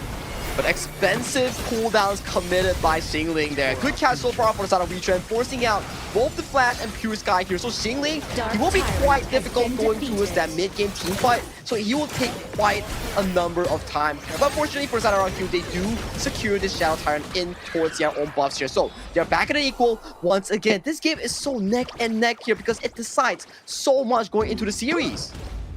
But if you take a look at the map, it's definitely much more geared towards WETRND, right? Because they have taken away most of the T2s. Hang on, what is this dive here by Syndicate? He wants that last hit! Will not be able to get it. In fact, gets punished. And now WETRND, they have to turn tails. They have to run now. Look at the damage being offered by Lex. One more catch is going to do it. Valdez is safe and sound. But what about Aaron? Uses a flash to get away. In the meantime, Darfin jumps on the backlines in the chaos. Takes away Xingling. Maybe this is an opening they can explore on the side of WETRND. T2 is open for the taking. They quickly dispatch it. And this is going to be just T3s as the final defense for the side of RRQ. Darfin going in for a bit of a poke here as we see a tiebreaker here coming over 663. But Valdez taking so much damage, gets taken down by Harpist late game channel here, and WETRND left to run across the gorge. Yep, your invitation was expired, my gentleman here. So WETRND, they have to take a long wait here. Valdez is going to be out for 30 seconds. Luckily for them, the next big neutral objective is only going to come up in about a minute or so. So RQ right now, they need to fix the waves. Get those waves in their advantage so they can make those pushes towards that Overlord take. The Clash Laners has been key towards this series here, but they need to find much more of a patient approach here because both of them simultaneously dropped the kills just now in two of the same similar ways. One was at the bot side where Syndicate wanted to assassinate Harpist. The other one, Xingling, he was killed off cam. Yeah, but you can start to see what both teams are looking for, right? Harpist, the chase down by Syndicate, that was what Syndicate needs to do, but here comes the wraparound Maze, opening up with the Unbridled Outburst, catches two, but here comes the save with the side of Lex as well. Too much damage! They get down Syndicate, and now they turn this whole situation around. Darfin, with his first life, manages to get down Xingling, but it's not going to be a good trade. 2 for 1 at this point, with Darfin super low as well. They have gotten down the jungler, they've gotten down the Clash laner. Darfin, he needs to make this work for his team, but he can't do it alone. It is a 4v2 upfront coming in for the side in favor of RRQ as Lex chasing down Maze. Maze has no flash. Maze has nowhere to go. That's another kill in the pockets of RRQ. And with this wave, they could potentially look for more push. But fortunately, for the side of WETRND, Darfin going for a smart approach, taking that Shadow Overlord, forcing that Vanguard to march down towards the bottom side, neutralizing that wave. That might have just saved their game, but it looks like no, that's not going to be the case. The instant summon is useless. WETRND immediately, the Shadow Overlord is going to be chunked down by a lot of its health because of the damage offered by Harpist as well as Lex. Now WETRND, they need to make something happen, but they don't really have a lot of time.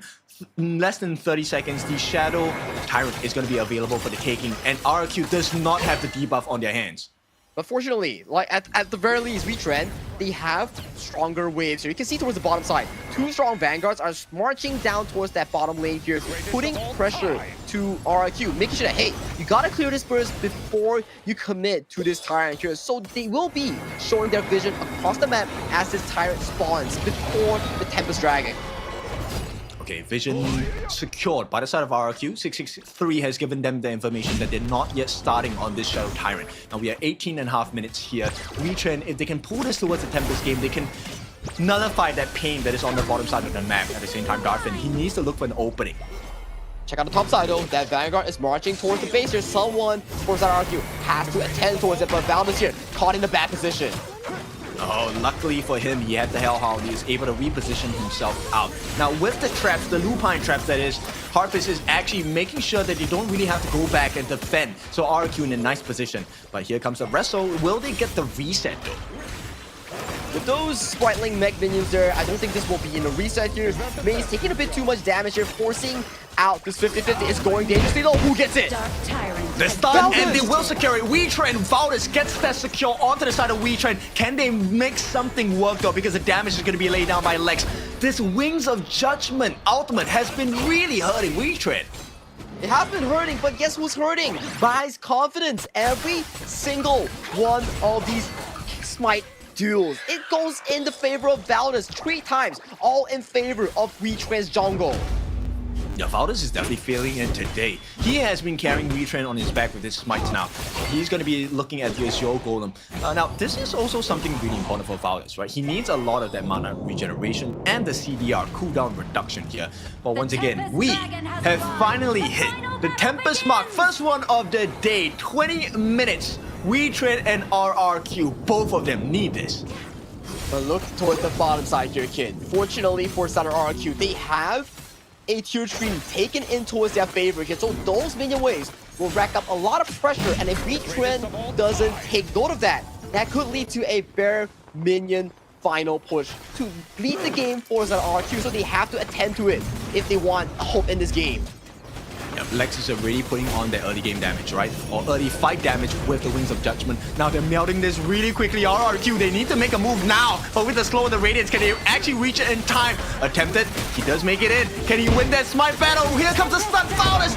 No, he does not do it this time. RRQ, they rise and they come back in great fashion. 4 lives for the price of Xingling's first one. And this is an ace. RRQ, they had so much difficulty, but they managed to find a breakthrough, and WETRND now had to give up the last game potentially because this is series point once RRQ are done here. 4v once, 4v twice, and the 3rd time still goes in favor of Valdez, but the 4th time is the miracle shot for the RRQ jungle. They get it and they get that ace towards this game for victory. Yeah, complete heartbreak. They already had the template. The story was there. The castle was already being built. And then RRQ came up and woke them from their dreams. Said, no. This is 3-1 right now. RRQ being very dominant with this lead in the series. What a comfortable, demanding, commanding lead for the side of RRQ. They have all it takes. Just one more game separates them to that KIC2025 in Manila. They are about to book their tickets there, but never count out WETRND because WETRND has shown the ability to push games back into their own favor here. So the next few games will be quite a hell of a journey, but they have to make it through if they want to stay in this qualifiers. Yes, I think let's give props to Valdez. I think he played fantastic in this game, right? The smites, the steals, the secures, the way he entered the fights, he created a lot of room for Darfin to really make his work look good, right? Because Darfin had a lot of space to pick and choose for his targets, able to jump into the backlines of the Xingling while they were busy dealing with Valdez, busy dealing with Syndicate as well. And these team fights really started off strong for the side of WETRND, but then in the end, the overcommit coming in from both of these two squads tend to really sacrifice each of their own players here. And these are the first few steals coming in from Valdez that was really darn beautiful. It always started off with a few things. Maze Unbridled Outburst stunning and pushing back by, and Valdez landing the crucial smite. In fact, you know what? I feel like WETRND has definitely played this particular game in the series really well. But that those big moments coming out, especially from Lex, this Garuda was a huge problem to deal with. They could not find an answer. The range is just too crazy. There's no one that can really reach the Garuda. You need Syndicate to really lure towards the backline and find those key catches here. But this one, another one coming from Valdez, just pushing away bye. But, you know, you fooled him too many times. He sidestepped the unbridled outburst, taking it towards the left here, and then stealing it with the help of Xingling on that body. They were just a little bit too anxious on the side of WETRND, right? At the same time, there was also this additional pressure that Mace might not have been able to take too much damage from the lineup. But of course, there's only one man responsible, and that's going to be the MVP. Let's find out. The MVP for game number 4 is none other than RRQ Harpist, the silent assassin here. 4-0-8, dealing a total of close to 150,000 worth of hero damage. He had a clean game on that channel here. We were looking at multiple engage angles coming in for the side of WETRND. We had the Meyin, we had the Zhang Fei. All these were constantly looking at the channel, but in the end, flawless game coming in from the RRQ farm name player and really deserving of this MVP title. Yes, he was silent but deadly. He actually made those really critical plays, one of which we don't really highlight because it's not the action, but him putting the lupine traps at the top to make sure that his wolves would actually deal with the shadow vanguards. That was so smart coming in from him, pre-planned. And take a look at that. For all the success that he found, 15,000 worth of gold in his pocket. 4-0-8, didn't drop a single time. And take a look towards his left side. Lex also had a very clean game as well. 0-0-11 fully slotted on towards that Garuda. They were really playing up to these two members in all those team fights, whereby Bai, Lex, and Harpist was constantly in the faces of WETRND's heroes. Yep, look, the itemization on Lex, yes, this is a standard build, right? But the Frozen Breath and the Twilight Stream, these two core items coming in for the side of Lex really made life so difficult for WETRND, because the moment like players like Maze on the Zhang Fei, once he's caught by your Wings of Judgment, it's really hard to walk out of it. Yeah, but okay. If you're WETRND, what do you really do to come back towards this series? Because right now, 3-1, coming back from the pause, immediately it was in landslide in towards an event in favor of RRQ. And coming into this game number 4, RRQ, even though they got stolen like what, 3 major objectives, they still found the most important one and pointed you straight towards the face and forced it to a series point right now. If you're WETRND, you're not feeling good. I would say go for your Liu Bang picks, right? Any combination works. Give us a Lam Liu Bang, give us a Musashi Liu Bang. Those are still open for the side of WETRND, if I believe. And then now that the hero pool is kind of dwindled down, take a look at what other options that RRQ has and cut those resources off. That's a very smart approach here, especially drafts still do matter as we stack up the draft going to game number 5. Almost like what, 20 heroes will be default banned on towards both sides here, so that's still a bit of unfortunate news only if WETRND has sufficient hero pool to be playing around this best of 7. Oh, they definitely do. They have to have it, right? Like the Garden Mode. Guys, where is the Garden Mode from WETRND? I want to see the Aaron Garden Mode. I want to see, you can even put the farm in his Hoey. Just get the Burning Sun arrows down, get the stuns, and then the job will be done. But of course, we are getting a little bit too hit. We will take a short break. When we're back, it is time for game number 5 and potentially series point or tournament point for the side of RRQ.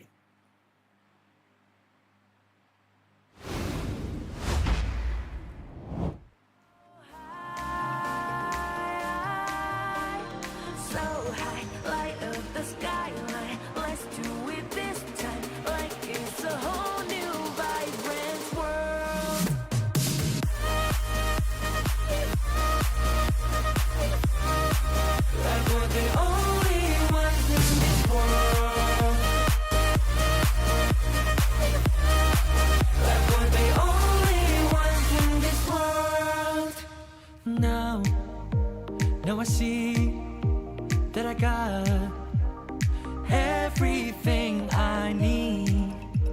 It's alright, I'm on fire, I'm alive, 'cause now I fly so high, so high, light up the skyline. Let's do it this time, like it's a whole new colorful world.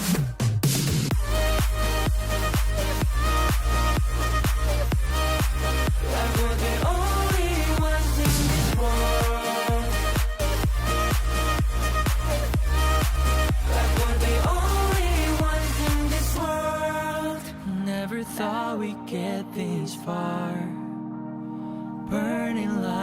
stars. How we get this far, like we're the only ones in this world.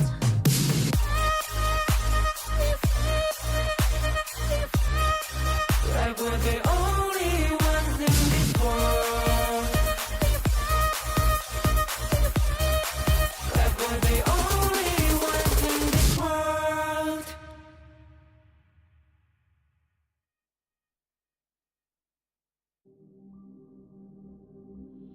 In this world,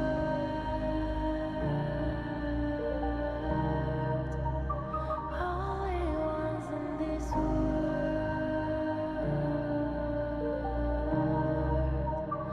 only ones in this call out my name, cut through the sound of the rain. No matter how I feed the flame, you know I feel the darkness and the pain. All of the ways we tried to break free from the night. You know we made it out, we found the light. I fly so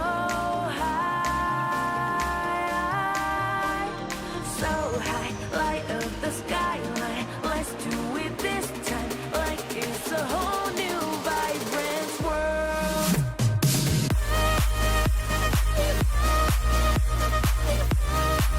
Like we're the only ones in this world. Like we're the only ones in this world. Now I see that I got everything I need. It's alright, I'm on fire, I'm alive, 'cause now I fly so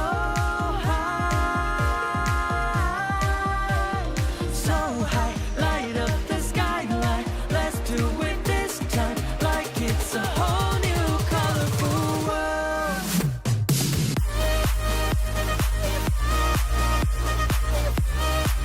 Like we're the only ones in this world. Like we're the only ones in this world. Never thought we'd get this far, burning like the stars.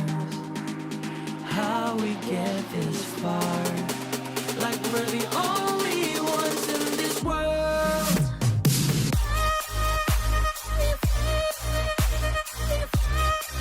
Like we're the only ones in this world.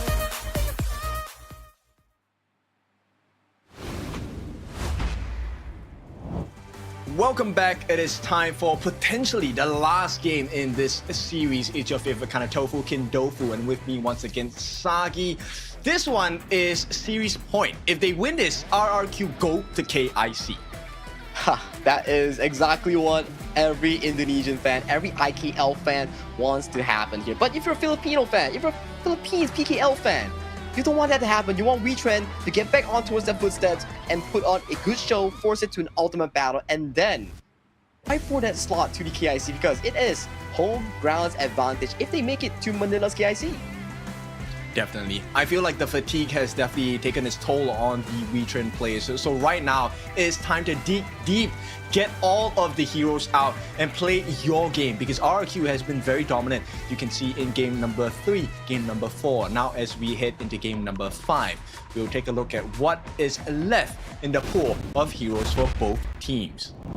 Okay, so let's take a look at game 1 to game 3 here. So after this, you're standing there looking like, hey, what is really left coming in for side of WETRND? They still have the Dolia and also the Gun and Mo, but that has yet to be allowed on the side of RRQ. Every time either Dolia is open it will be picked by them. Or if it's not open, it will be banned by them. I feel like, you know what, one of the random bans they can actually do, I mean, not really random, but just take out a Gundam mode, right? I think that's one of the main heroes that's left on the side of WETRND. That could potentially be one of the main options here, especially if you are on the RRQ's drafting side. So as we progress into game number 5, hero options are starting to diminish as we talk about, especially towards the mid lane pool. You best believe that to limit WETRND, the first best available option is to limit Aaron, because Aaron has been the core of the entire team. Definitely, when Aaron does well, I think the team really does shine. But another shining star coming out from the side of WETRND has been this jungler they call Valdez. I'm really curious to see what else he has in his bag of tricks, because they really need it now on the side of WETRND. For RRQ, there is still the potential of, actually for both teams, Princess Frost, Liang. These are all big picks that are still available. And it's difficult for the side of WETRND because I do believe that they only have like very limited time to train with Valdez ever since the Honor of Kings Nation clash. So the synergy and also language barrier might be quite limited in this. Yep. Now, with that being said, it is a little bit of a stretch for now for the PKL hopes, but we will still put it out there. The ultimate battle is still a possibility, and we'll explain what the ultimate battle is. So ultimate battle, when we hit game number 7, all the heroes are once again unlocked. You get to pick them once again, and then the only challenge of the ultimate battle, you don't know what your opponents will be picking. Yep, game 7 goes into a side selection between two teams. Whoever loses game 6 will get that side selection for the 2-minute countdown, and then moving on towards that hero selection, it will be blind pick between two teams where you have no idea what the enemy team picks until the reveal of those heroes. So you might be into a situation whereby you are drafting the exact same heroes because of the meta, or you play the big brain, the 5-hit style. You go for the predict. Yep, you predict the enemy. It's like, okay, those are the 5 few heroes that they will pick, and then we counter those 5 few heroes, but it's much of a gamble. Yeah, so let's talk about the future when it has arrived. Right now, we go back to the present at our series point for the side of RRQ, who are going to be on the red side, counter pick side WETRND. Once they get prior pick, they are going to be on the blue side, banning away the Pei and the Charlotte. This is the first time of the series, I believe, that WETRND defaulted towards the blue side here, so I'm really interested to see what sort of heroes will be prioritized by WETRND on this first pick side. Yeah, curious as well. Luna is going to be banned out for the side of RRQ. This is going to open up so many different picks. The Jing is available for both. WETRND now bringing out the Syndicate Guan Yu. Let's see if this is going to make the difference for them. I like the approach, right, whereby you start to see whereby Syndicate on this Guan Yu, there's not much of an counter coming in for the side of RRQ because Charlotte is banned out, Mayin has been picked, so what does it leave RRQ to really pick a direct counter to limit Guan Yu in his footsteps? I think if you can't really find a counter, then you find a counter in a different lane, right? So you can actually choose your winning and losing matchups. It's almost impossible to win every lane altogether, right? That's the strength of the having a coach. In any case, RRQ says, you know what? That doesn't matter. We will pick up a burst composition to deal with this Guan Yu later on. And that's going to be in the Lady Sun pick, along with Lady Chen as well. Good answers to the Guan Yu pick. There's also one more you can really pick if they are going in for the counter against the Guan Yu. Lock in that Floorborn tag for the hands of Bai. That could spell a lot of chaos, especially when you're coming in with the Razor Cavalry. Those 3 triple knockups will really silence that Guan Yu. But WETRND, they go back to basics here. They draft in the Dun Dolia here as a strong early to mid game jungle roam duo. All right, and this one is a very strong frontline competition coming out from the side of WETRND, right? And they need someone to be able to match blow for blow with this Lady Sun. It's not looking too good. RRQ, they don't have access into the Dolia anymore, but they do get to take away the Yang Jian. So let's see, how does this work out for the side of RRQ? This is a red side Yang Jian, so they could really flex it up to the very last moment here. They could tell WETRND like, hey, you want to ban out the Clash lane or the junglers because this Yang Jian could just go everywhere because they already know this Guan Yu is in that Clash lane. Yep, at the same time, they take on the Ming. This is one of the special feature duos for this side of the Lady Sun. But I feel like there is also the potential of huge tanks coming in for the side of RRQ. Exactly here. And looking at the bans, you kind of have to wonder something as well. What is WETRND's farm lane gonna draft? He has already expanded the early long channel and also the full-blown marksman, and you're ban away the Marco Polo. So what are the available options for Darfin? Is it going to be the Cars or you? That's definitely one possibility, right? That's one of the answers to be able to deal with the big burst damage coming from the Lady Sun with the frag grenades and the rolling raids as well. If timed properly, you essentially negate all that damage that the Lady Sun offers in that one instance, which is great. It could turn fights.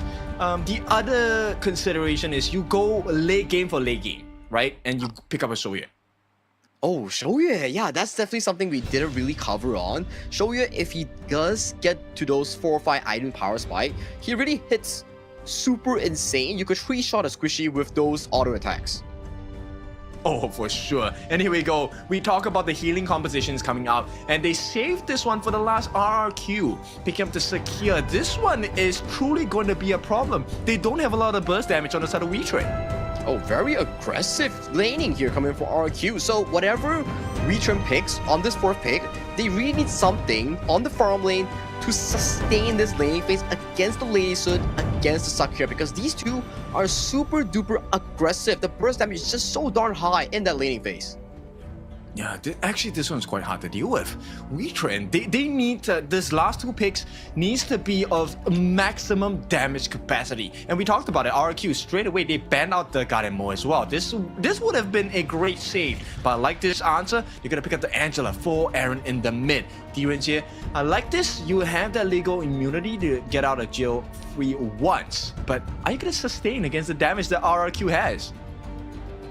Potentially, they want this game to end around that mid-game marker here because D-Range and also Angela, they work best if you fight in the choke point and have consistent front line to pick off the first target that you see. So that could potentially be the case for WETRND here. But for RQ, what are they going to cover here on their last pick? Is it going to be a jungle or is it going to be the Clash name? Because this Yang Jian, we still don't know where is the final nail on this pick. I think you go for another tank, right? You don't have the Ambrosia. Oh, they want to double down on the aggression. So the Elaine, okay, this is going to be very important because actually being able to stop the Guan Yu in his track is very important. But also, you get the dive onto Darfin if that situation arises. No pun intended. No pun intended. I was kind of thinking, right, like Arise. He's not here, but okay. So like for RQ, this Elaine pick, it has been nerfed several times.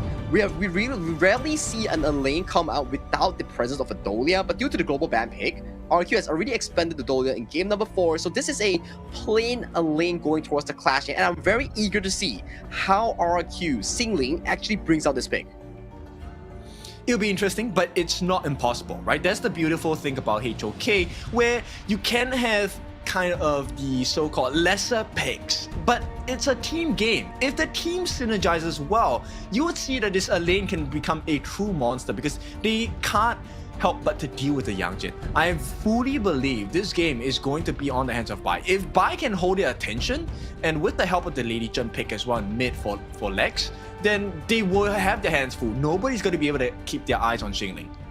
I think it's always coming down to the story surrounding the junglers, whereby today's featured matchup, we keep talking about the two junglers, Arise, Valdez versus Bai. And so far, it has proven to our point, whereby last game, Valdez was just hardcore stealing every single objective, but to no avail, Bai was just so superior on that Ogren, and Valdez in game 2, that Ogren performance has been super consistent, so it has been always the focal point on towards these two junglers, how they affect the team and how the team plays around them for that tempo.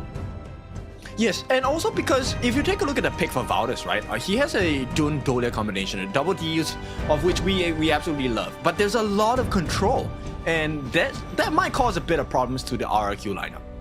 I like the Dun Dolia because you get to go in and refresh the Unruly Blade and bail out again, or go in for a double engage. That makes Dun from a straightforward hero to a much more flexible and high mobility one thanks to the Dolia here. But of course, if you get like what, fully bursted down, like CC chain. That's a different story here, but that's definitely what we want to see coming in from the WETRND draft. We want them to play strong, steady team fights with the presence of this combo. They have to do it well now, right? This one is where it counts. This is where champions are made. When you are down at the depths, when you are at the line, this is where you push through. This is where champions will be marked and a legacy created.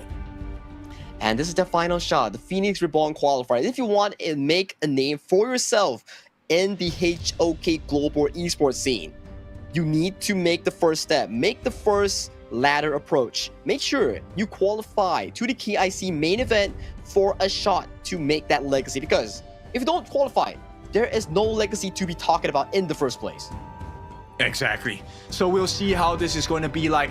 The PKL representative in the form of WETRND here, placing their last hopes as RQ looks to snuff out their competition in this series point game. Brick by brick, stone by stone. If WETRND Esports wants to make a comeback, this will be the game that they really need to put 200, 300% in making sure that every single play that they make comes with a form of a reward, and making sure that they do not make any silly mistakes and make a clean game for themselves and set the tempo going in for a potential 3 games back-to-back. Yeah, not that difficult, right? Just make sure you get the Spiketail Beast, make sure you get the Space Sprite, make sure you get the Fire Hawk, make sure you get the Fire Beak, don't give the kills, and position yourself well before the 4-minute mark. Simple.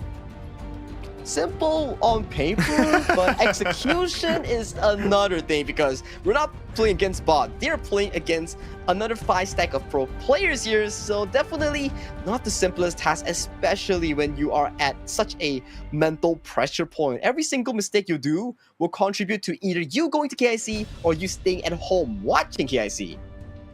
That's a tough one to swallow for the side of either team, but the pressure is a little bit higher for the side of WETRND here. Now, Valdez, there is a lot of hopes and expectations from his team to be able to carry them into the next phase of competition, that is KIC. Now, Valdez, he has been performing decently, but they need a little bit more.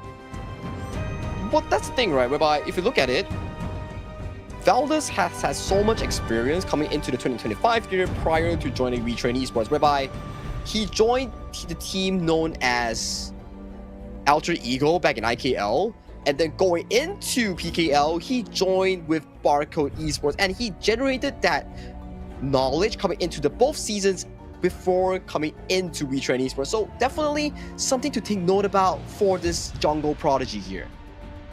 Oh yeah, for sure. I would really like to take a look at their journey, because this is very important.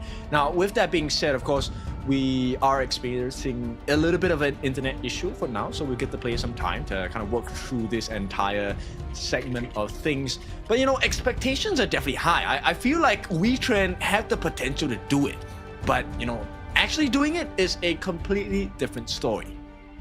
And will be difficult, especially when we talk about these kind of small things. Every game you play, and it's already late at night. If you're in Southeast Asia, GMT +8 or +7, it's about like what, 10 to 11 p.m. on the dot here. So the mental, physical fatigue is starting to creep up on these players.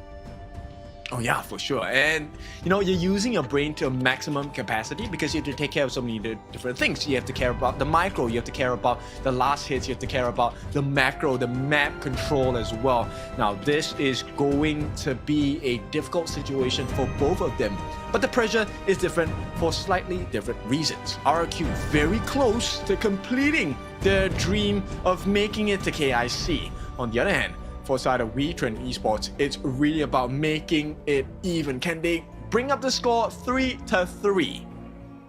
3-3 is so far away, kid. We're only at 3-1 in favor of RIQ. For WETRND, they need every single win, and then we will have a long night, a dangerous one, to go into that ultimate battle here. But slow steps at a time. Let's put our focus onto this game first, because draft-wise, what do you think of the draft?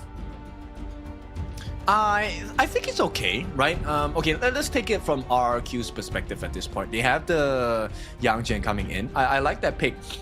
The reason why I like it is because the support coming in with the help of the Lady Zhen, with the Lady Sun, these are all big CCs, but also big burst amounts of damage. And I feel like that's going to be very vital against a lineup that WETRND have gotten for themselves in this game number 5. And then if you look towards the side of RRQ, they drafted a very strong laning in terms of the Lady Sun and Sakura combo here. So pretty much that composition itself, you know that they want to play around that bottom side, generate a lot of tempo on the hands of the Lady Sun and Sakura, make sure that they stampede that lane and push in that resource that they got, that lead that they got to the other lanes and start simultaneously shredding down the defense like for the side of WETRND. Yeah, and you know, Sakura is a very early game pick, right? The healing values and the damage as well from the Mulberry power, if it lands onto you as an opponent, it's really damaging. In the first few parts of the game, it's actually pretty hard to get a first blood onto the lineup on the side of RRQ. But slowly but surely, we'll be eventually going into the game. But it seems like there is, like we mentioned, a potential tech issue here as we are trying to solve it out. We will keep you entertained. We are very sorry for these sort of difficulties. We will be trying to solve it as soon as possible. Yep. And with that being said, right, we take a look at the composition they have gotten for themselves on the side of WETRND. The Dolia Dun, and class lane was? Clash lane was the Guan Yu. Yes, Guan Yu. Oh, okay. I have a little bit of a difficult time understanding how that's going to work out, right? Because you want to keep them, RRQ that is, in place with the Razor Cavalry. Hopefully you get the nice stun with the Wind Slash and then, you know, you have enough damage. But do they have enough damage on the side of WETRND? That's the big issue for me. Okay, so that's the thing, right? Whereby the Dun Dolia and also the Direnjie Angela, they will be the front 4 facing up against WETRND's draft, and then Syndicate on that Guan Yu will lurk towards the backline and find the good angles on towards the Lady Sun or Lady Zhen coming in for the side of RRQ here. As long as you can get the Lady Sun, if you look towards the draft coming in for the side of RRQ, they don't really have consistent damage if the Lady Sun were to fall. Oh yeah, that's true. Actually, if you take down the Farina Harpish on the side of RRQ, I think the game kind of goes awry, right? The fight goes really bad for RRQ. That's the thing. If RRQ manages to put a step hold on towards the early to mid game and force out that humongous goalie, let's say like 3,000 to 4,000 per se, right? Then whatever flank that you can find on towards the backline, he will be pretty much neutralized in that early game. As long as you get touched one time, get burst down by those frag grenades, that Guan Yu not gonna have the best of time. Oh yeah, for sure. But then we also take a look at the chaos in this, right? I feel like Angela is such a hit or miss. Obviously, right? It's a targeted spell on that second skill for Angela. But if you land the stun and you combo it into your ultimate, the Blazing Brilliance, like essentially you just melt down the Yang Jian pick.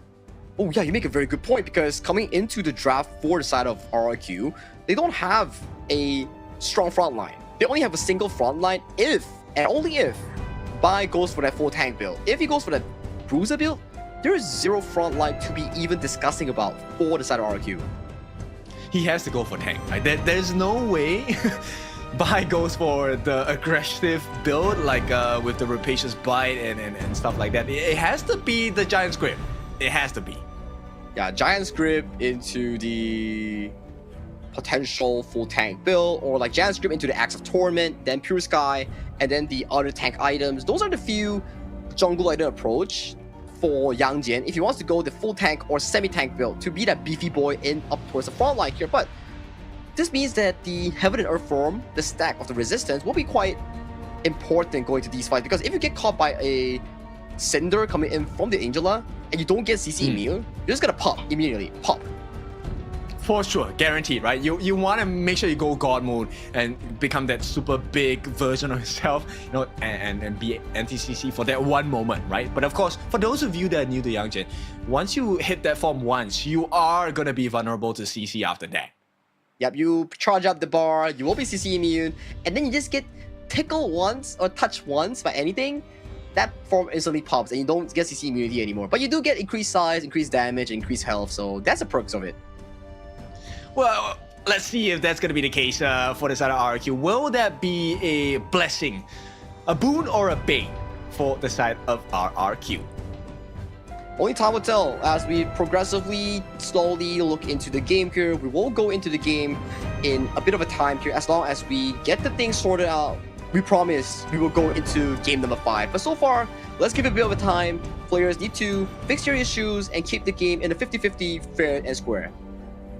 Yep, it is gonna take a bit of time at this point. We can only run through so many things on the draft, right? Because we don't know what it's gonna be like. The initial rotations coming in, I think you can actually run that same style of double lane feed, or double lane feed with the Lady Sun, right? She does have enough ability to make use of that time.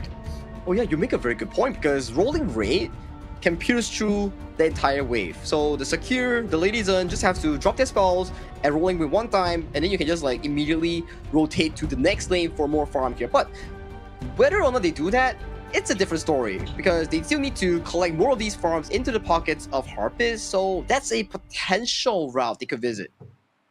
I mean, you have to, right? Because the DRNG does not match your rotational speed. And I feel like unless they make that huge call on the side of WETRND to say, you know what, I want to make sure that we secure this space sprite at the first minute mark. So we're going to put our DRNG Darfin up there. I think it should be an automatic advantage given to the side of the Lady Sun in the form of Harpist. Yeah, escaping the lane against the DRNG will also be pretty beneficial if you are at the Lady Sun lane. So all these are the rotations, the early game setup, the coach's opinion that could pierce through the player's decision making. So we still have to see whether in the end, is it going to be a lane swap? Is it going to be an early jungle invasion? Is it going to be a mid start? These are up to the team's discretion to decide on what they actually want to do. Yeah, definitely. Decisions, as you have seen, are very important, right? One wrong decision, you maybe lose your farm laner, lose your clash laner, and maybe even lose the objectives, and suddenly your base is in shambles. So this is the situation that we might find ourselves in once we enter into the course. Now, it's still going to take some time, I believe, as the players still getting ready here. But yeah, I'm pretty sure they're feeling the fatigue. They're feeling the fatigue and the viewers are eager to see them actually perform here because RRQ fans and also WETRND fans, they want to know who's better and who's deserving of that slot to that KIC 2025 here. But do bear with us, we are very sorry for the delay. We'll see how this is going to be like, and with that being said, we will be going into the Gorge. No, not yet. Just another side of the players. Well, we do see Coach Exosen though, just staring menacingly into our eyes as he is very serious about this series. Yeah. I mean, he has to be, right? Because at this point, this is the potential last game of the series. Once again, we are at the series points. We are at the Phoenix Reborn Qualifier, right? The last slot possible for the side of KIC 2025, happening really, really soon. In fact, in less than 2 weeks, we will be heading into Manila for KIC 2025, where the winners will be taking the lion's share of a $1 million USD prize pool. Just thinking about it is so exciting because you get to go towards overseas, play in a live crowd, and then you still get to make money. Man, that's the dream of an esports player, especially in Honor of Kings. Yes, but it does get a little bit tiring. It does get a little bit difficult because end of the day, you're playing against the best out of best of every single region that HOK has to offer across the world. So we have MKL, PKL, IKL, we have KMW, KME, Chalk BR, and also all these pro teams, right? So we have a lot of like strong regions coming into the tournament here, and the winners between the RRQ and WETRND will join them for the final seed at the tournament known as KIC. So we're still waiting, we're still looking, we're still observing who deserves that spot to that grand tournament. Yes, and I think the most exciting part about this next phase after we complete the series is actually taking a look at the draws, right? Because we have seen the history of some of the teams, like Gendra, who has been drawn against like the number one teams of every single region, every single season of KIC, EWC, KWC, whatsoever have you. And I feel like that's a great story to tell, but it has not been fun.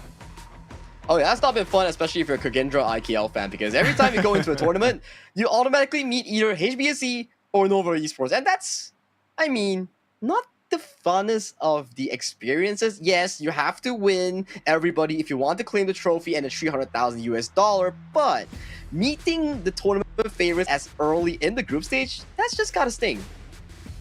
Yeah, exactly. It's your heart definitely will drop, right? I mean, we've all experienced that throughout the year in 2025, right? Starting from invitationals all the way until KWC, and here we are at the end of the season so far. But now we will take a short break because the players are still getting the tech issues resolved. So when we're back, we'll bring you game number 5, a series point for the side of RRQ.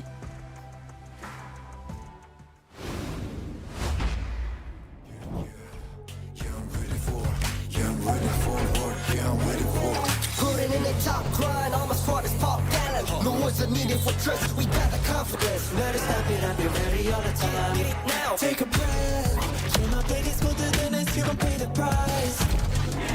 Set the trap, got my bodies in the back, you better think it twice. Coming on, never. Casting off the shadows, yeah, I'm on my way. Stand against the fate, we won't be the same. Steeper, step again. We're gonna dream it up high, the limit in the skies. You can never stop me fighting on the edge. Every time we fall, we get back again. The chances we're taking won't let us fade out. Now it's prime time, we're ready for the win. I'm a burning up the flame. Rebel, won't be tamed. I'm burning up a fight, and I'm reaching for the sky. We got it, I'm a warrior. Fighting for the game. Make it glorious. Running for the name. Yeah, we're putting up a fight, 'cause we kids will never die. We're rising high to the sky. We gonna bring it on it. For honor, we're beating the odds. We got the honor. 'Cause we are the kings. It's honor showtime.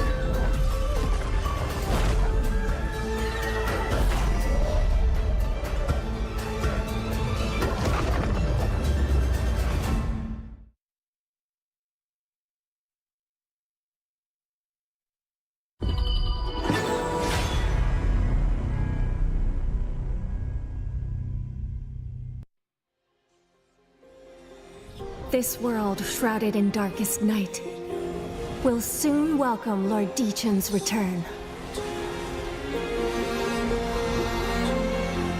We must join forces to prevent the Dark Lord's revival.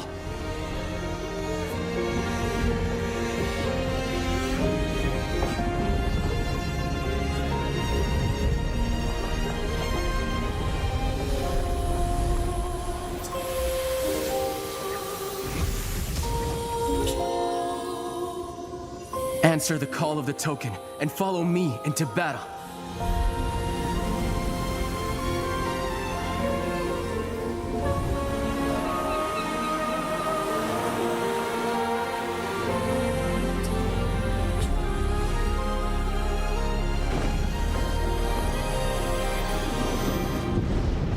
Neither I nor my 5 thunder drums will permit the Dark Lord's return.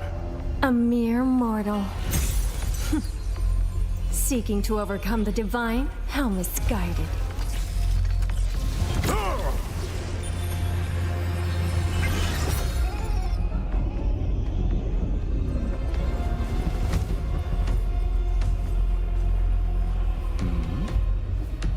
Oh, have your saviors arrived? Is that the Dark Lord? Are we too late? The Sky Orb. It might be our only chance. Then let's take it. Thunder.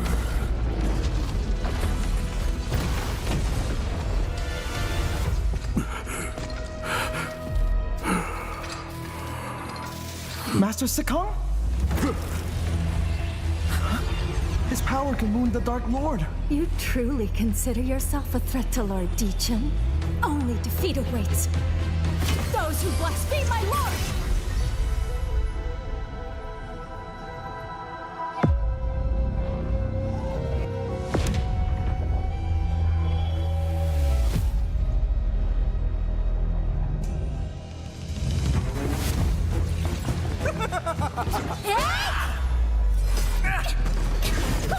Can you get the Sky Orb? It'll be hard, with this many people guarding it. Don't count on getting lucky.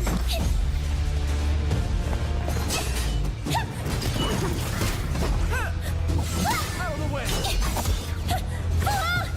Help me!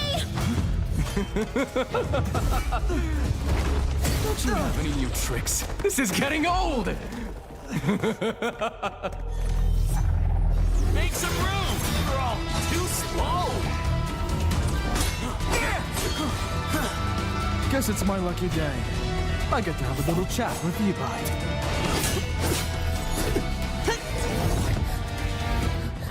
I made it.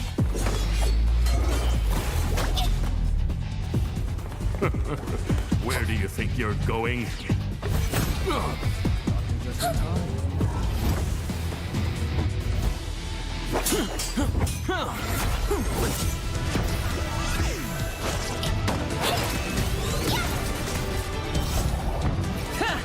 Your hero has arrived! Hero more like zero! Huh? My idol is here too!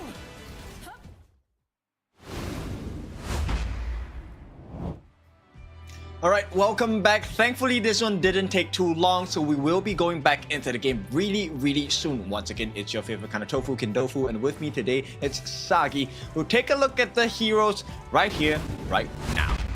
So there will be no remake happening in this game number 5 here. As we go into the Gorge here, RQ will be facing our WETRND Esports for the match point itself. So if RQ wins this, they go to KIC. So WETRND, this is your final stop, your final marker to push this game to a game 5, to a game 6. This is exactly what you need to do.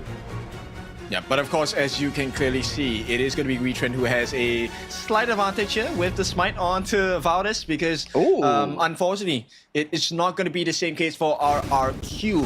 But here we go. Series point for RQ. It is still something that is possible, just a little bit more difficult. But WETRND, they don't want that. They want to dominate this game. This is an exact chance out of their opponent's mistake here by without the smite. This will definitely reduce the jungle efficiency coming in from the RRQ jungler here. Mid side already trained. Maze taking so much damage from Harpus. Yeah, and you know what the game plan is for the side of WETRND, right? We have to make the aggression because there is no smite available for RQ, but here's a lot of damage onto Maze here. 663, nice trades. Do they actually make that value come out in terms of gold? That's the important part. But you can see they are punishing by for not taking that smite. You do the jungle so much slower when you don't have the smite, and Valdez just casually clearing your jungle here, but Bai does steal away that Firehawk. Yeah, this one's gonna be a difficult tussle. This has to go into the hands of WETRND, right? I'll be super surprised if it doesn't. Now RQ, they're gonna make a 4-man stand here against a 4-man strong. But hang on, one more catch here! All the damage coming in. You know what? They're looking for the kills. They don't care about the buff. They want the buff back through that first blood. But unfortunately, RRQ, they have to take the fall first. 663 gives his life first to Aaron. Aaron might not survive for long here. But this provides so much room for Valdez to get out for 3. And on towards the crossback here, we see Darfin trying to steal away the Azure Golem here. But it still does go over to his hands here. That's buffless start here coming in from Bai. The smiteless jungle is just getting punished from the side of WETRND. No chance at all. And take a look at that. This is going to be 800 gold lead for the side of WETRND. A perfect start for what was looking like a dire situation in this game number 5. Such a comfortable start for a side of WETRND. You know for a fact that even the kill scores are like equal, you still have the goal lead. You still have the potential of the like of Bai not having spike. So how do you fumble this? You can't fumble. This is your shot to push into game 6. This one is really about the push and pull factor. It's about taking good fights. RRQ, they need now to be super stingy with the way they take fights. It only has to be fights that they know they can win. And Xingling here finding Syndicate 4 control here, has to use his Death Sunset here to dodge away the Razor Cavalry here. So that's a good trade here, but how does he escape from this? I don't think he does. WETRND, they place 3. Nice jokes by Xingling, but he is gonna be taken down for sure. And this is going to be the second kill of the game for WETRND Esports as they look to dominate the Gorge a little more. They put more of their footsteps in towards the jungle off the side of RRQ. Darfin going in for a much more aggressive trade here. Does dodge out all of the knockups here coming in from Lex. That gives a bit of a comfort room for Darfin on this market because Bai, he's been put into such a stressful spot. Without the smite, without the jungle item, he farms super slow on this Yang Jian. Yeah, right now RRQ's challenge is actually finding appropriate trades, right? Because I don't think they can actually take the buffs here. They're gonna try steal now with the flash committed by the side of 663. 5 members strong. They get the kill onto 663 to secure out of the game. WETRND now has a 2,000 goal lead at the 3.5-minute mark. They're angry, they're ferocious, they're taking every single resources from RRQ's jungle here. Bai has yet to receive any single buff since the start of the game, and Valdez has been the benefactor of all these jungle exchanges. Yeah, look, he's level 6, Bai is level 5, and there's no way he's gonna catch up on time. Because look at the way that the map is now in favor of WETRND. You might not have seen the turrets being taken, but the gold deficit is the biggest problem that RRQ needs to fix right now. But for RRQ, as long as Harpus gets a slow and steady early game, maybe if they drag it to a potential late game where they can brawl all these teams, like maybe that could work for the RRQ squad. But so far, this is an objective game without the smite, without the execution of the jungle camps. You, for the side of RRQ, you don't really have much of control on all these neutral camps. I mean, you just need 16 minutes, right? So RRQ, this is going to be a long time, the longest 16 minutes of their life here. But if they do manage to get that through, then there is a chance they can win through team fighting. Now with that being said, 663 right now, they already know that this is going to happen. The important question is, what can you do knowing that this is going to be a signature movement coming out from WETRND? I don't think there's anything you can do because you just have to play it slow. Make sure that WETRND overplays their welcome in towards the jungle and then potentially pick up more of these kills in towards Hans Harpus, Xingling. Maybe that could be your chance to come back into this game because that is the Elaine coming in. Oi! That is a huge initiation. And Xingling comes in. Crucial crowd control from Bai as well. But here comes the Cavalry and the former Syndicate. But somehow, RRQ, they're doing it. 3 kills for the price of none. Who needs buffs when you have the whole team of RRQ? Shingling with the Death at Sunset, landing onto multiple members, collecting Dolphin, Maze, and isolating Valdez in towards the front line right now. Without the jungle buff, sure, they win in terms of that 5v5 team fight. Red team Yep, and one big decisive fight. RRQ have taken the first turret of the game. What is happening here? I don't know. This is just a miracle team fight that the RRQ Kingdom fans wish for their team here. And I do believe that one thing was really prominent was Xingling giving out the wave of clearing first and then hiding the vision all the way until that fight. And he found the numbers advantage because Syndicate wasn't there and it was just a 4v5 in favor for the RRQ squad. Yep, that was the definition of a ninja play coming in from the side of RRQ. Now, WETRND, they're looking for an opening onto the backlines as well. Darfin has been caught out, but Xingling, he's just putting some pressure to poke them out because the true damage dealer now for the side of RRQ is wave management. They need to make sure they find themselves in a great position. And Valdez here coming in for another steal here. Does he get the marker kick? He does get stopper. Destructing Deluge. The buff single-handedly, successfully goes over the hands of Harpers. I mean, they know it, right? This is now a pattern recognition game for RRQ. You know that WETRND is going to try and put a contest onto your buff. So what do you do knowing that this is incoming? They take their approach, give away the buff, go attack on towards the towers here. Make sure the gold keeps flowing into Harpin's pockets here. As long as gold is still flowing and it's not a death ball coming from WETRND, it is all welcome here. But by getting caught out by Valdez. Yep, they want to fight in these tight corners, and with that, we get the heals coming in from 663. Is it going to be enough? For now, RQ managed to disengage without too much punishment coming out from WETRND Esports. But this one, hang on, nice stun coming in from Aaron. Yeah, but it's not going to finish the job. Harpist here, he's the most important member of RRQ. The moment he falls, it's all over. I have to agree with you because Harpist falls, Xingling falls, they have no consistent damage, they have no real threat in all these objectives here. As long as WETRND plays this slow, collect all the objectives, play around the jungle invasion, that could really lead to the Game 5 victory that they really need to push into Game 6, to push into the ultimate battle here. It all starts from here. Oh, nice sidestep, and with that, they actually catch out 663. He is gone. He has to be, right? But on the backline, Xingling, he does not want to make that a reality. The nice burst coming in from the side of Aaron in that mid as well. Unable to get the finishing blow by, saves his teammate, but the wraparound coming in from the side of Lex as well stops them in their tracks. Valdez, that is, for the time being. The T1 in the mid being melted down by Harpist as well. And once again, RRQ balancing out the map, even though they have such a big deficit. That is beautiful rotations here coming from RRQ. They fight the bot side, zone out the return route coming in for the side of WETRND and allowing RRQ to just get that mid turret and bail out with no casualties here. So this Tyrant, we're back to the equal footing, even though RRQ has no spite. Alright, this one, I mean, it's very clear, right? RRQ, they don't care about this objective, they care about the fight.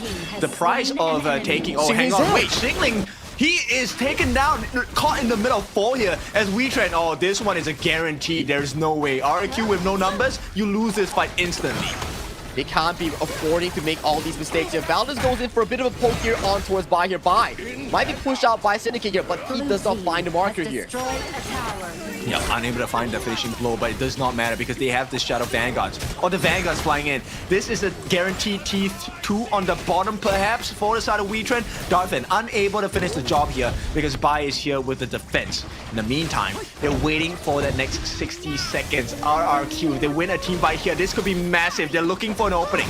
Bai already with that Hellhound looking for the next opening here. Will they be able to push them away? They get the steal here, RRQ, but at the cost of Xingling's life here. RRQ, do they really want to stay here?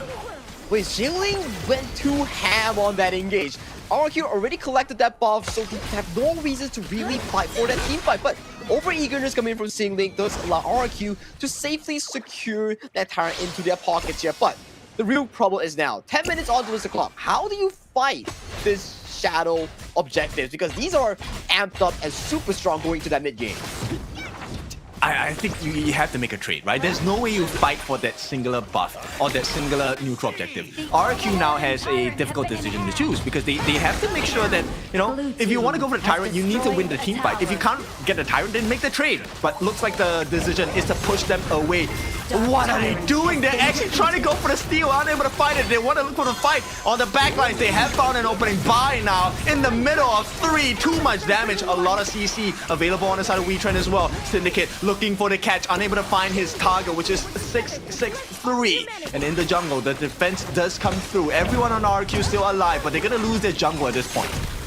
There's a slow domino effect coming in for the side of RQ, whereby WETRND getting double kills back-to-back onto a Stingling, and then transitioning it to a numbers advantage, allowing them to pick up as our Tyrant, and leading into multiple of invades, leading into a large quality for the Esports squad. Yeah, this is where you kind of see, okay, RRQ, decisions have to be made, they have to be made quick, they also have to be correct decisions. That decision to contest for the Tyrant in hopes that they will be open up for a team fight. I don't think that was the correct train of thought. You know, maybe going for the trade on that Shadow Overlord would have been a better choice. But do they have Tyrant to actually finish it? You see Valdez super tanky towards the front line here, has a bit of a mana issue here, so they do have to bail out from this choke point here, giving a bit more control back to RQ here. Well, you know, RQ is very simple game plan. They just need to take down one singular member on the side of WETRND, and hopefully that numbers advantage will be sufficient enough for them to climb over the heads of WETRND Esports for now, and that's why you see WETRND, they're playing so safe. They have to play safe. They have to play towards their objectives here because this is not like a colossal goal that we talk about here. But RRQ, very aggressive here. Starting off the Overlord with no smite here. So how do they play around this? Because this is a 20,000 Overlord. Reset it. Re-aggro, so still good, still safe for side RQ. Yeah, there's no way you go in, right? The moment you know that the smite is off of cooldown for Valdez, why would you even consider that? So they make the correct choice here. RRQ unable to really put too much pressure on this Shadow Overlord for now. They just need to keep their eyes on Syndicate because WETRND has turned their attention. They want to get the fight on the backlines. Harpus is the target, unable to find him for the moment, but they have. And RRQ suffer in the hands of WETRND here. Even the flash might not be enough. They are fighting under the T2 though. Now with that Shingling, gonna be able to make it out. One more hit is gonna do it, but the save does come through. And RRQ, they just give the life of Harpus, but the cost might be even more dire. 4,000 goalie in the favor of WETRND Esports here, and they set their sights after kill onto a Harpus on this Shadow Overlord. This allows them to even push further towards the side lane, towards the side lanes, towards the higher grounds. This is their moment to get this victory in towards their bags. They have to do it, right? And this is going to be a big swing in momentum. This is going to help and aid the PKL hope boost here in the form of WETRND Esports. Because RQ, if they win this entire series, it's over. But WETRND now have a unique lifeline. Right now, they just have to win this game. Stingling very aggressive with the play here. Does chunk out Valdez here. Valdez have no camps to really heal up with that Gill's Benediction here. Has to back off to a safety here to find a bit of a healing for the health bar. Okay, there is one particular scenario we're looking at. WETRND, they have to break a T3 before the 20-minute mark. If you reach the Tempest game without taking a T3, RRQ are definitely back in the game here. I have to agree with you. That is exactly what we are talking about here. If RQ gets a miracle fight, picks up Darfin, picks up Aaron, and the Harpus and Stingling side lane skills towards fruition, then maybe RQ has a fight in this game. But so far, with WETRND being back-to-back, amped up with the Shadow Overlord, with the Shadow Tyrant, things will look pretty difficult for the RQ squad to even take on these fights. This one should be a simple and straightforward take for the side of WETRND Esports. No contest coming through. There are no long-range snipers to sort of steal this. So RRQ, they have to deal with the deficit here. The main problem, step number one, let's deal with that Shadow Overlord. Shadow Overlord towards the top side has been taken down, but Shadow Tyrant goes over to WETRND here. So how does WETRND push with this objective here? They have the Overlord marching towards the top side here. If they can find a big team fight win, it could just end in a big sweep into game number 6 here. We can see Valdez playing very aggressively, finding 663, baiting out the ultimate here, coming out from the secure. Yep, if you want a team fight, this is the one chance for the side of WETRND to be able to get that win in the 5v5 because they have the Tyrant buff and they also have the corresponding Shadow Overlord push here. Now they're going to try having an Earth Bomb really procced out by the side of Bai. The backlines. As long as Harpist is safe, RRQ stand a decent chance, but the damage coming in from WETRND is nothing to be trifled about. The next upcoming objective for Zeta WETRND will be the Shadow Overlord in about like 1 or 2 minutes towards the top side here. Once they get that, that's the goal timer to start wrecking down these tier 3s into the base of RRQ, and which allows you to have so much wave pressure and choking out RRQ's final few attempts here. But so far, with the waves marching in, you can still see with the relevant wave clear, it's still fairly easy for RRQ to defend this, but Bai just went down. Wow, what a big burst coming in. Bai instantly taken down, and we were talking about breaking the T3s before the 20-minute mark. They have done so, and now RRQ on the verge of having the second T3 at the bottom side of the map being taken down. Yeah, the tokens are starting to hit out of the turret range here, so those are big damage numbers that will eventually chip down this bottom tier 3 here. Fortunately for the top side though, it's crashing towards the enemy base here, so they need to protect whatever they can. This crystal cannot go down if RQ wants to really stay in this game. Oh, nice catch! Gets sniped! Yeah, instant kill from the side of WETRND here. Brilliant play by Aaron. This is why he picked up the Angela in the first place. They get down Harpist. The lifeline and the lights are dimming out for RRQ. They just need to do a little bit more work here. T3 at the bottom is guaranteed. So now they're worried about the Tempest Dragon. Gone. WETRND are fully in control. Things are looking really good for WETRND, really good for PKL fans, because right now there is a Shadow Overlord towards the top side here. Picking up this will allow them to re-escalate the wave pressure going in for those final few moments here, because if you're RQ, what can you really do? You can't go for these objectives, you can't go for these 5v5 because Harpist, he's not around for these team fights. Well, he is now, and he does have close to 12,000 gold in his pocket. So he is kind of a 6-slotted monster already. But the issue is the jungler Bai is still far away. He's only at 8,000 gold as we speak. That's 4,000 away from being 6-slotted. Man, you know how far behind if you don't take Smite as a jungle. This is a rookie mistake that we talk about here. So for Bai, although he's very tanky up front, but not really able to do all those jungle splice, jungle invasions, or jungle monster trades, really puts you in a much more reactive zone compared to WETRND. Yeah, we need to take a look at Singling. I think he might be the winning condition if they turn the fights here, but against Syndicate, it's just going to be really tough here. Singling catching eyes onto his counterpart, but once again, a lot of damage on the Bai. They're looking to jump in. Nice jump by the side of Syndicate. Pulls all of them away, and this could be the winning strategy for the side of WETRND. Unfortunately, unable to find that finishing blow here, so every single member on the side of RRQ is still alive, while Singling is trying to pull attention away from Syndicate. The chase is happening. The Great Escape. Singling, what can he do? He has bought so much time. Can he stay alive? I think he's alive. He just crossed through his tyrant wall, but the members coming in for the side of WETRND Esports, they do not want Singling to be alive for the next 2 minutes because Singling has to go in for the execute. Oh, he wanted to use his ultimate there, actually used it, but unfortunately for him, just a little bit too shy in terms of the timing here. So RRQ, they have to give the life of Singling, which means they give away the Shadow Tyrant to the hands of WETRND. And as the timers gets going by, we're slowly but surely approaching the Tempest Dragon in this game number 5 here. This might be a potential comeback factor here for the side of RRQ if they want to find even a little bit of hope in this game 5. By every single statistic out there, right? WETRND should win this game. They should come into game number 6. They should not lose the Tempest Dragon because there is no spike on Bai. But we don't know what might happen. T3, final one taken down. Everything is gone for the side of RRQ. Just a crystal left. They should be able to close this game out. Waves will be a critical point here because once Tempest Dragon 20-minute kicks in, minions will be upgraded here, and every single minute passed by, they grow stronger and stronger, and they get tanky and beefy. You don't really get to take him down once you go towards that 25-26 minute mark. Yeah, we'll see Singling and Bai, they don't have the gold to finish their items here. They can't even get the Phantom. 663 gets the Overlord's plate mail. They get the stun coming in. But this is 5 members down onto Valdez. He's falling a bit low. Syndicate as well. They have caught him. No, what's happening? Maze, he's taken a big fall on the side of WETRND. And RRQ, they have mounted the defense, but they've also gotten a kill. This is not ideal. WETRND, what's happening?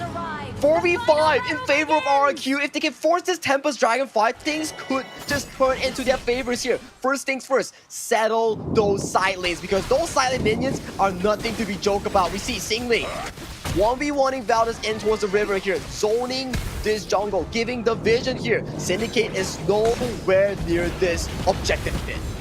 Yep, RQ, they're baiting here. They want to pull them in closer. Syndicate is on the backlines looking for an opening. The flash committed. Oh, but it's a huge miss. Can they get the final one? It's a steal from the side of WETRND. Valdez makes it happen, and RQ now they do the mistake that they've made across from the start of this game. They had to run for their lives, but all the Tempest buff lightning charges are raining down pain on the side of RRQ. They're gonna be 5 members strong, but now they have to back off. Valdez is just making life so difficult for them.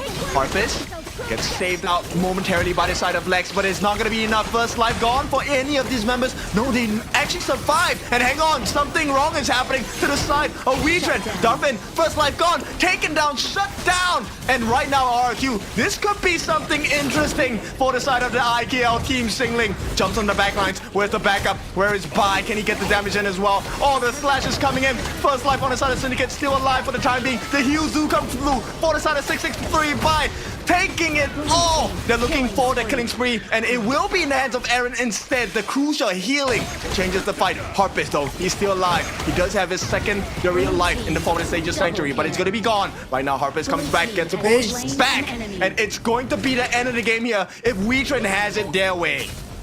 But the base is in shambles here. Tempest Dragons have marched into the crystal for the side of RRQ. CC immune, disrupting the Nexus, sending this game to game number 6. WETRND takes game 5.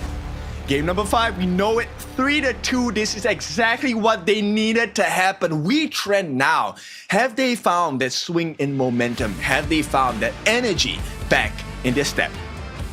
They definitely need to, because that was such a difficult game coming in for the side of WETRND Esports. Even though it pushed on to 20 minutes, but you can see the resilience coming in from RRQ. That was not an easy fight coming in from WETRND. That last fight, that was a little bit shaky. I was like, what is happening to RRQ?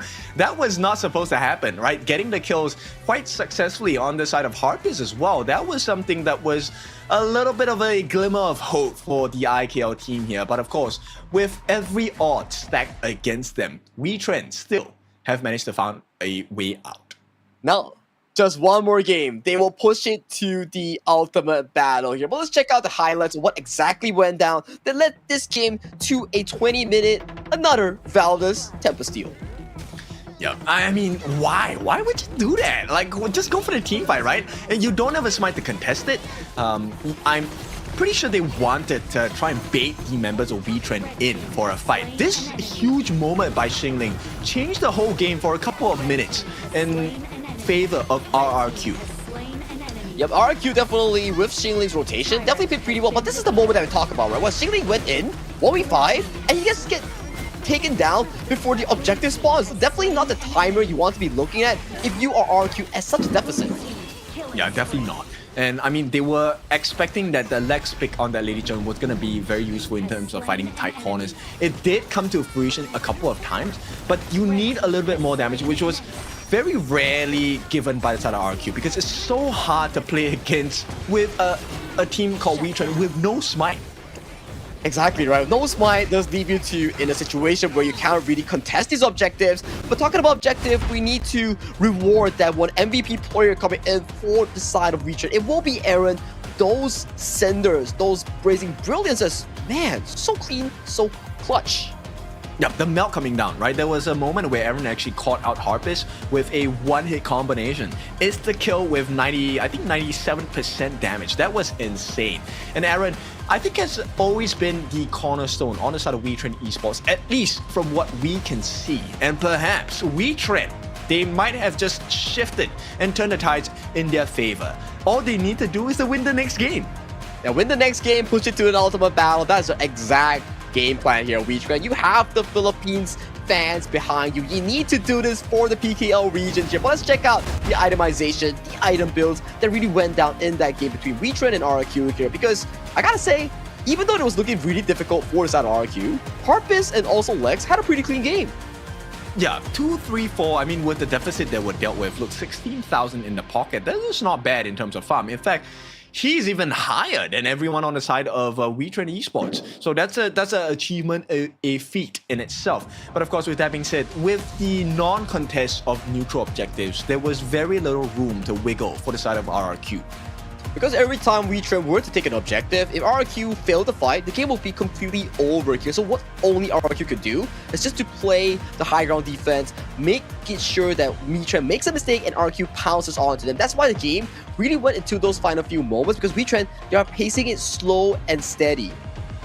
Yeah, I have to give a highlight to Syndicate here. I think he played the Guan Yu really well. A couple of times, did manage to get caught out by Singling, which was unfortunate. But the whole symphony of players coming from WETRND, I think they're starting to hit their mark at this point. Oh yeah, very well said there. Whereby Syndicate was always on towards the backline, like on towards Harpist, pushing out Sinlin, zoning out multiple members. Even in one of the high ground approaches there, we saw how Syndicate pulled 3 members with that Razor Cavalry. Yeah, I want to take a look at the damage dealt by the different members on both ends, because this one was a really interesting one. Let's take a... Whoa, Lex. 256,000 worth of damage dealt. Well, that's a ladies in. You just stay behind, throw those snowballs on towards your enemy, and then you eventually chunk them out. Especially you're against Valdez, where you can see Valdez. He tanked 256,000 damage on that dude because he was bathing in that destructive deluge, the ultimate coming in from the ladies in. Yeah, and this was where the value of Maze really shone through, right?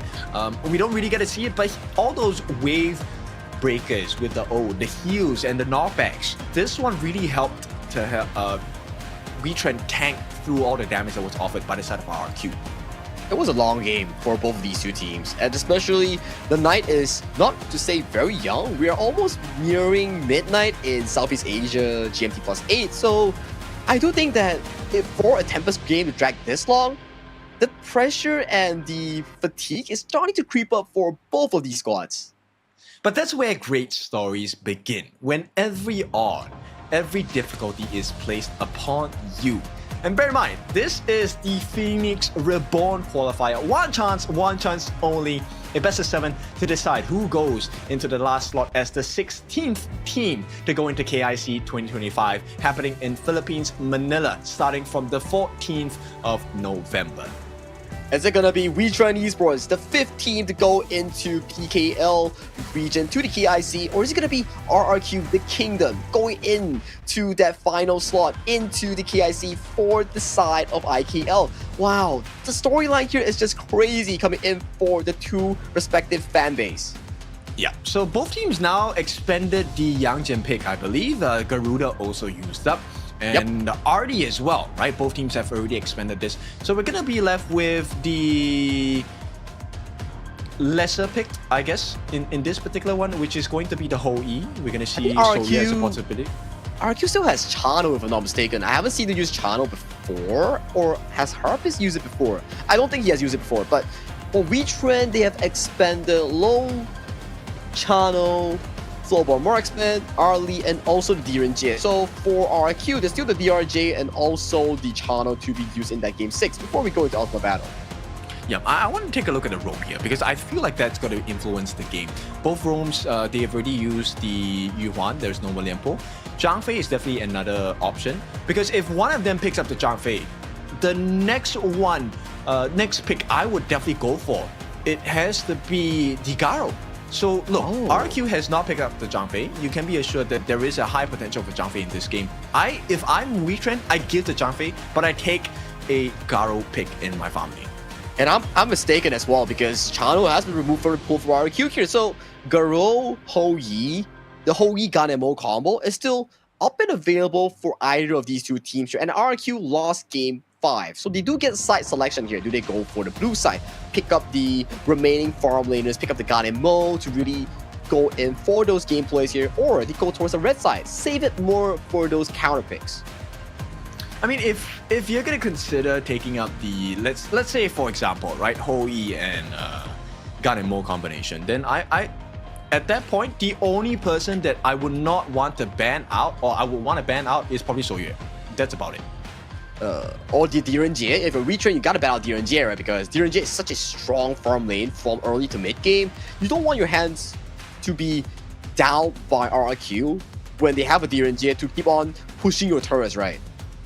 Yeah, fully agree. I think so. I think definitely with the legal immunity, it could take away the stun, right, from the Burning Sun arrow, and then essentially the Gun and Mo will become useless, because that is what you need. You need the stun on the Burning Sun arrow to be able to set the fight up so that your Gun and Mo can get the burst in.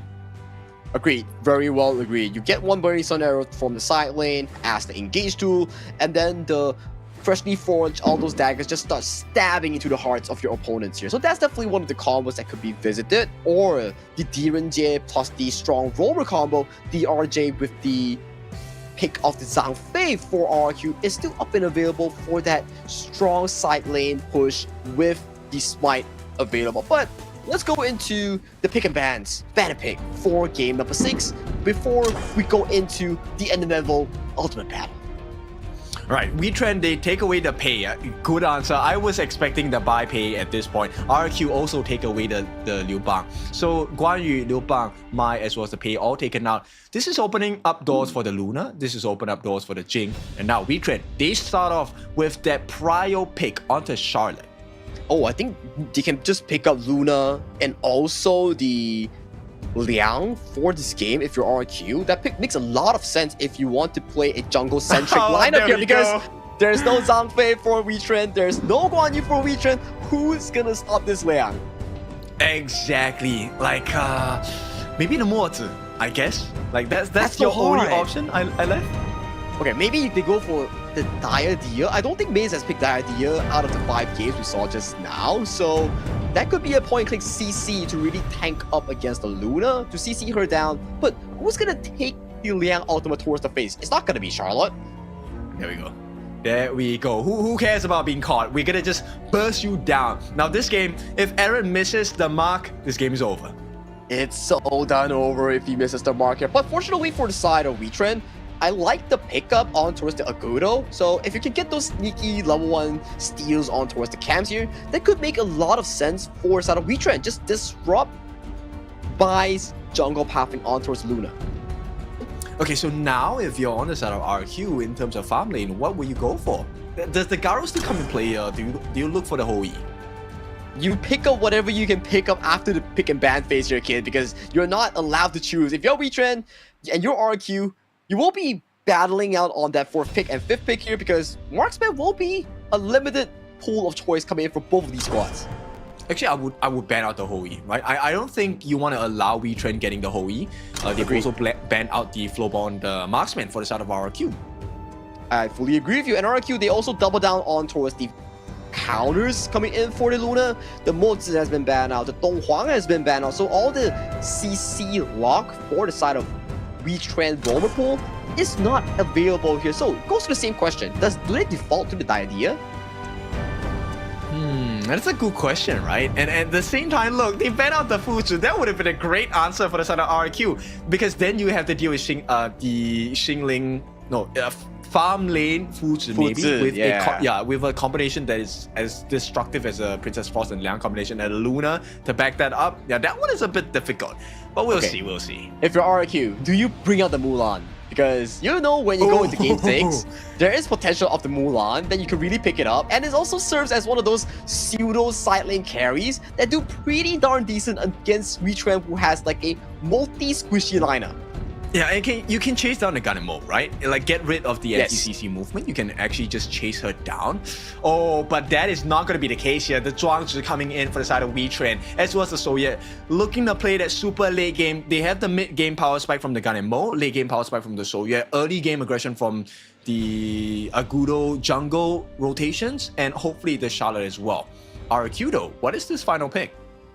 I'm really banking it towards the Mulan here. I do think that Mulan actually makes a lot of sense if you want a Clashing Assassin to dive towards the backline on towards Darfin or Valdez, but That is also a very interesting one. Umbrosa being picked up for Singling. This is one of the meta Clash laners for the MKL.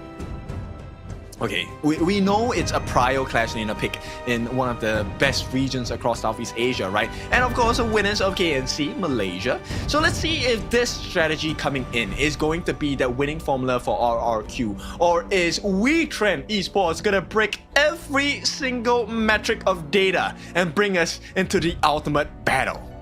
Obstacles after obstacles. It is late at night and everyone wants to go to bed. But before going to bed, you need to know who's going to KIC. Is it WETRND from PKL? Is it IKL's RRQ? You need to find out. We need to find out. They need to find out.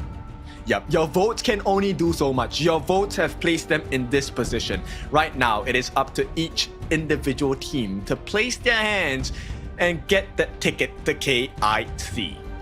Wow, the storyline, the immense pressure coming in from both of these squads. You know for a fact that they've been working the entire fall season just for this last move moments, right? They were down, they were sad, they were just like, you know, loss of hope to go into the KIC, but give it another opportunity by the fans, by the organizers. Right now, you have the shot, you have it on your hands right now. Does WETRND put it to Game 7?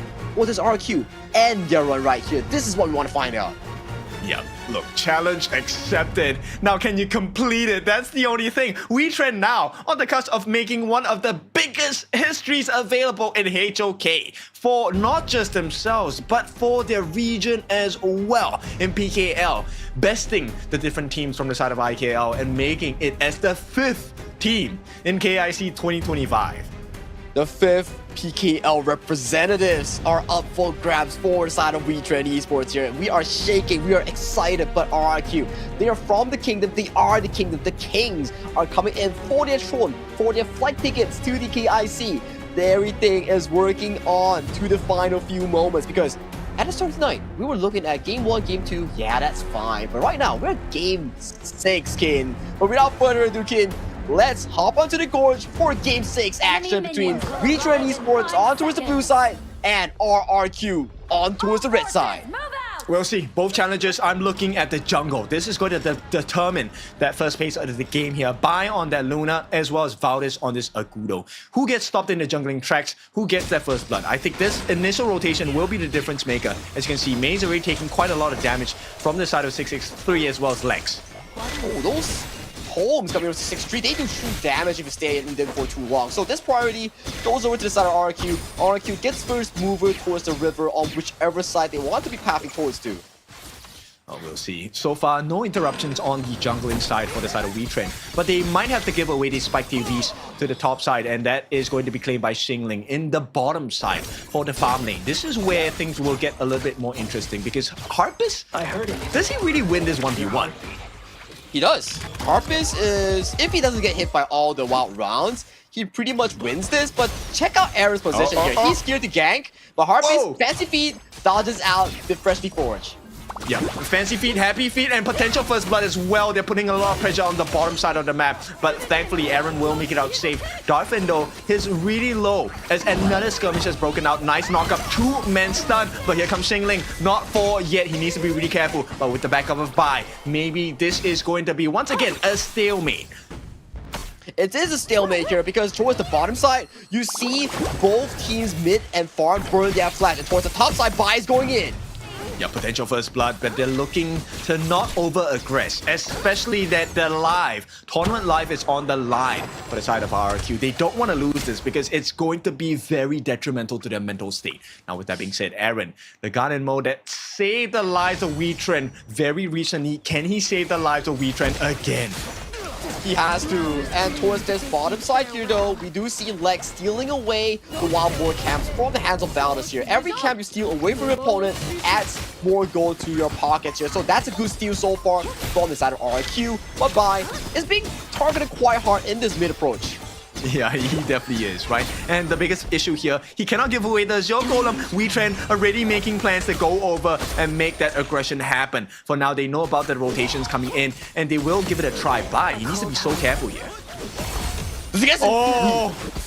No flash onto Aaron here. Aaron here does get caught out by the flash stun here on the side of 6-3. They go in for the first blood by sacrifices himself as Syndicate comes in for the play. We disengage back to the equal footing, but first blood falls into the favors for the side of RQ.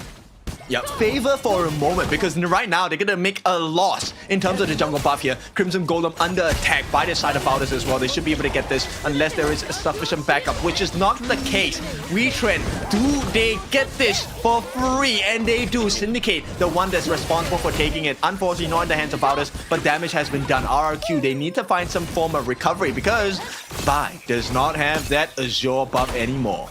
No Azure, no Crimson, gives away first blood to the hands of the side of RQ, but you lose out your buffs. Not the best situation if you're playing a jungle carry-centric team lineup coming in from RQ. And not just any jungle, it's a Luna jungle who is so dependent on the Azure buff. Now, this is going to be a dream work for the side of Aldous. Look at the help by Aaron as well to make sure that they can take this Crimson Golem. Do they funnel it into the hands of Darfin? That's the big question here. They don't. They're just here for the gold sharing. They just here to make sure that everybody gets a bit of a gold here. You can see the two tanky boys, Valdez and also Maze. Our 663 is like, no, I am not pressing my ultimate at any of them. Why did he go Stingling, taking a little bit too much damage? A very predictive Gorge mobilization from the side of Valdez, and that might have just won them this first 4-minute tyrant here. As Harpist plans to lay down a little bit more pain, the reset does come in, but Bai, he does have smite, but he's half his health here. Who stole it? Oh, Darfin got it! Steal. No way, Darfin, he actually steals it away, and WETRND, they are on fire right now. RRQ unable to get whatever they want from their side of the gorge. Lexia forcing out a bit of Darfin here, but only with the wild rounds aiming towards Lexia. Lex, how do you sidestep it? Because behind you, there is also Valdez coming in for you. Yep, 4-on-1, he makes that attempt, but he is going to have to give his life. And with that, can they make the trade on the side of RRQ? There is a wave coming in, but they need Harpist to clear this initial one. They might have to give away the T1 as a trade at the bottom. That is such a clutch steal coming in from Darfin. That just forced RQ to put a massive rotation on their whole team towards the bottom side as Harpist almost gets chunked out by Aaron's gun ammo. Yep, Aaron was so happy to see that TP come down. But with that being said, WETRND displaying the map so much better, right? They actually have the chance to take the T1 first, and they will do so. So that's going to be the debut turret being taken now by WETRND now, who has a little bit of an advantage in terms of Gorge control. Very comfortable as we talk about this, Qeon. Where right now, if you start to see towards the goal lead, it's 1.2 thousand healthy for the side of WETRND. If they can get the next upcoming Azure Golem in towards their pockets coming in from Bai's jungle, that could be more of these rotations going in favor for the side of WETRND because they will be commanding this jungle with more control. Yep, here they come. They know about it. They know the timing. Bai, this one, he needs to play out of his mind for this. And it's immediately stolen once again. Aaron got it. On the hands of Aaron. That's right. I think this Luna only got like, what, 2 Azure Golems and no more from that. You can start to see the range advantage coming in from the side of WETRND. The wild rounds, those freshly forwards are starting to hit extremely hard from the WETRND roster. Yep, this is why they were banning out the Aaron gun and mode so early on. This guy making waves once again by looking for the opening. He needs to find something. And another steal. Aaron, what is this guy made of? Man, Aaron has been so clutch in stealing all these camps away from Bai. If you're a jungle assassin, no Crimson Golem, that's fine. But you're a Luna with no Azure Golem, what are you gonna do? I don't know. I mean, this one is tough to watch if you are an RRQ fan because all of the metrics meant that RRQ was supposed to have an advantage in this game, but unfortunately, they could not find an opening. And now, look at the cost. A T1 being pressured in the mid. They've already lost a T1 at the bottom. Unable to get any countermeasures on the top side as well, even though Harpist is pushing for his life there. And the worrying part for the side of RQ is that they have yet to find a good engage on 6-6-3's layout. We have yet to see a good power control into Lex Ultimate to really set any tone for this game. Yep, they're going to try. Once again, Bai does not have the Azure buff. He is now running with his tail in between his legs here. As WETRND, once again, they have locked down on the timing. This one, Aaron, come on. 3rd time's the charm, maybe. Maybe here. Okay, I do think that Bai actually gets this because Yep, he does get this. So it's a good recovery play coming in for the side of RQ. Third time indeed is not the charm because the engage comes in for the side of RQ. Yep, you were looking for the lockdown by 663. They do get it. But the nice dive by Xingling, a little bit too heavy at this point. And here comes the initiation coming in from the side of Syndicate as well. RRQ doing well to recover across the map. But this is not the kind of recovery that you need to have. You need more. Because once again, Crimson Golem under pressure from the side of WETRND. Now this one is funneled into the hands of Darfin. And he is at level 10. He is close towards being the menace that WETRND needs him to be. Once he hits that 3 items on towards the Shoya, he's going to be so huge with those wild runs and those auto attacks here. And with the achievement of that tier 2 tower, you can start to see WETRND pushing that gold lead to a 3,000 consistent. If this game goes to a super late game, WETRND is so ready to take you on towards that 14-15 minute mark.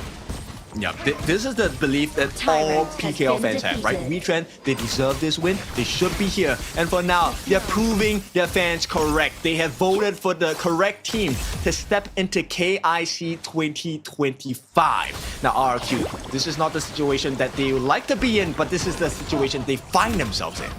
Man, Valdez has been so clutch coming into the WETRND roster.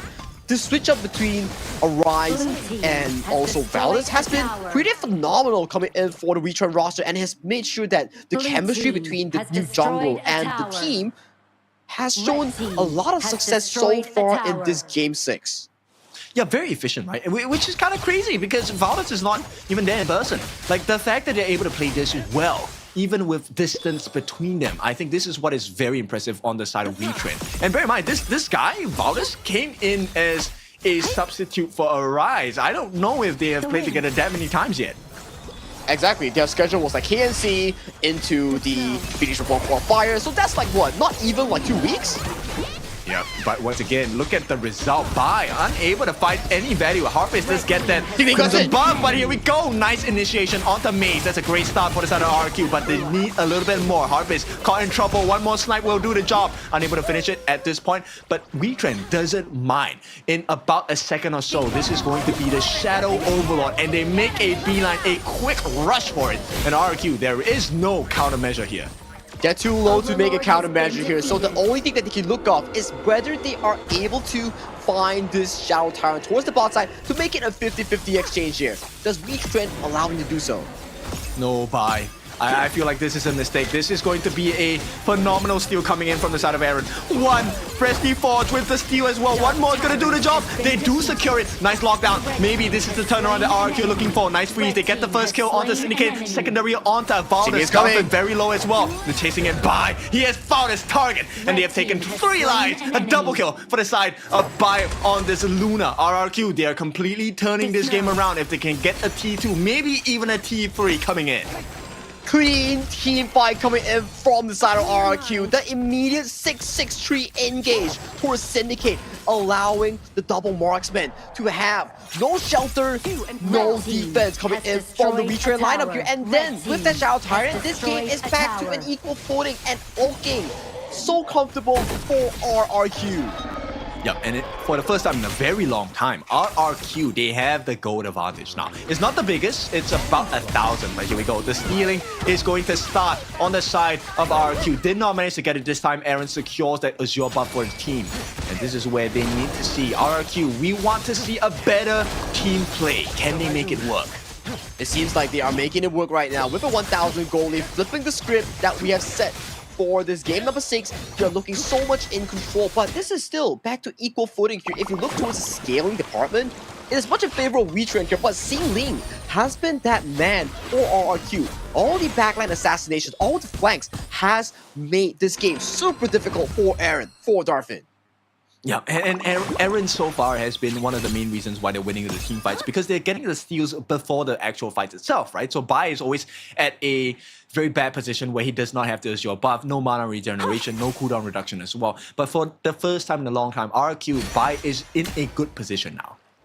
He is in a comfortable position, out-leveling Valdez in the jungle department here. So for the upcoming few fights here, 663, he is definitely a person to be looking out for. Whoever he ults might find a lot of value here, but Lex so low here, but Sailing going to the back line.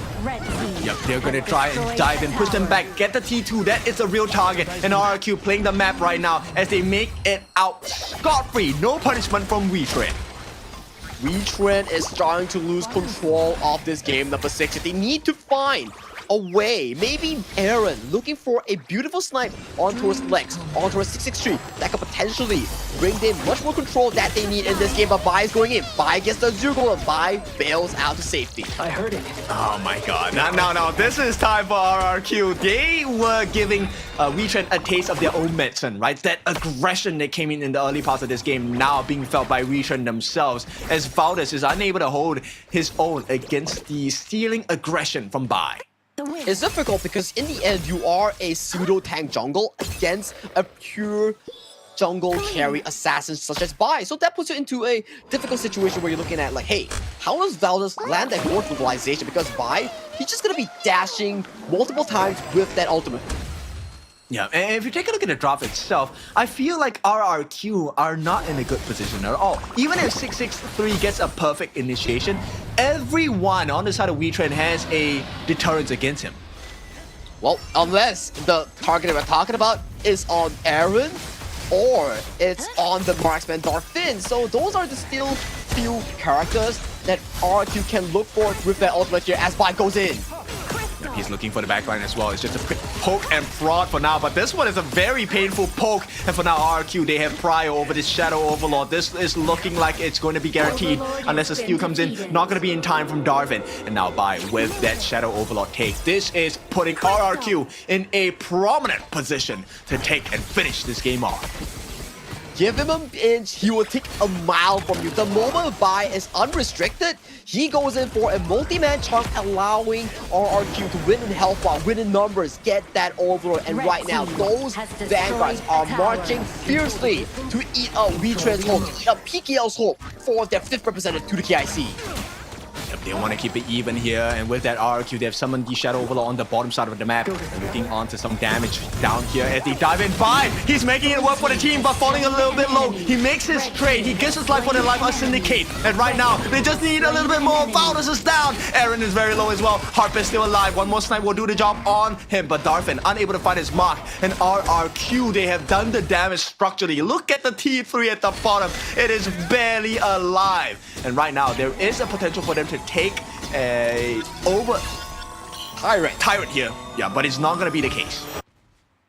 For WETRND, they need to stop this from happening because Syndicate is down, Valdez is down. Those are your main two cores in those team fights. But without them, how do you realistically walk up against RRQ? Because RRQ, even though they sacrifice Bai, they're still Singling, they're still Harpist, and they are packing in so much punch with those DPS departments.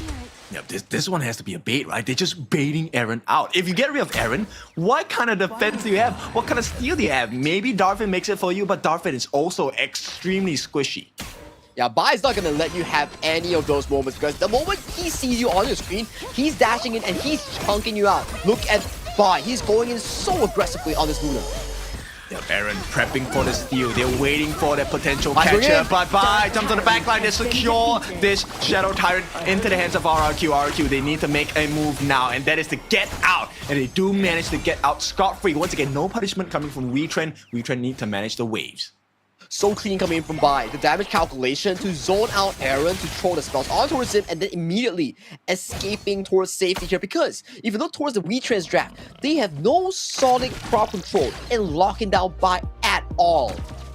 Yeah, it's all very skill based, and you can see Darfin, he's responsible for the burst damage, but he needs the perfect setup. They need those hard CCs, which only come in the form of the power gradation, ultimate by Syndicate, as well as the ultimate by the side of Valdez. Now here's the problem as well. If you're RQ, yes, you have a lead, you have Tyrant here, but how do you approach the high ground here? Because you get outranged by Darfin and Aaron here, and once they don't die in that high ground, they're practically immortal here coming into the siege. Oh, we'll see. RRQ, this one is very interesting. One more push is going to do it. And here we go. T3 is going to be crumbling really soon. Nice defense with the pushback on the Winters here. That is the first one. Second one down. No more T3s with the exception of the bottom one. And with that, Xingling also has a siege breaker. Such a fed Umbrosa here. I gotta say, Xingling has been the key factor in RRQ's success in bringing the game back to an equal footing, allowing Bai to do Bai things. And right now, we are looking at a 4,000 gold in the side of RRQ before they go into their own floor here. Such a comfortable lead if you are a Kingdom RRQ fan. We'll see, they managed to catch Harpus. They force out. Oh, hang on. Harpus is very low. The flash comes in from the side of Syndicate. Unable to find the target. Gets suppressed as well. Perfect setup from the side of RRQ. And jumping on the back lines as well. Xingling has found the lives of Valdez. It's a double kill for the side of Bai and RRQ. The dream is real. All they have to do is to finish the job. Right now, on the top side of the map, they're making a play for Aaron. There is still a singular life for the side of Bai. He makes a killing spree. And this is going to be a 4v2 defense. Can they make it work? Maze, he's going to give his life for the cause. Is it going to be enough? I don't think so, because Darpin is the only one left. RRQ, victory in sights. KIC tickets in hand. All they have to do is to win here. And with that, RRQ complete the sweep 4-2. Welcome to KIC 2025. The Kings return to the Phoenix Reborn qualifiers with the strength of the fans. They serve, they deliver, they conquer the kingdom with the crystal in their hands right now. They book themselves to the seat to the KIC, representing as the 4th seed of the IKL fall. It was not looking good. Let's be clear about it. That was not looking good for RRQ at all. That was a WETRND game, right? Just based on draft, the way they controlled the first half of the game, stealing all of the buffs away from Bai. That was a nightmare. That was a nightmare because Bai was like buffless for about 2-3 minutes, whereby he had 3 rotations of empty buffs and he was getting punished so hard. But the core player that I really want to point out has to be Xingling on that Umbrosa. He was crazy with that Umbrosa.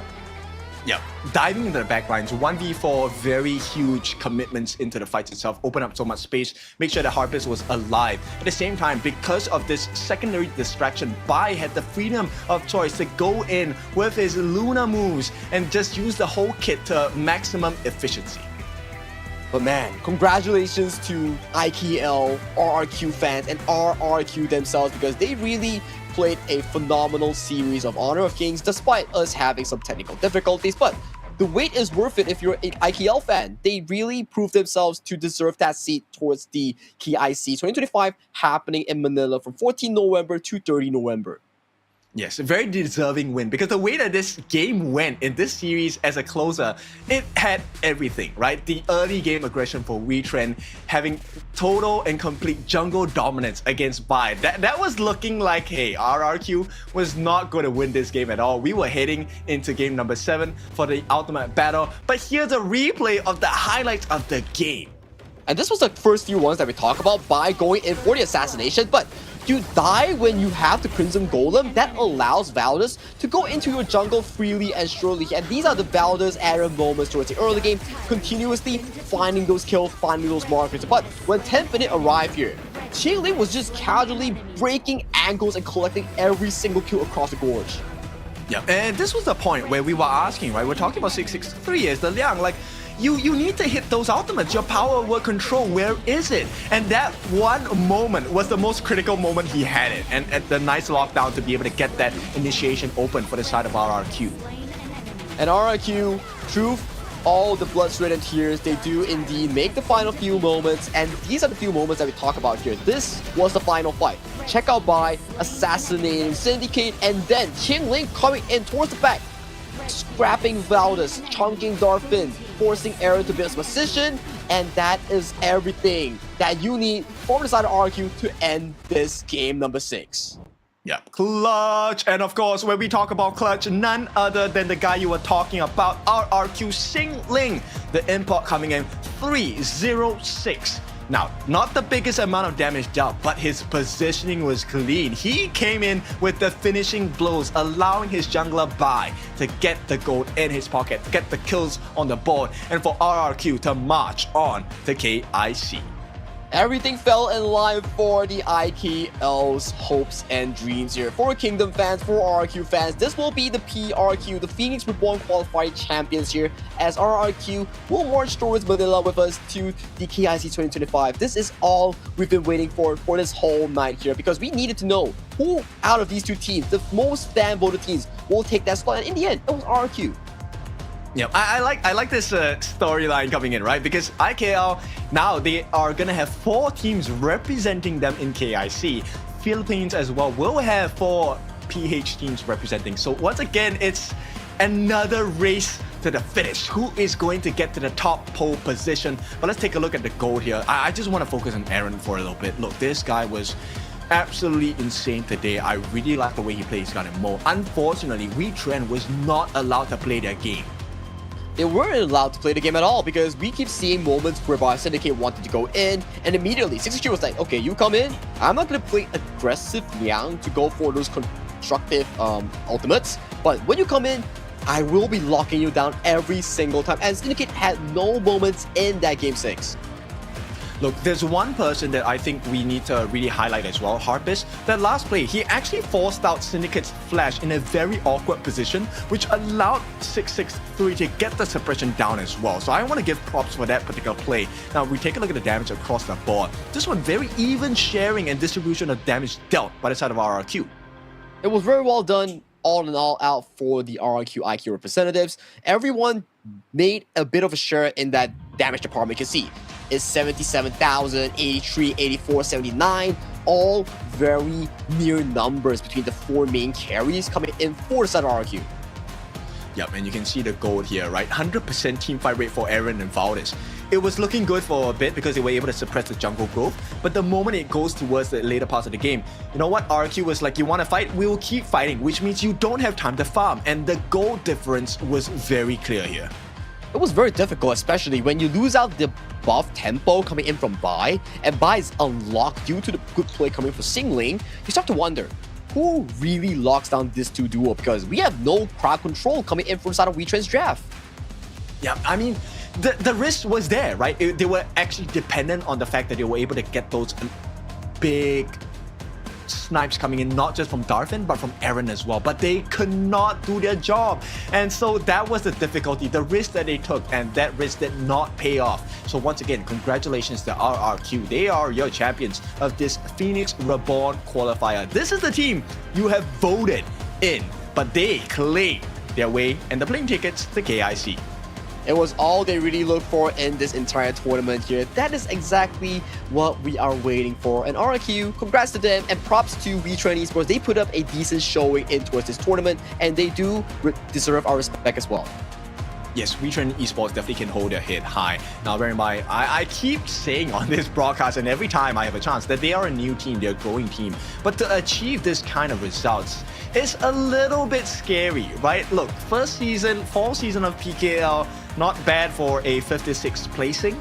Coming in and being voted as one of the favorite teams to be able to compete in this Phoenix Reborn Qualifier for a shot at KIC. That's a secondary one. A lot of people felt that, hey, maybe WETRND was not growing fast enough, but boy, have they grown, and they were so close for this one.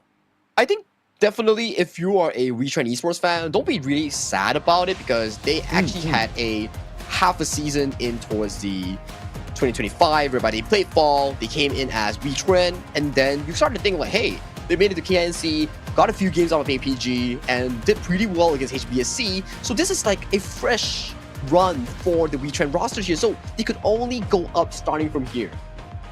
Yep, this is really cool, this is really interesting, and of course, a complete flip, right? Because IKL in KNC also did not get the kind of performance they were looking for, but now RRQ joins the fray, the 4th Indonesian team coming in for our Honor of Kings Championships happening at the end of the month here, or moving into the midst of November 14th to the end of the month. So this is going to be really interesting because the 4 IKL team representatives against the 4 PKL representatives. Who is going to have a shot at this lion's share of $1 million USD prize pool, of which you get 300,000 USD if you win. And if you're top 3, you get to go toward the Challengers Cup that will be held at China towards the year end or next year. Those are all the perks and benefits that you will be getting. And if you are a queue that has already qualified yourself to that KIC spot here, so props to them, props to WETRND. Very good of a series, even though we had some difficulties here, but overall, it was a worthy wait. Right, so of course, with that being said, right, this has been the end of the Phoenix Reborn qualifiers, and this will be our 16th team going into KIC for the side of KIC 2025. It's going to be a blast because these are the 16 teams that are the strongest in the global esports world of Honor of Kings. Exactly here, Kin. So I do think that this is the end of the show for us, right? My name is Sagi, and alongside me has been Kin Dofu, your favorite kind of Dofu here. It was a pleasant to really cast this series between WETRND and also RRQ here. So we will see you very soon again. So take care and goodbye, good night.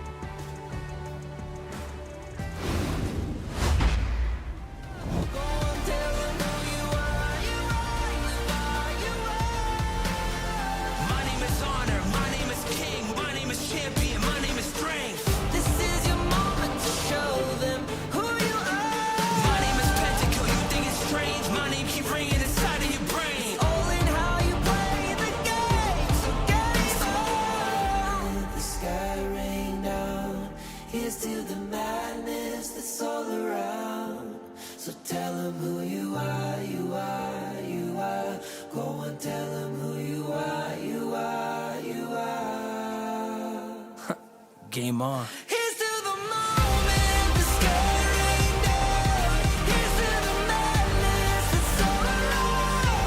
Go and tell them who you are, you are, you are. Go and tell them who you are, you are, you are. Here's to the moment the sky rained down. Here's to the madness that's all around.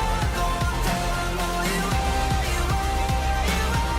Go and tell them who you are, you are, you are. Like flames, feel it burning inside. Take a hold in pursuit of the prize of a toad.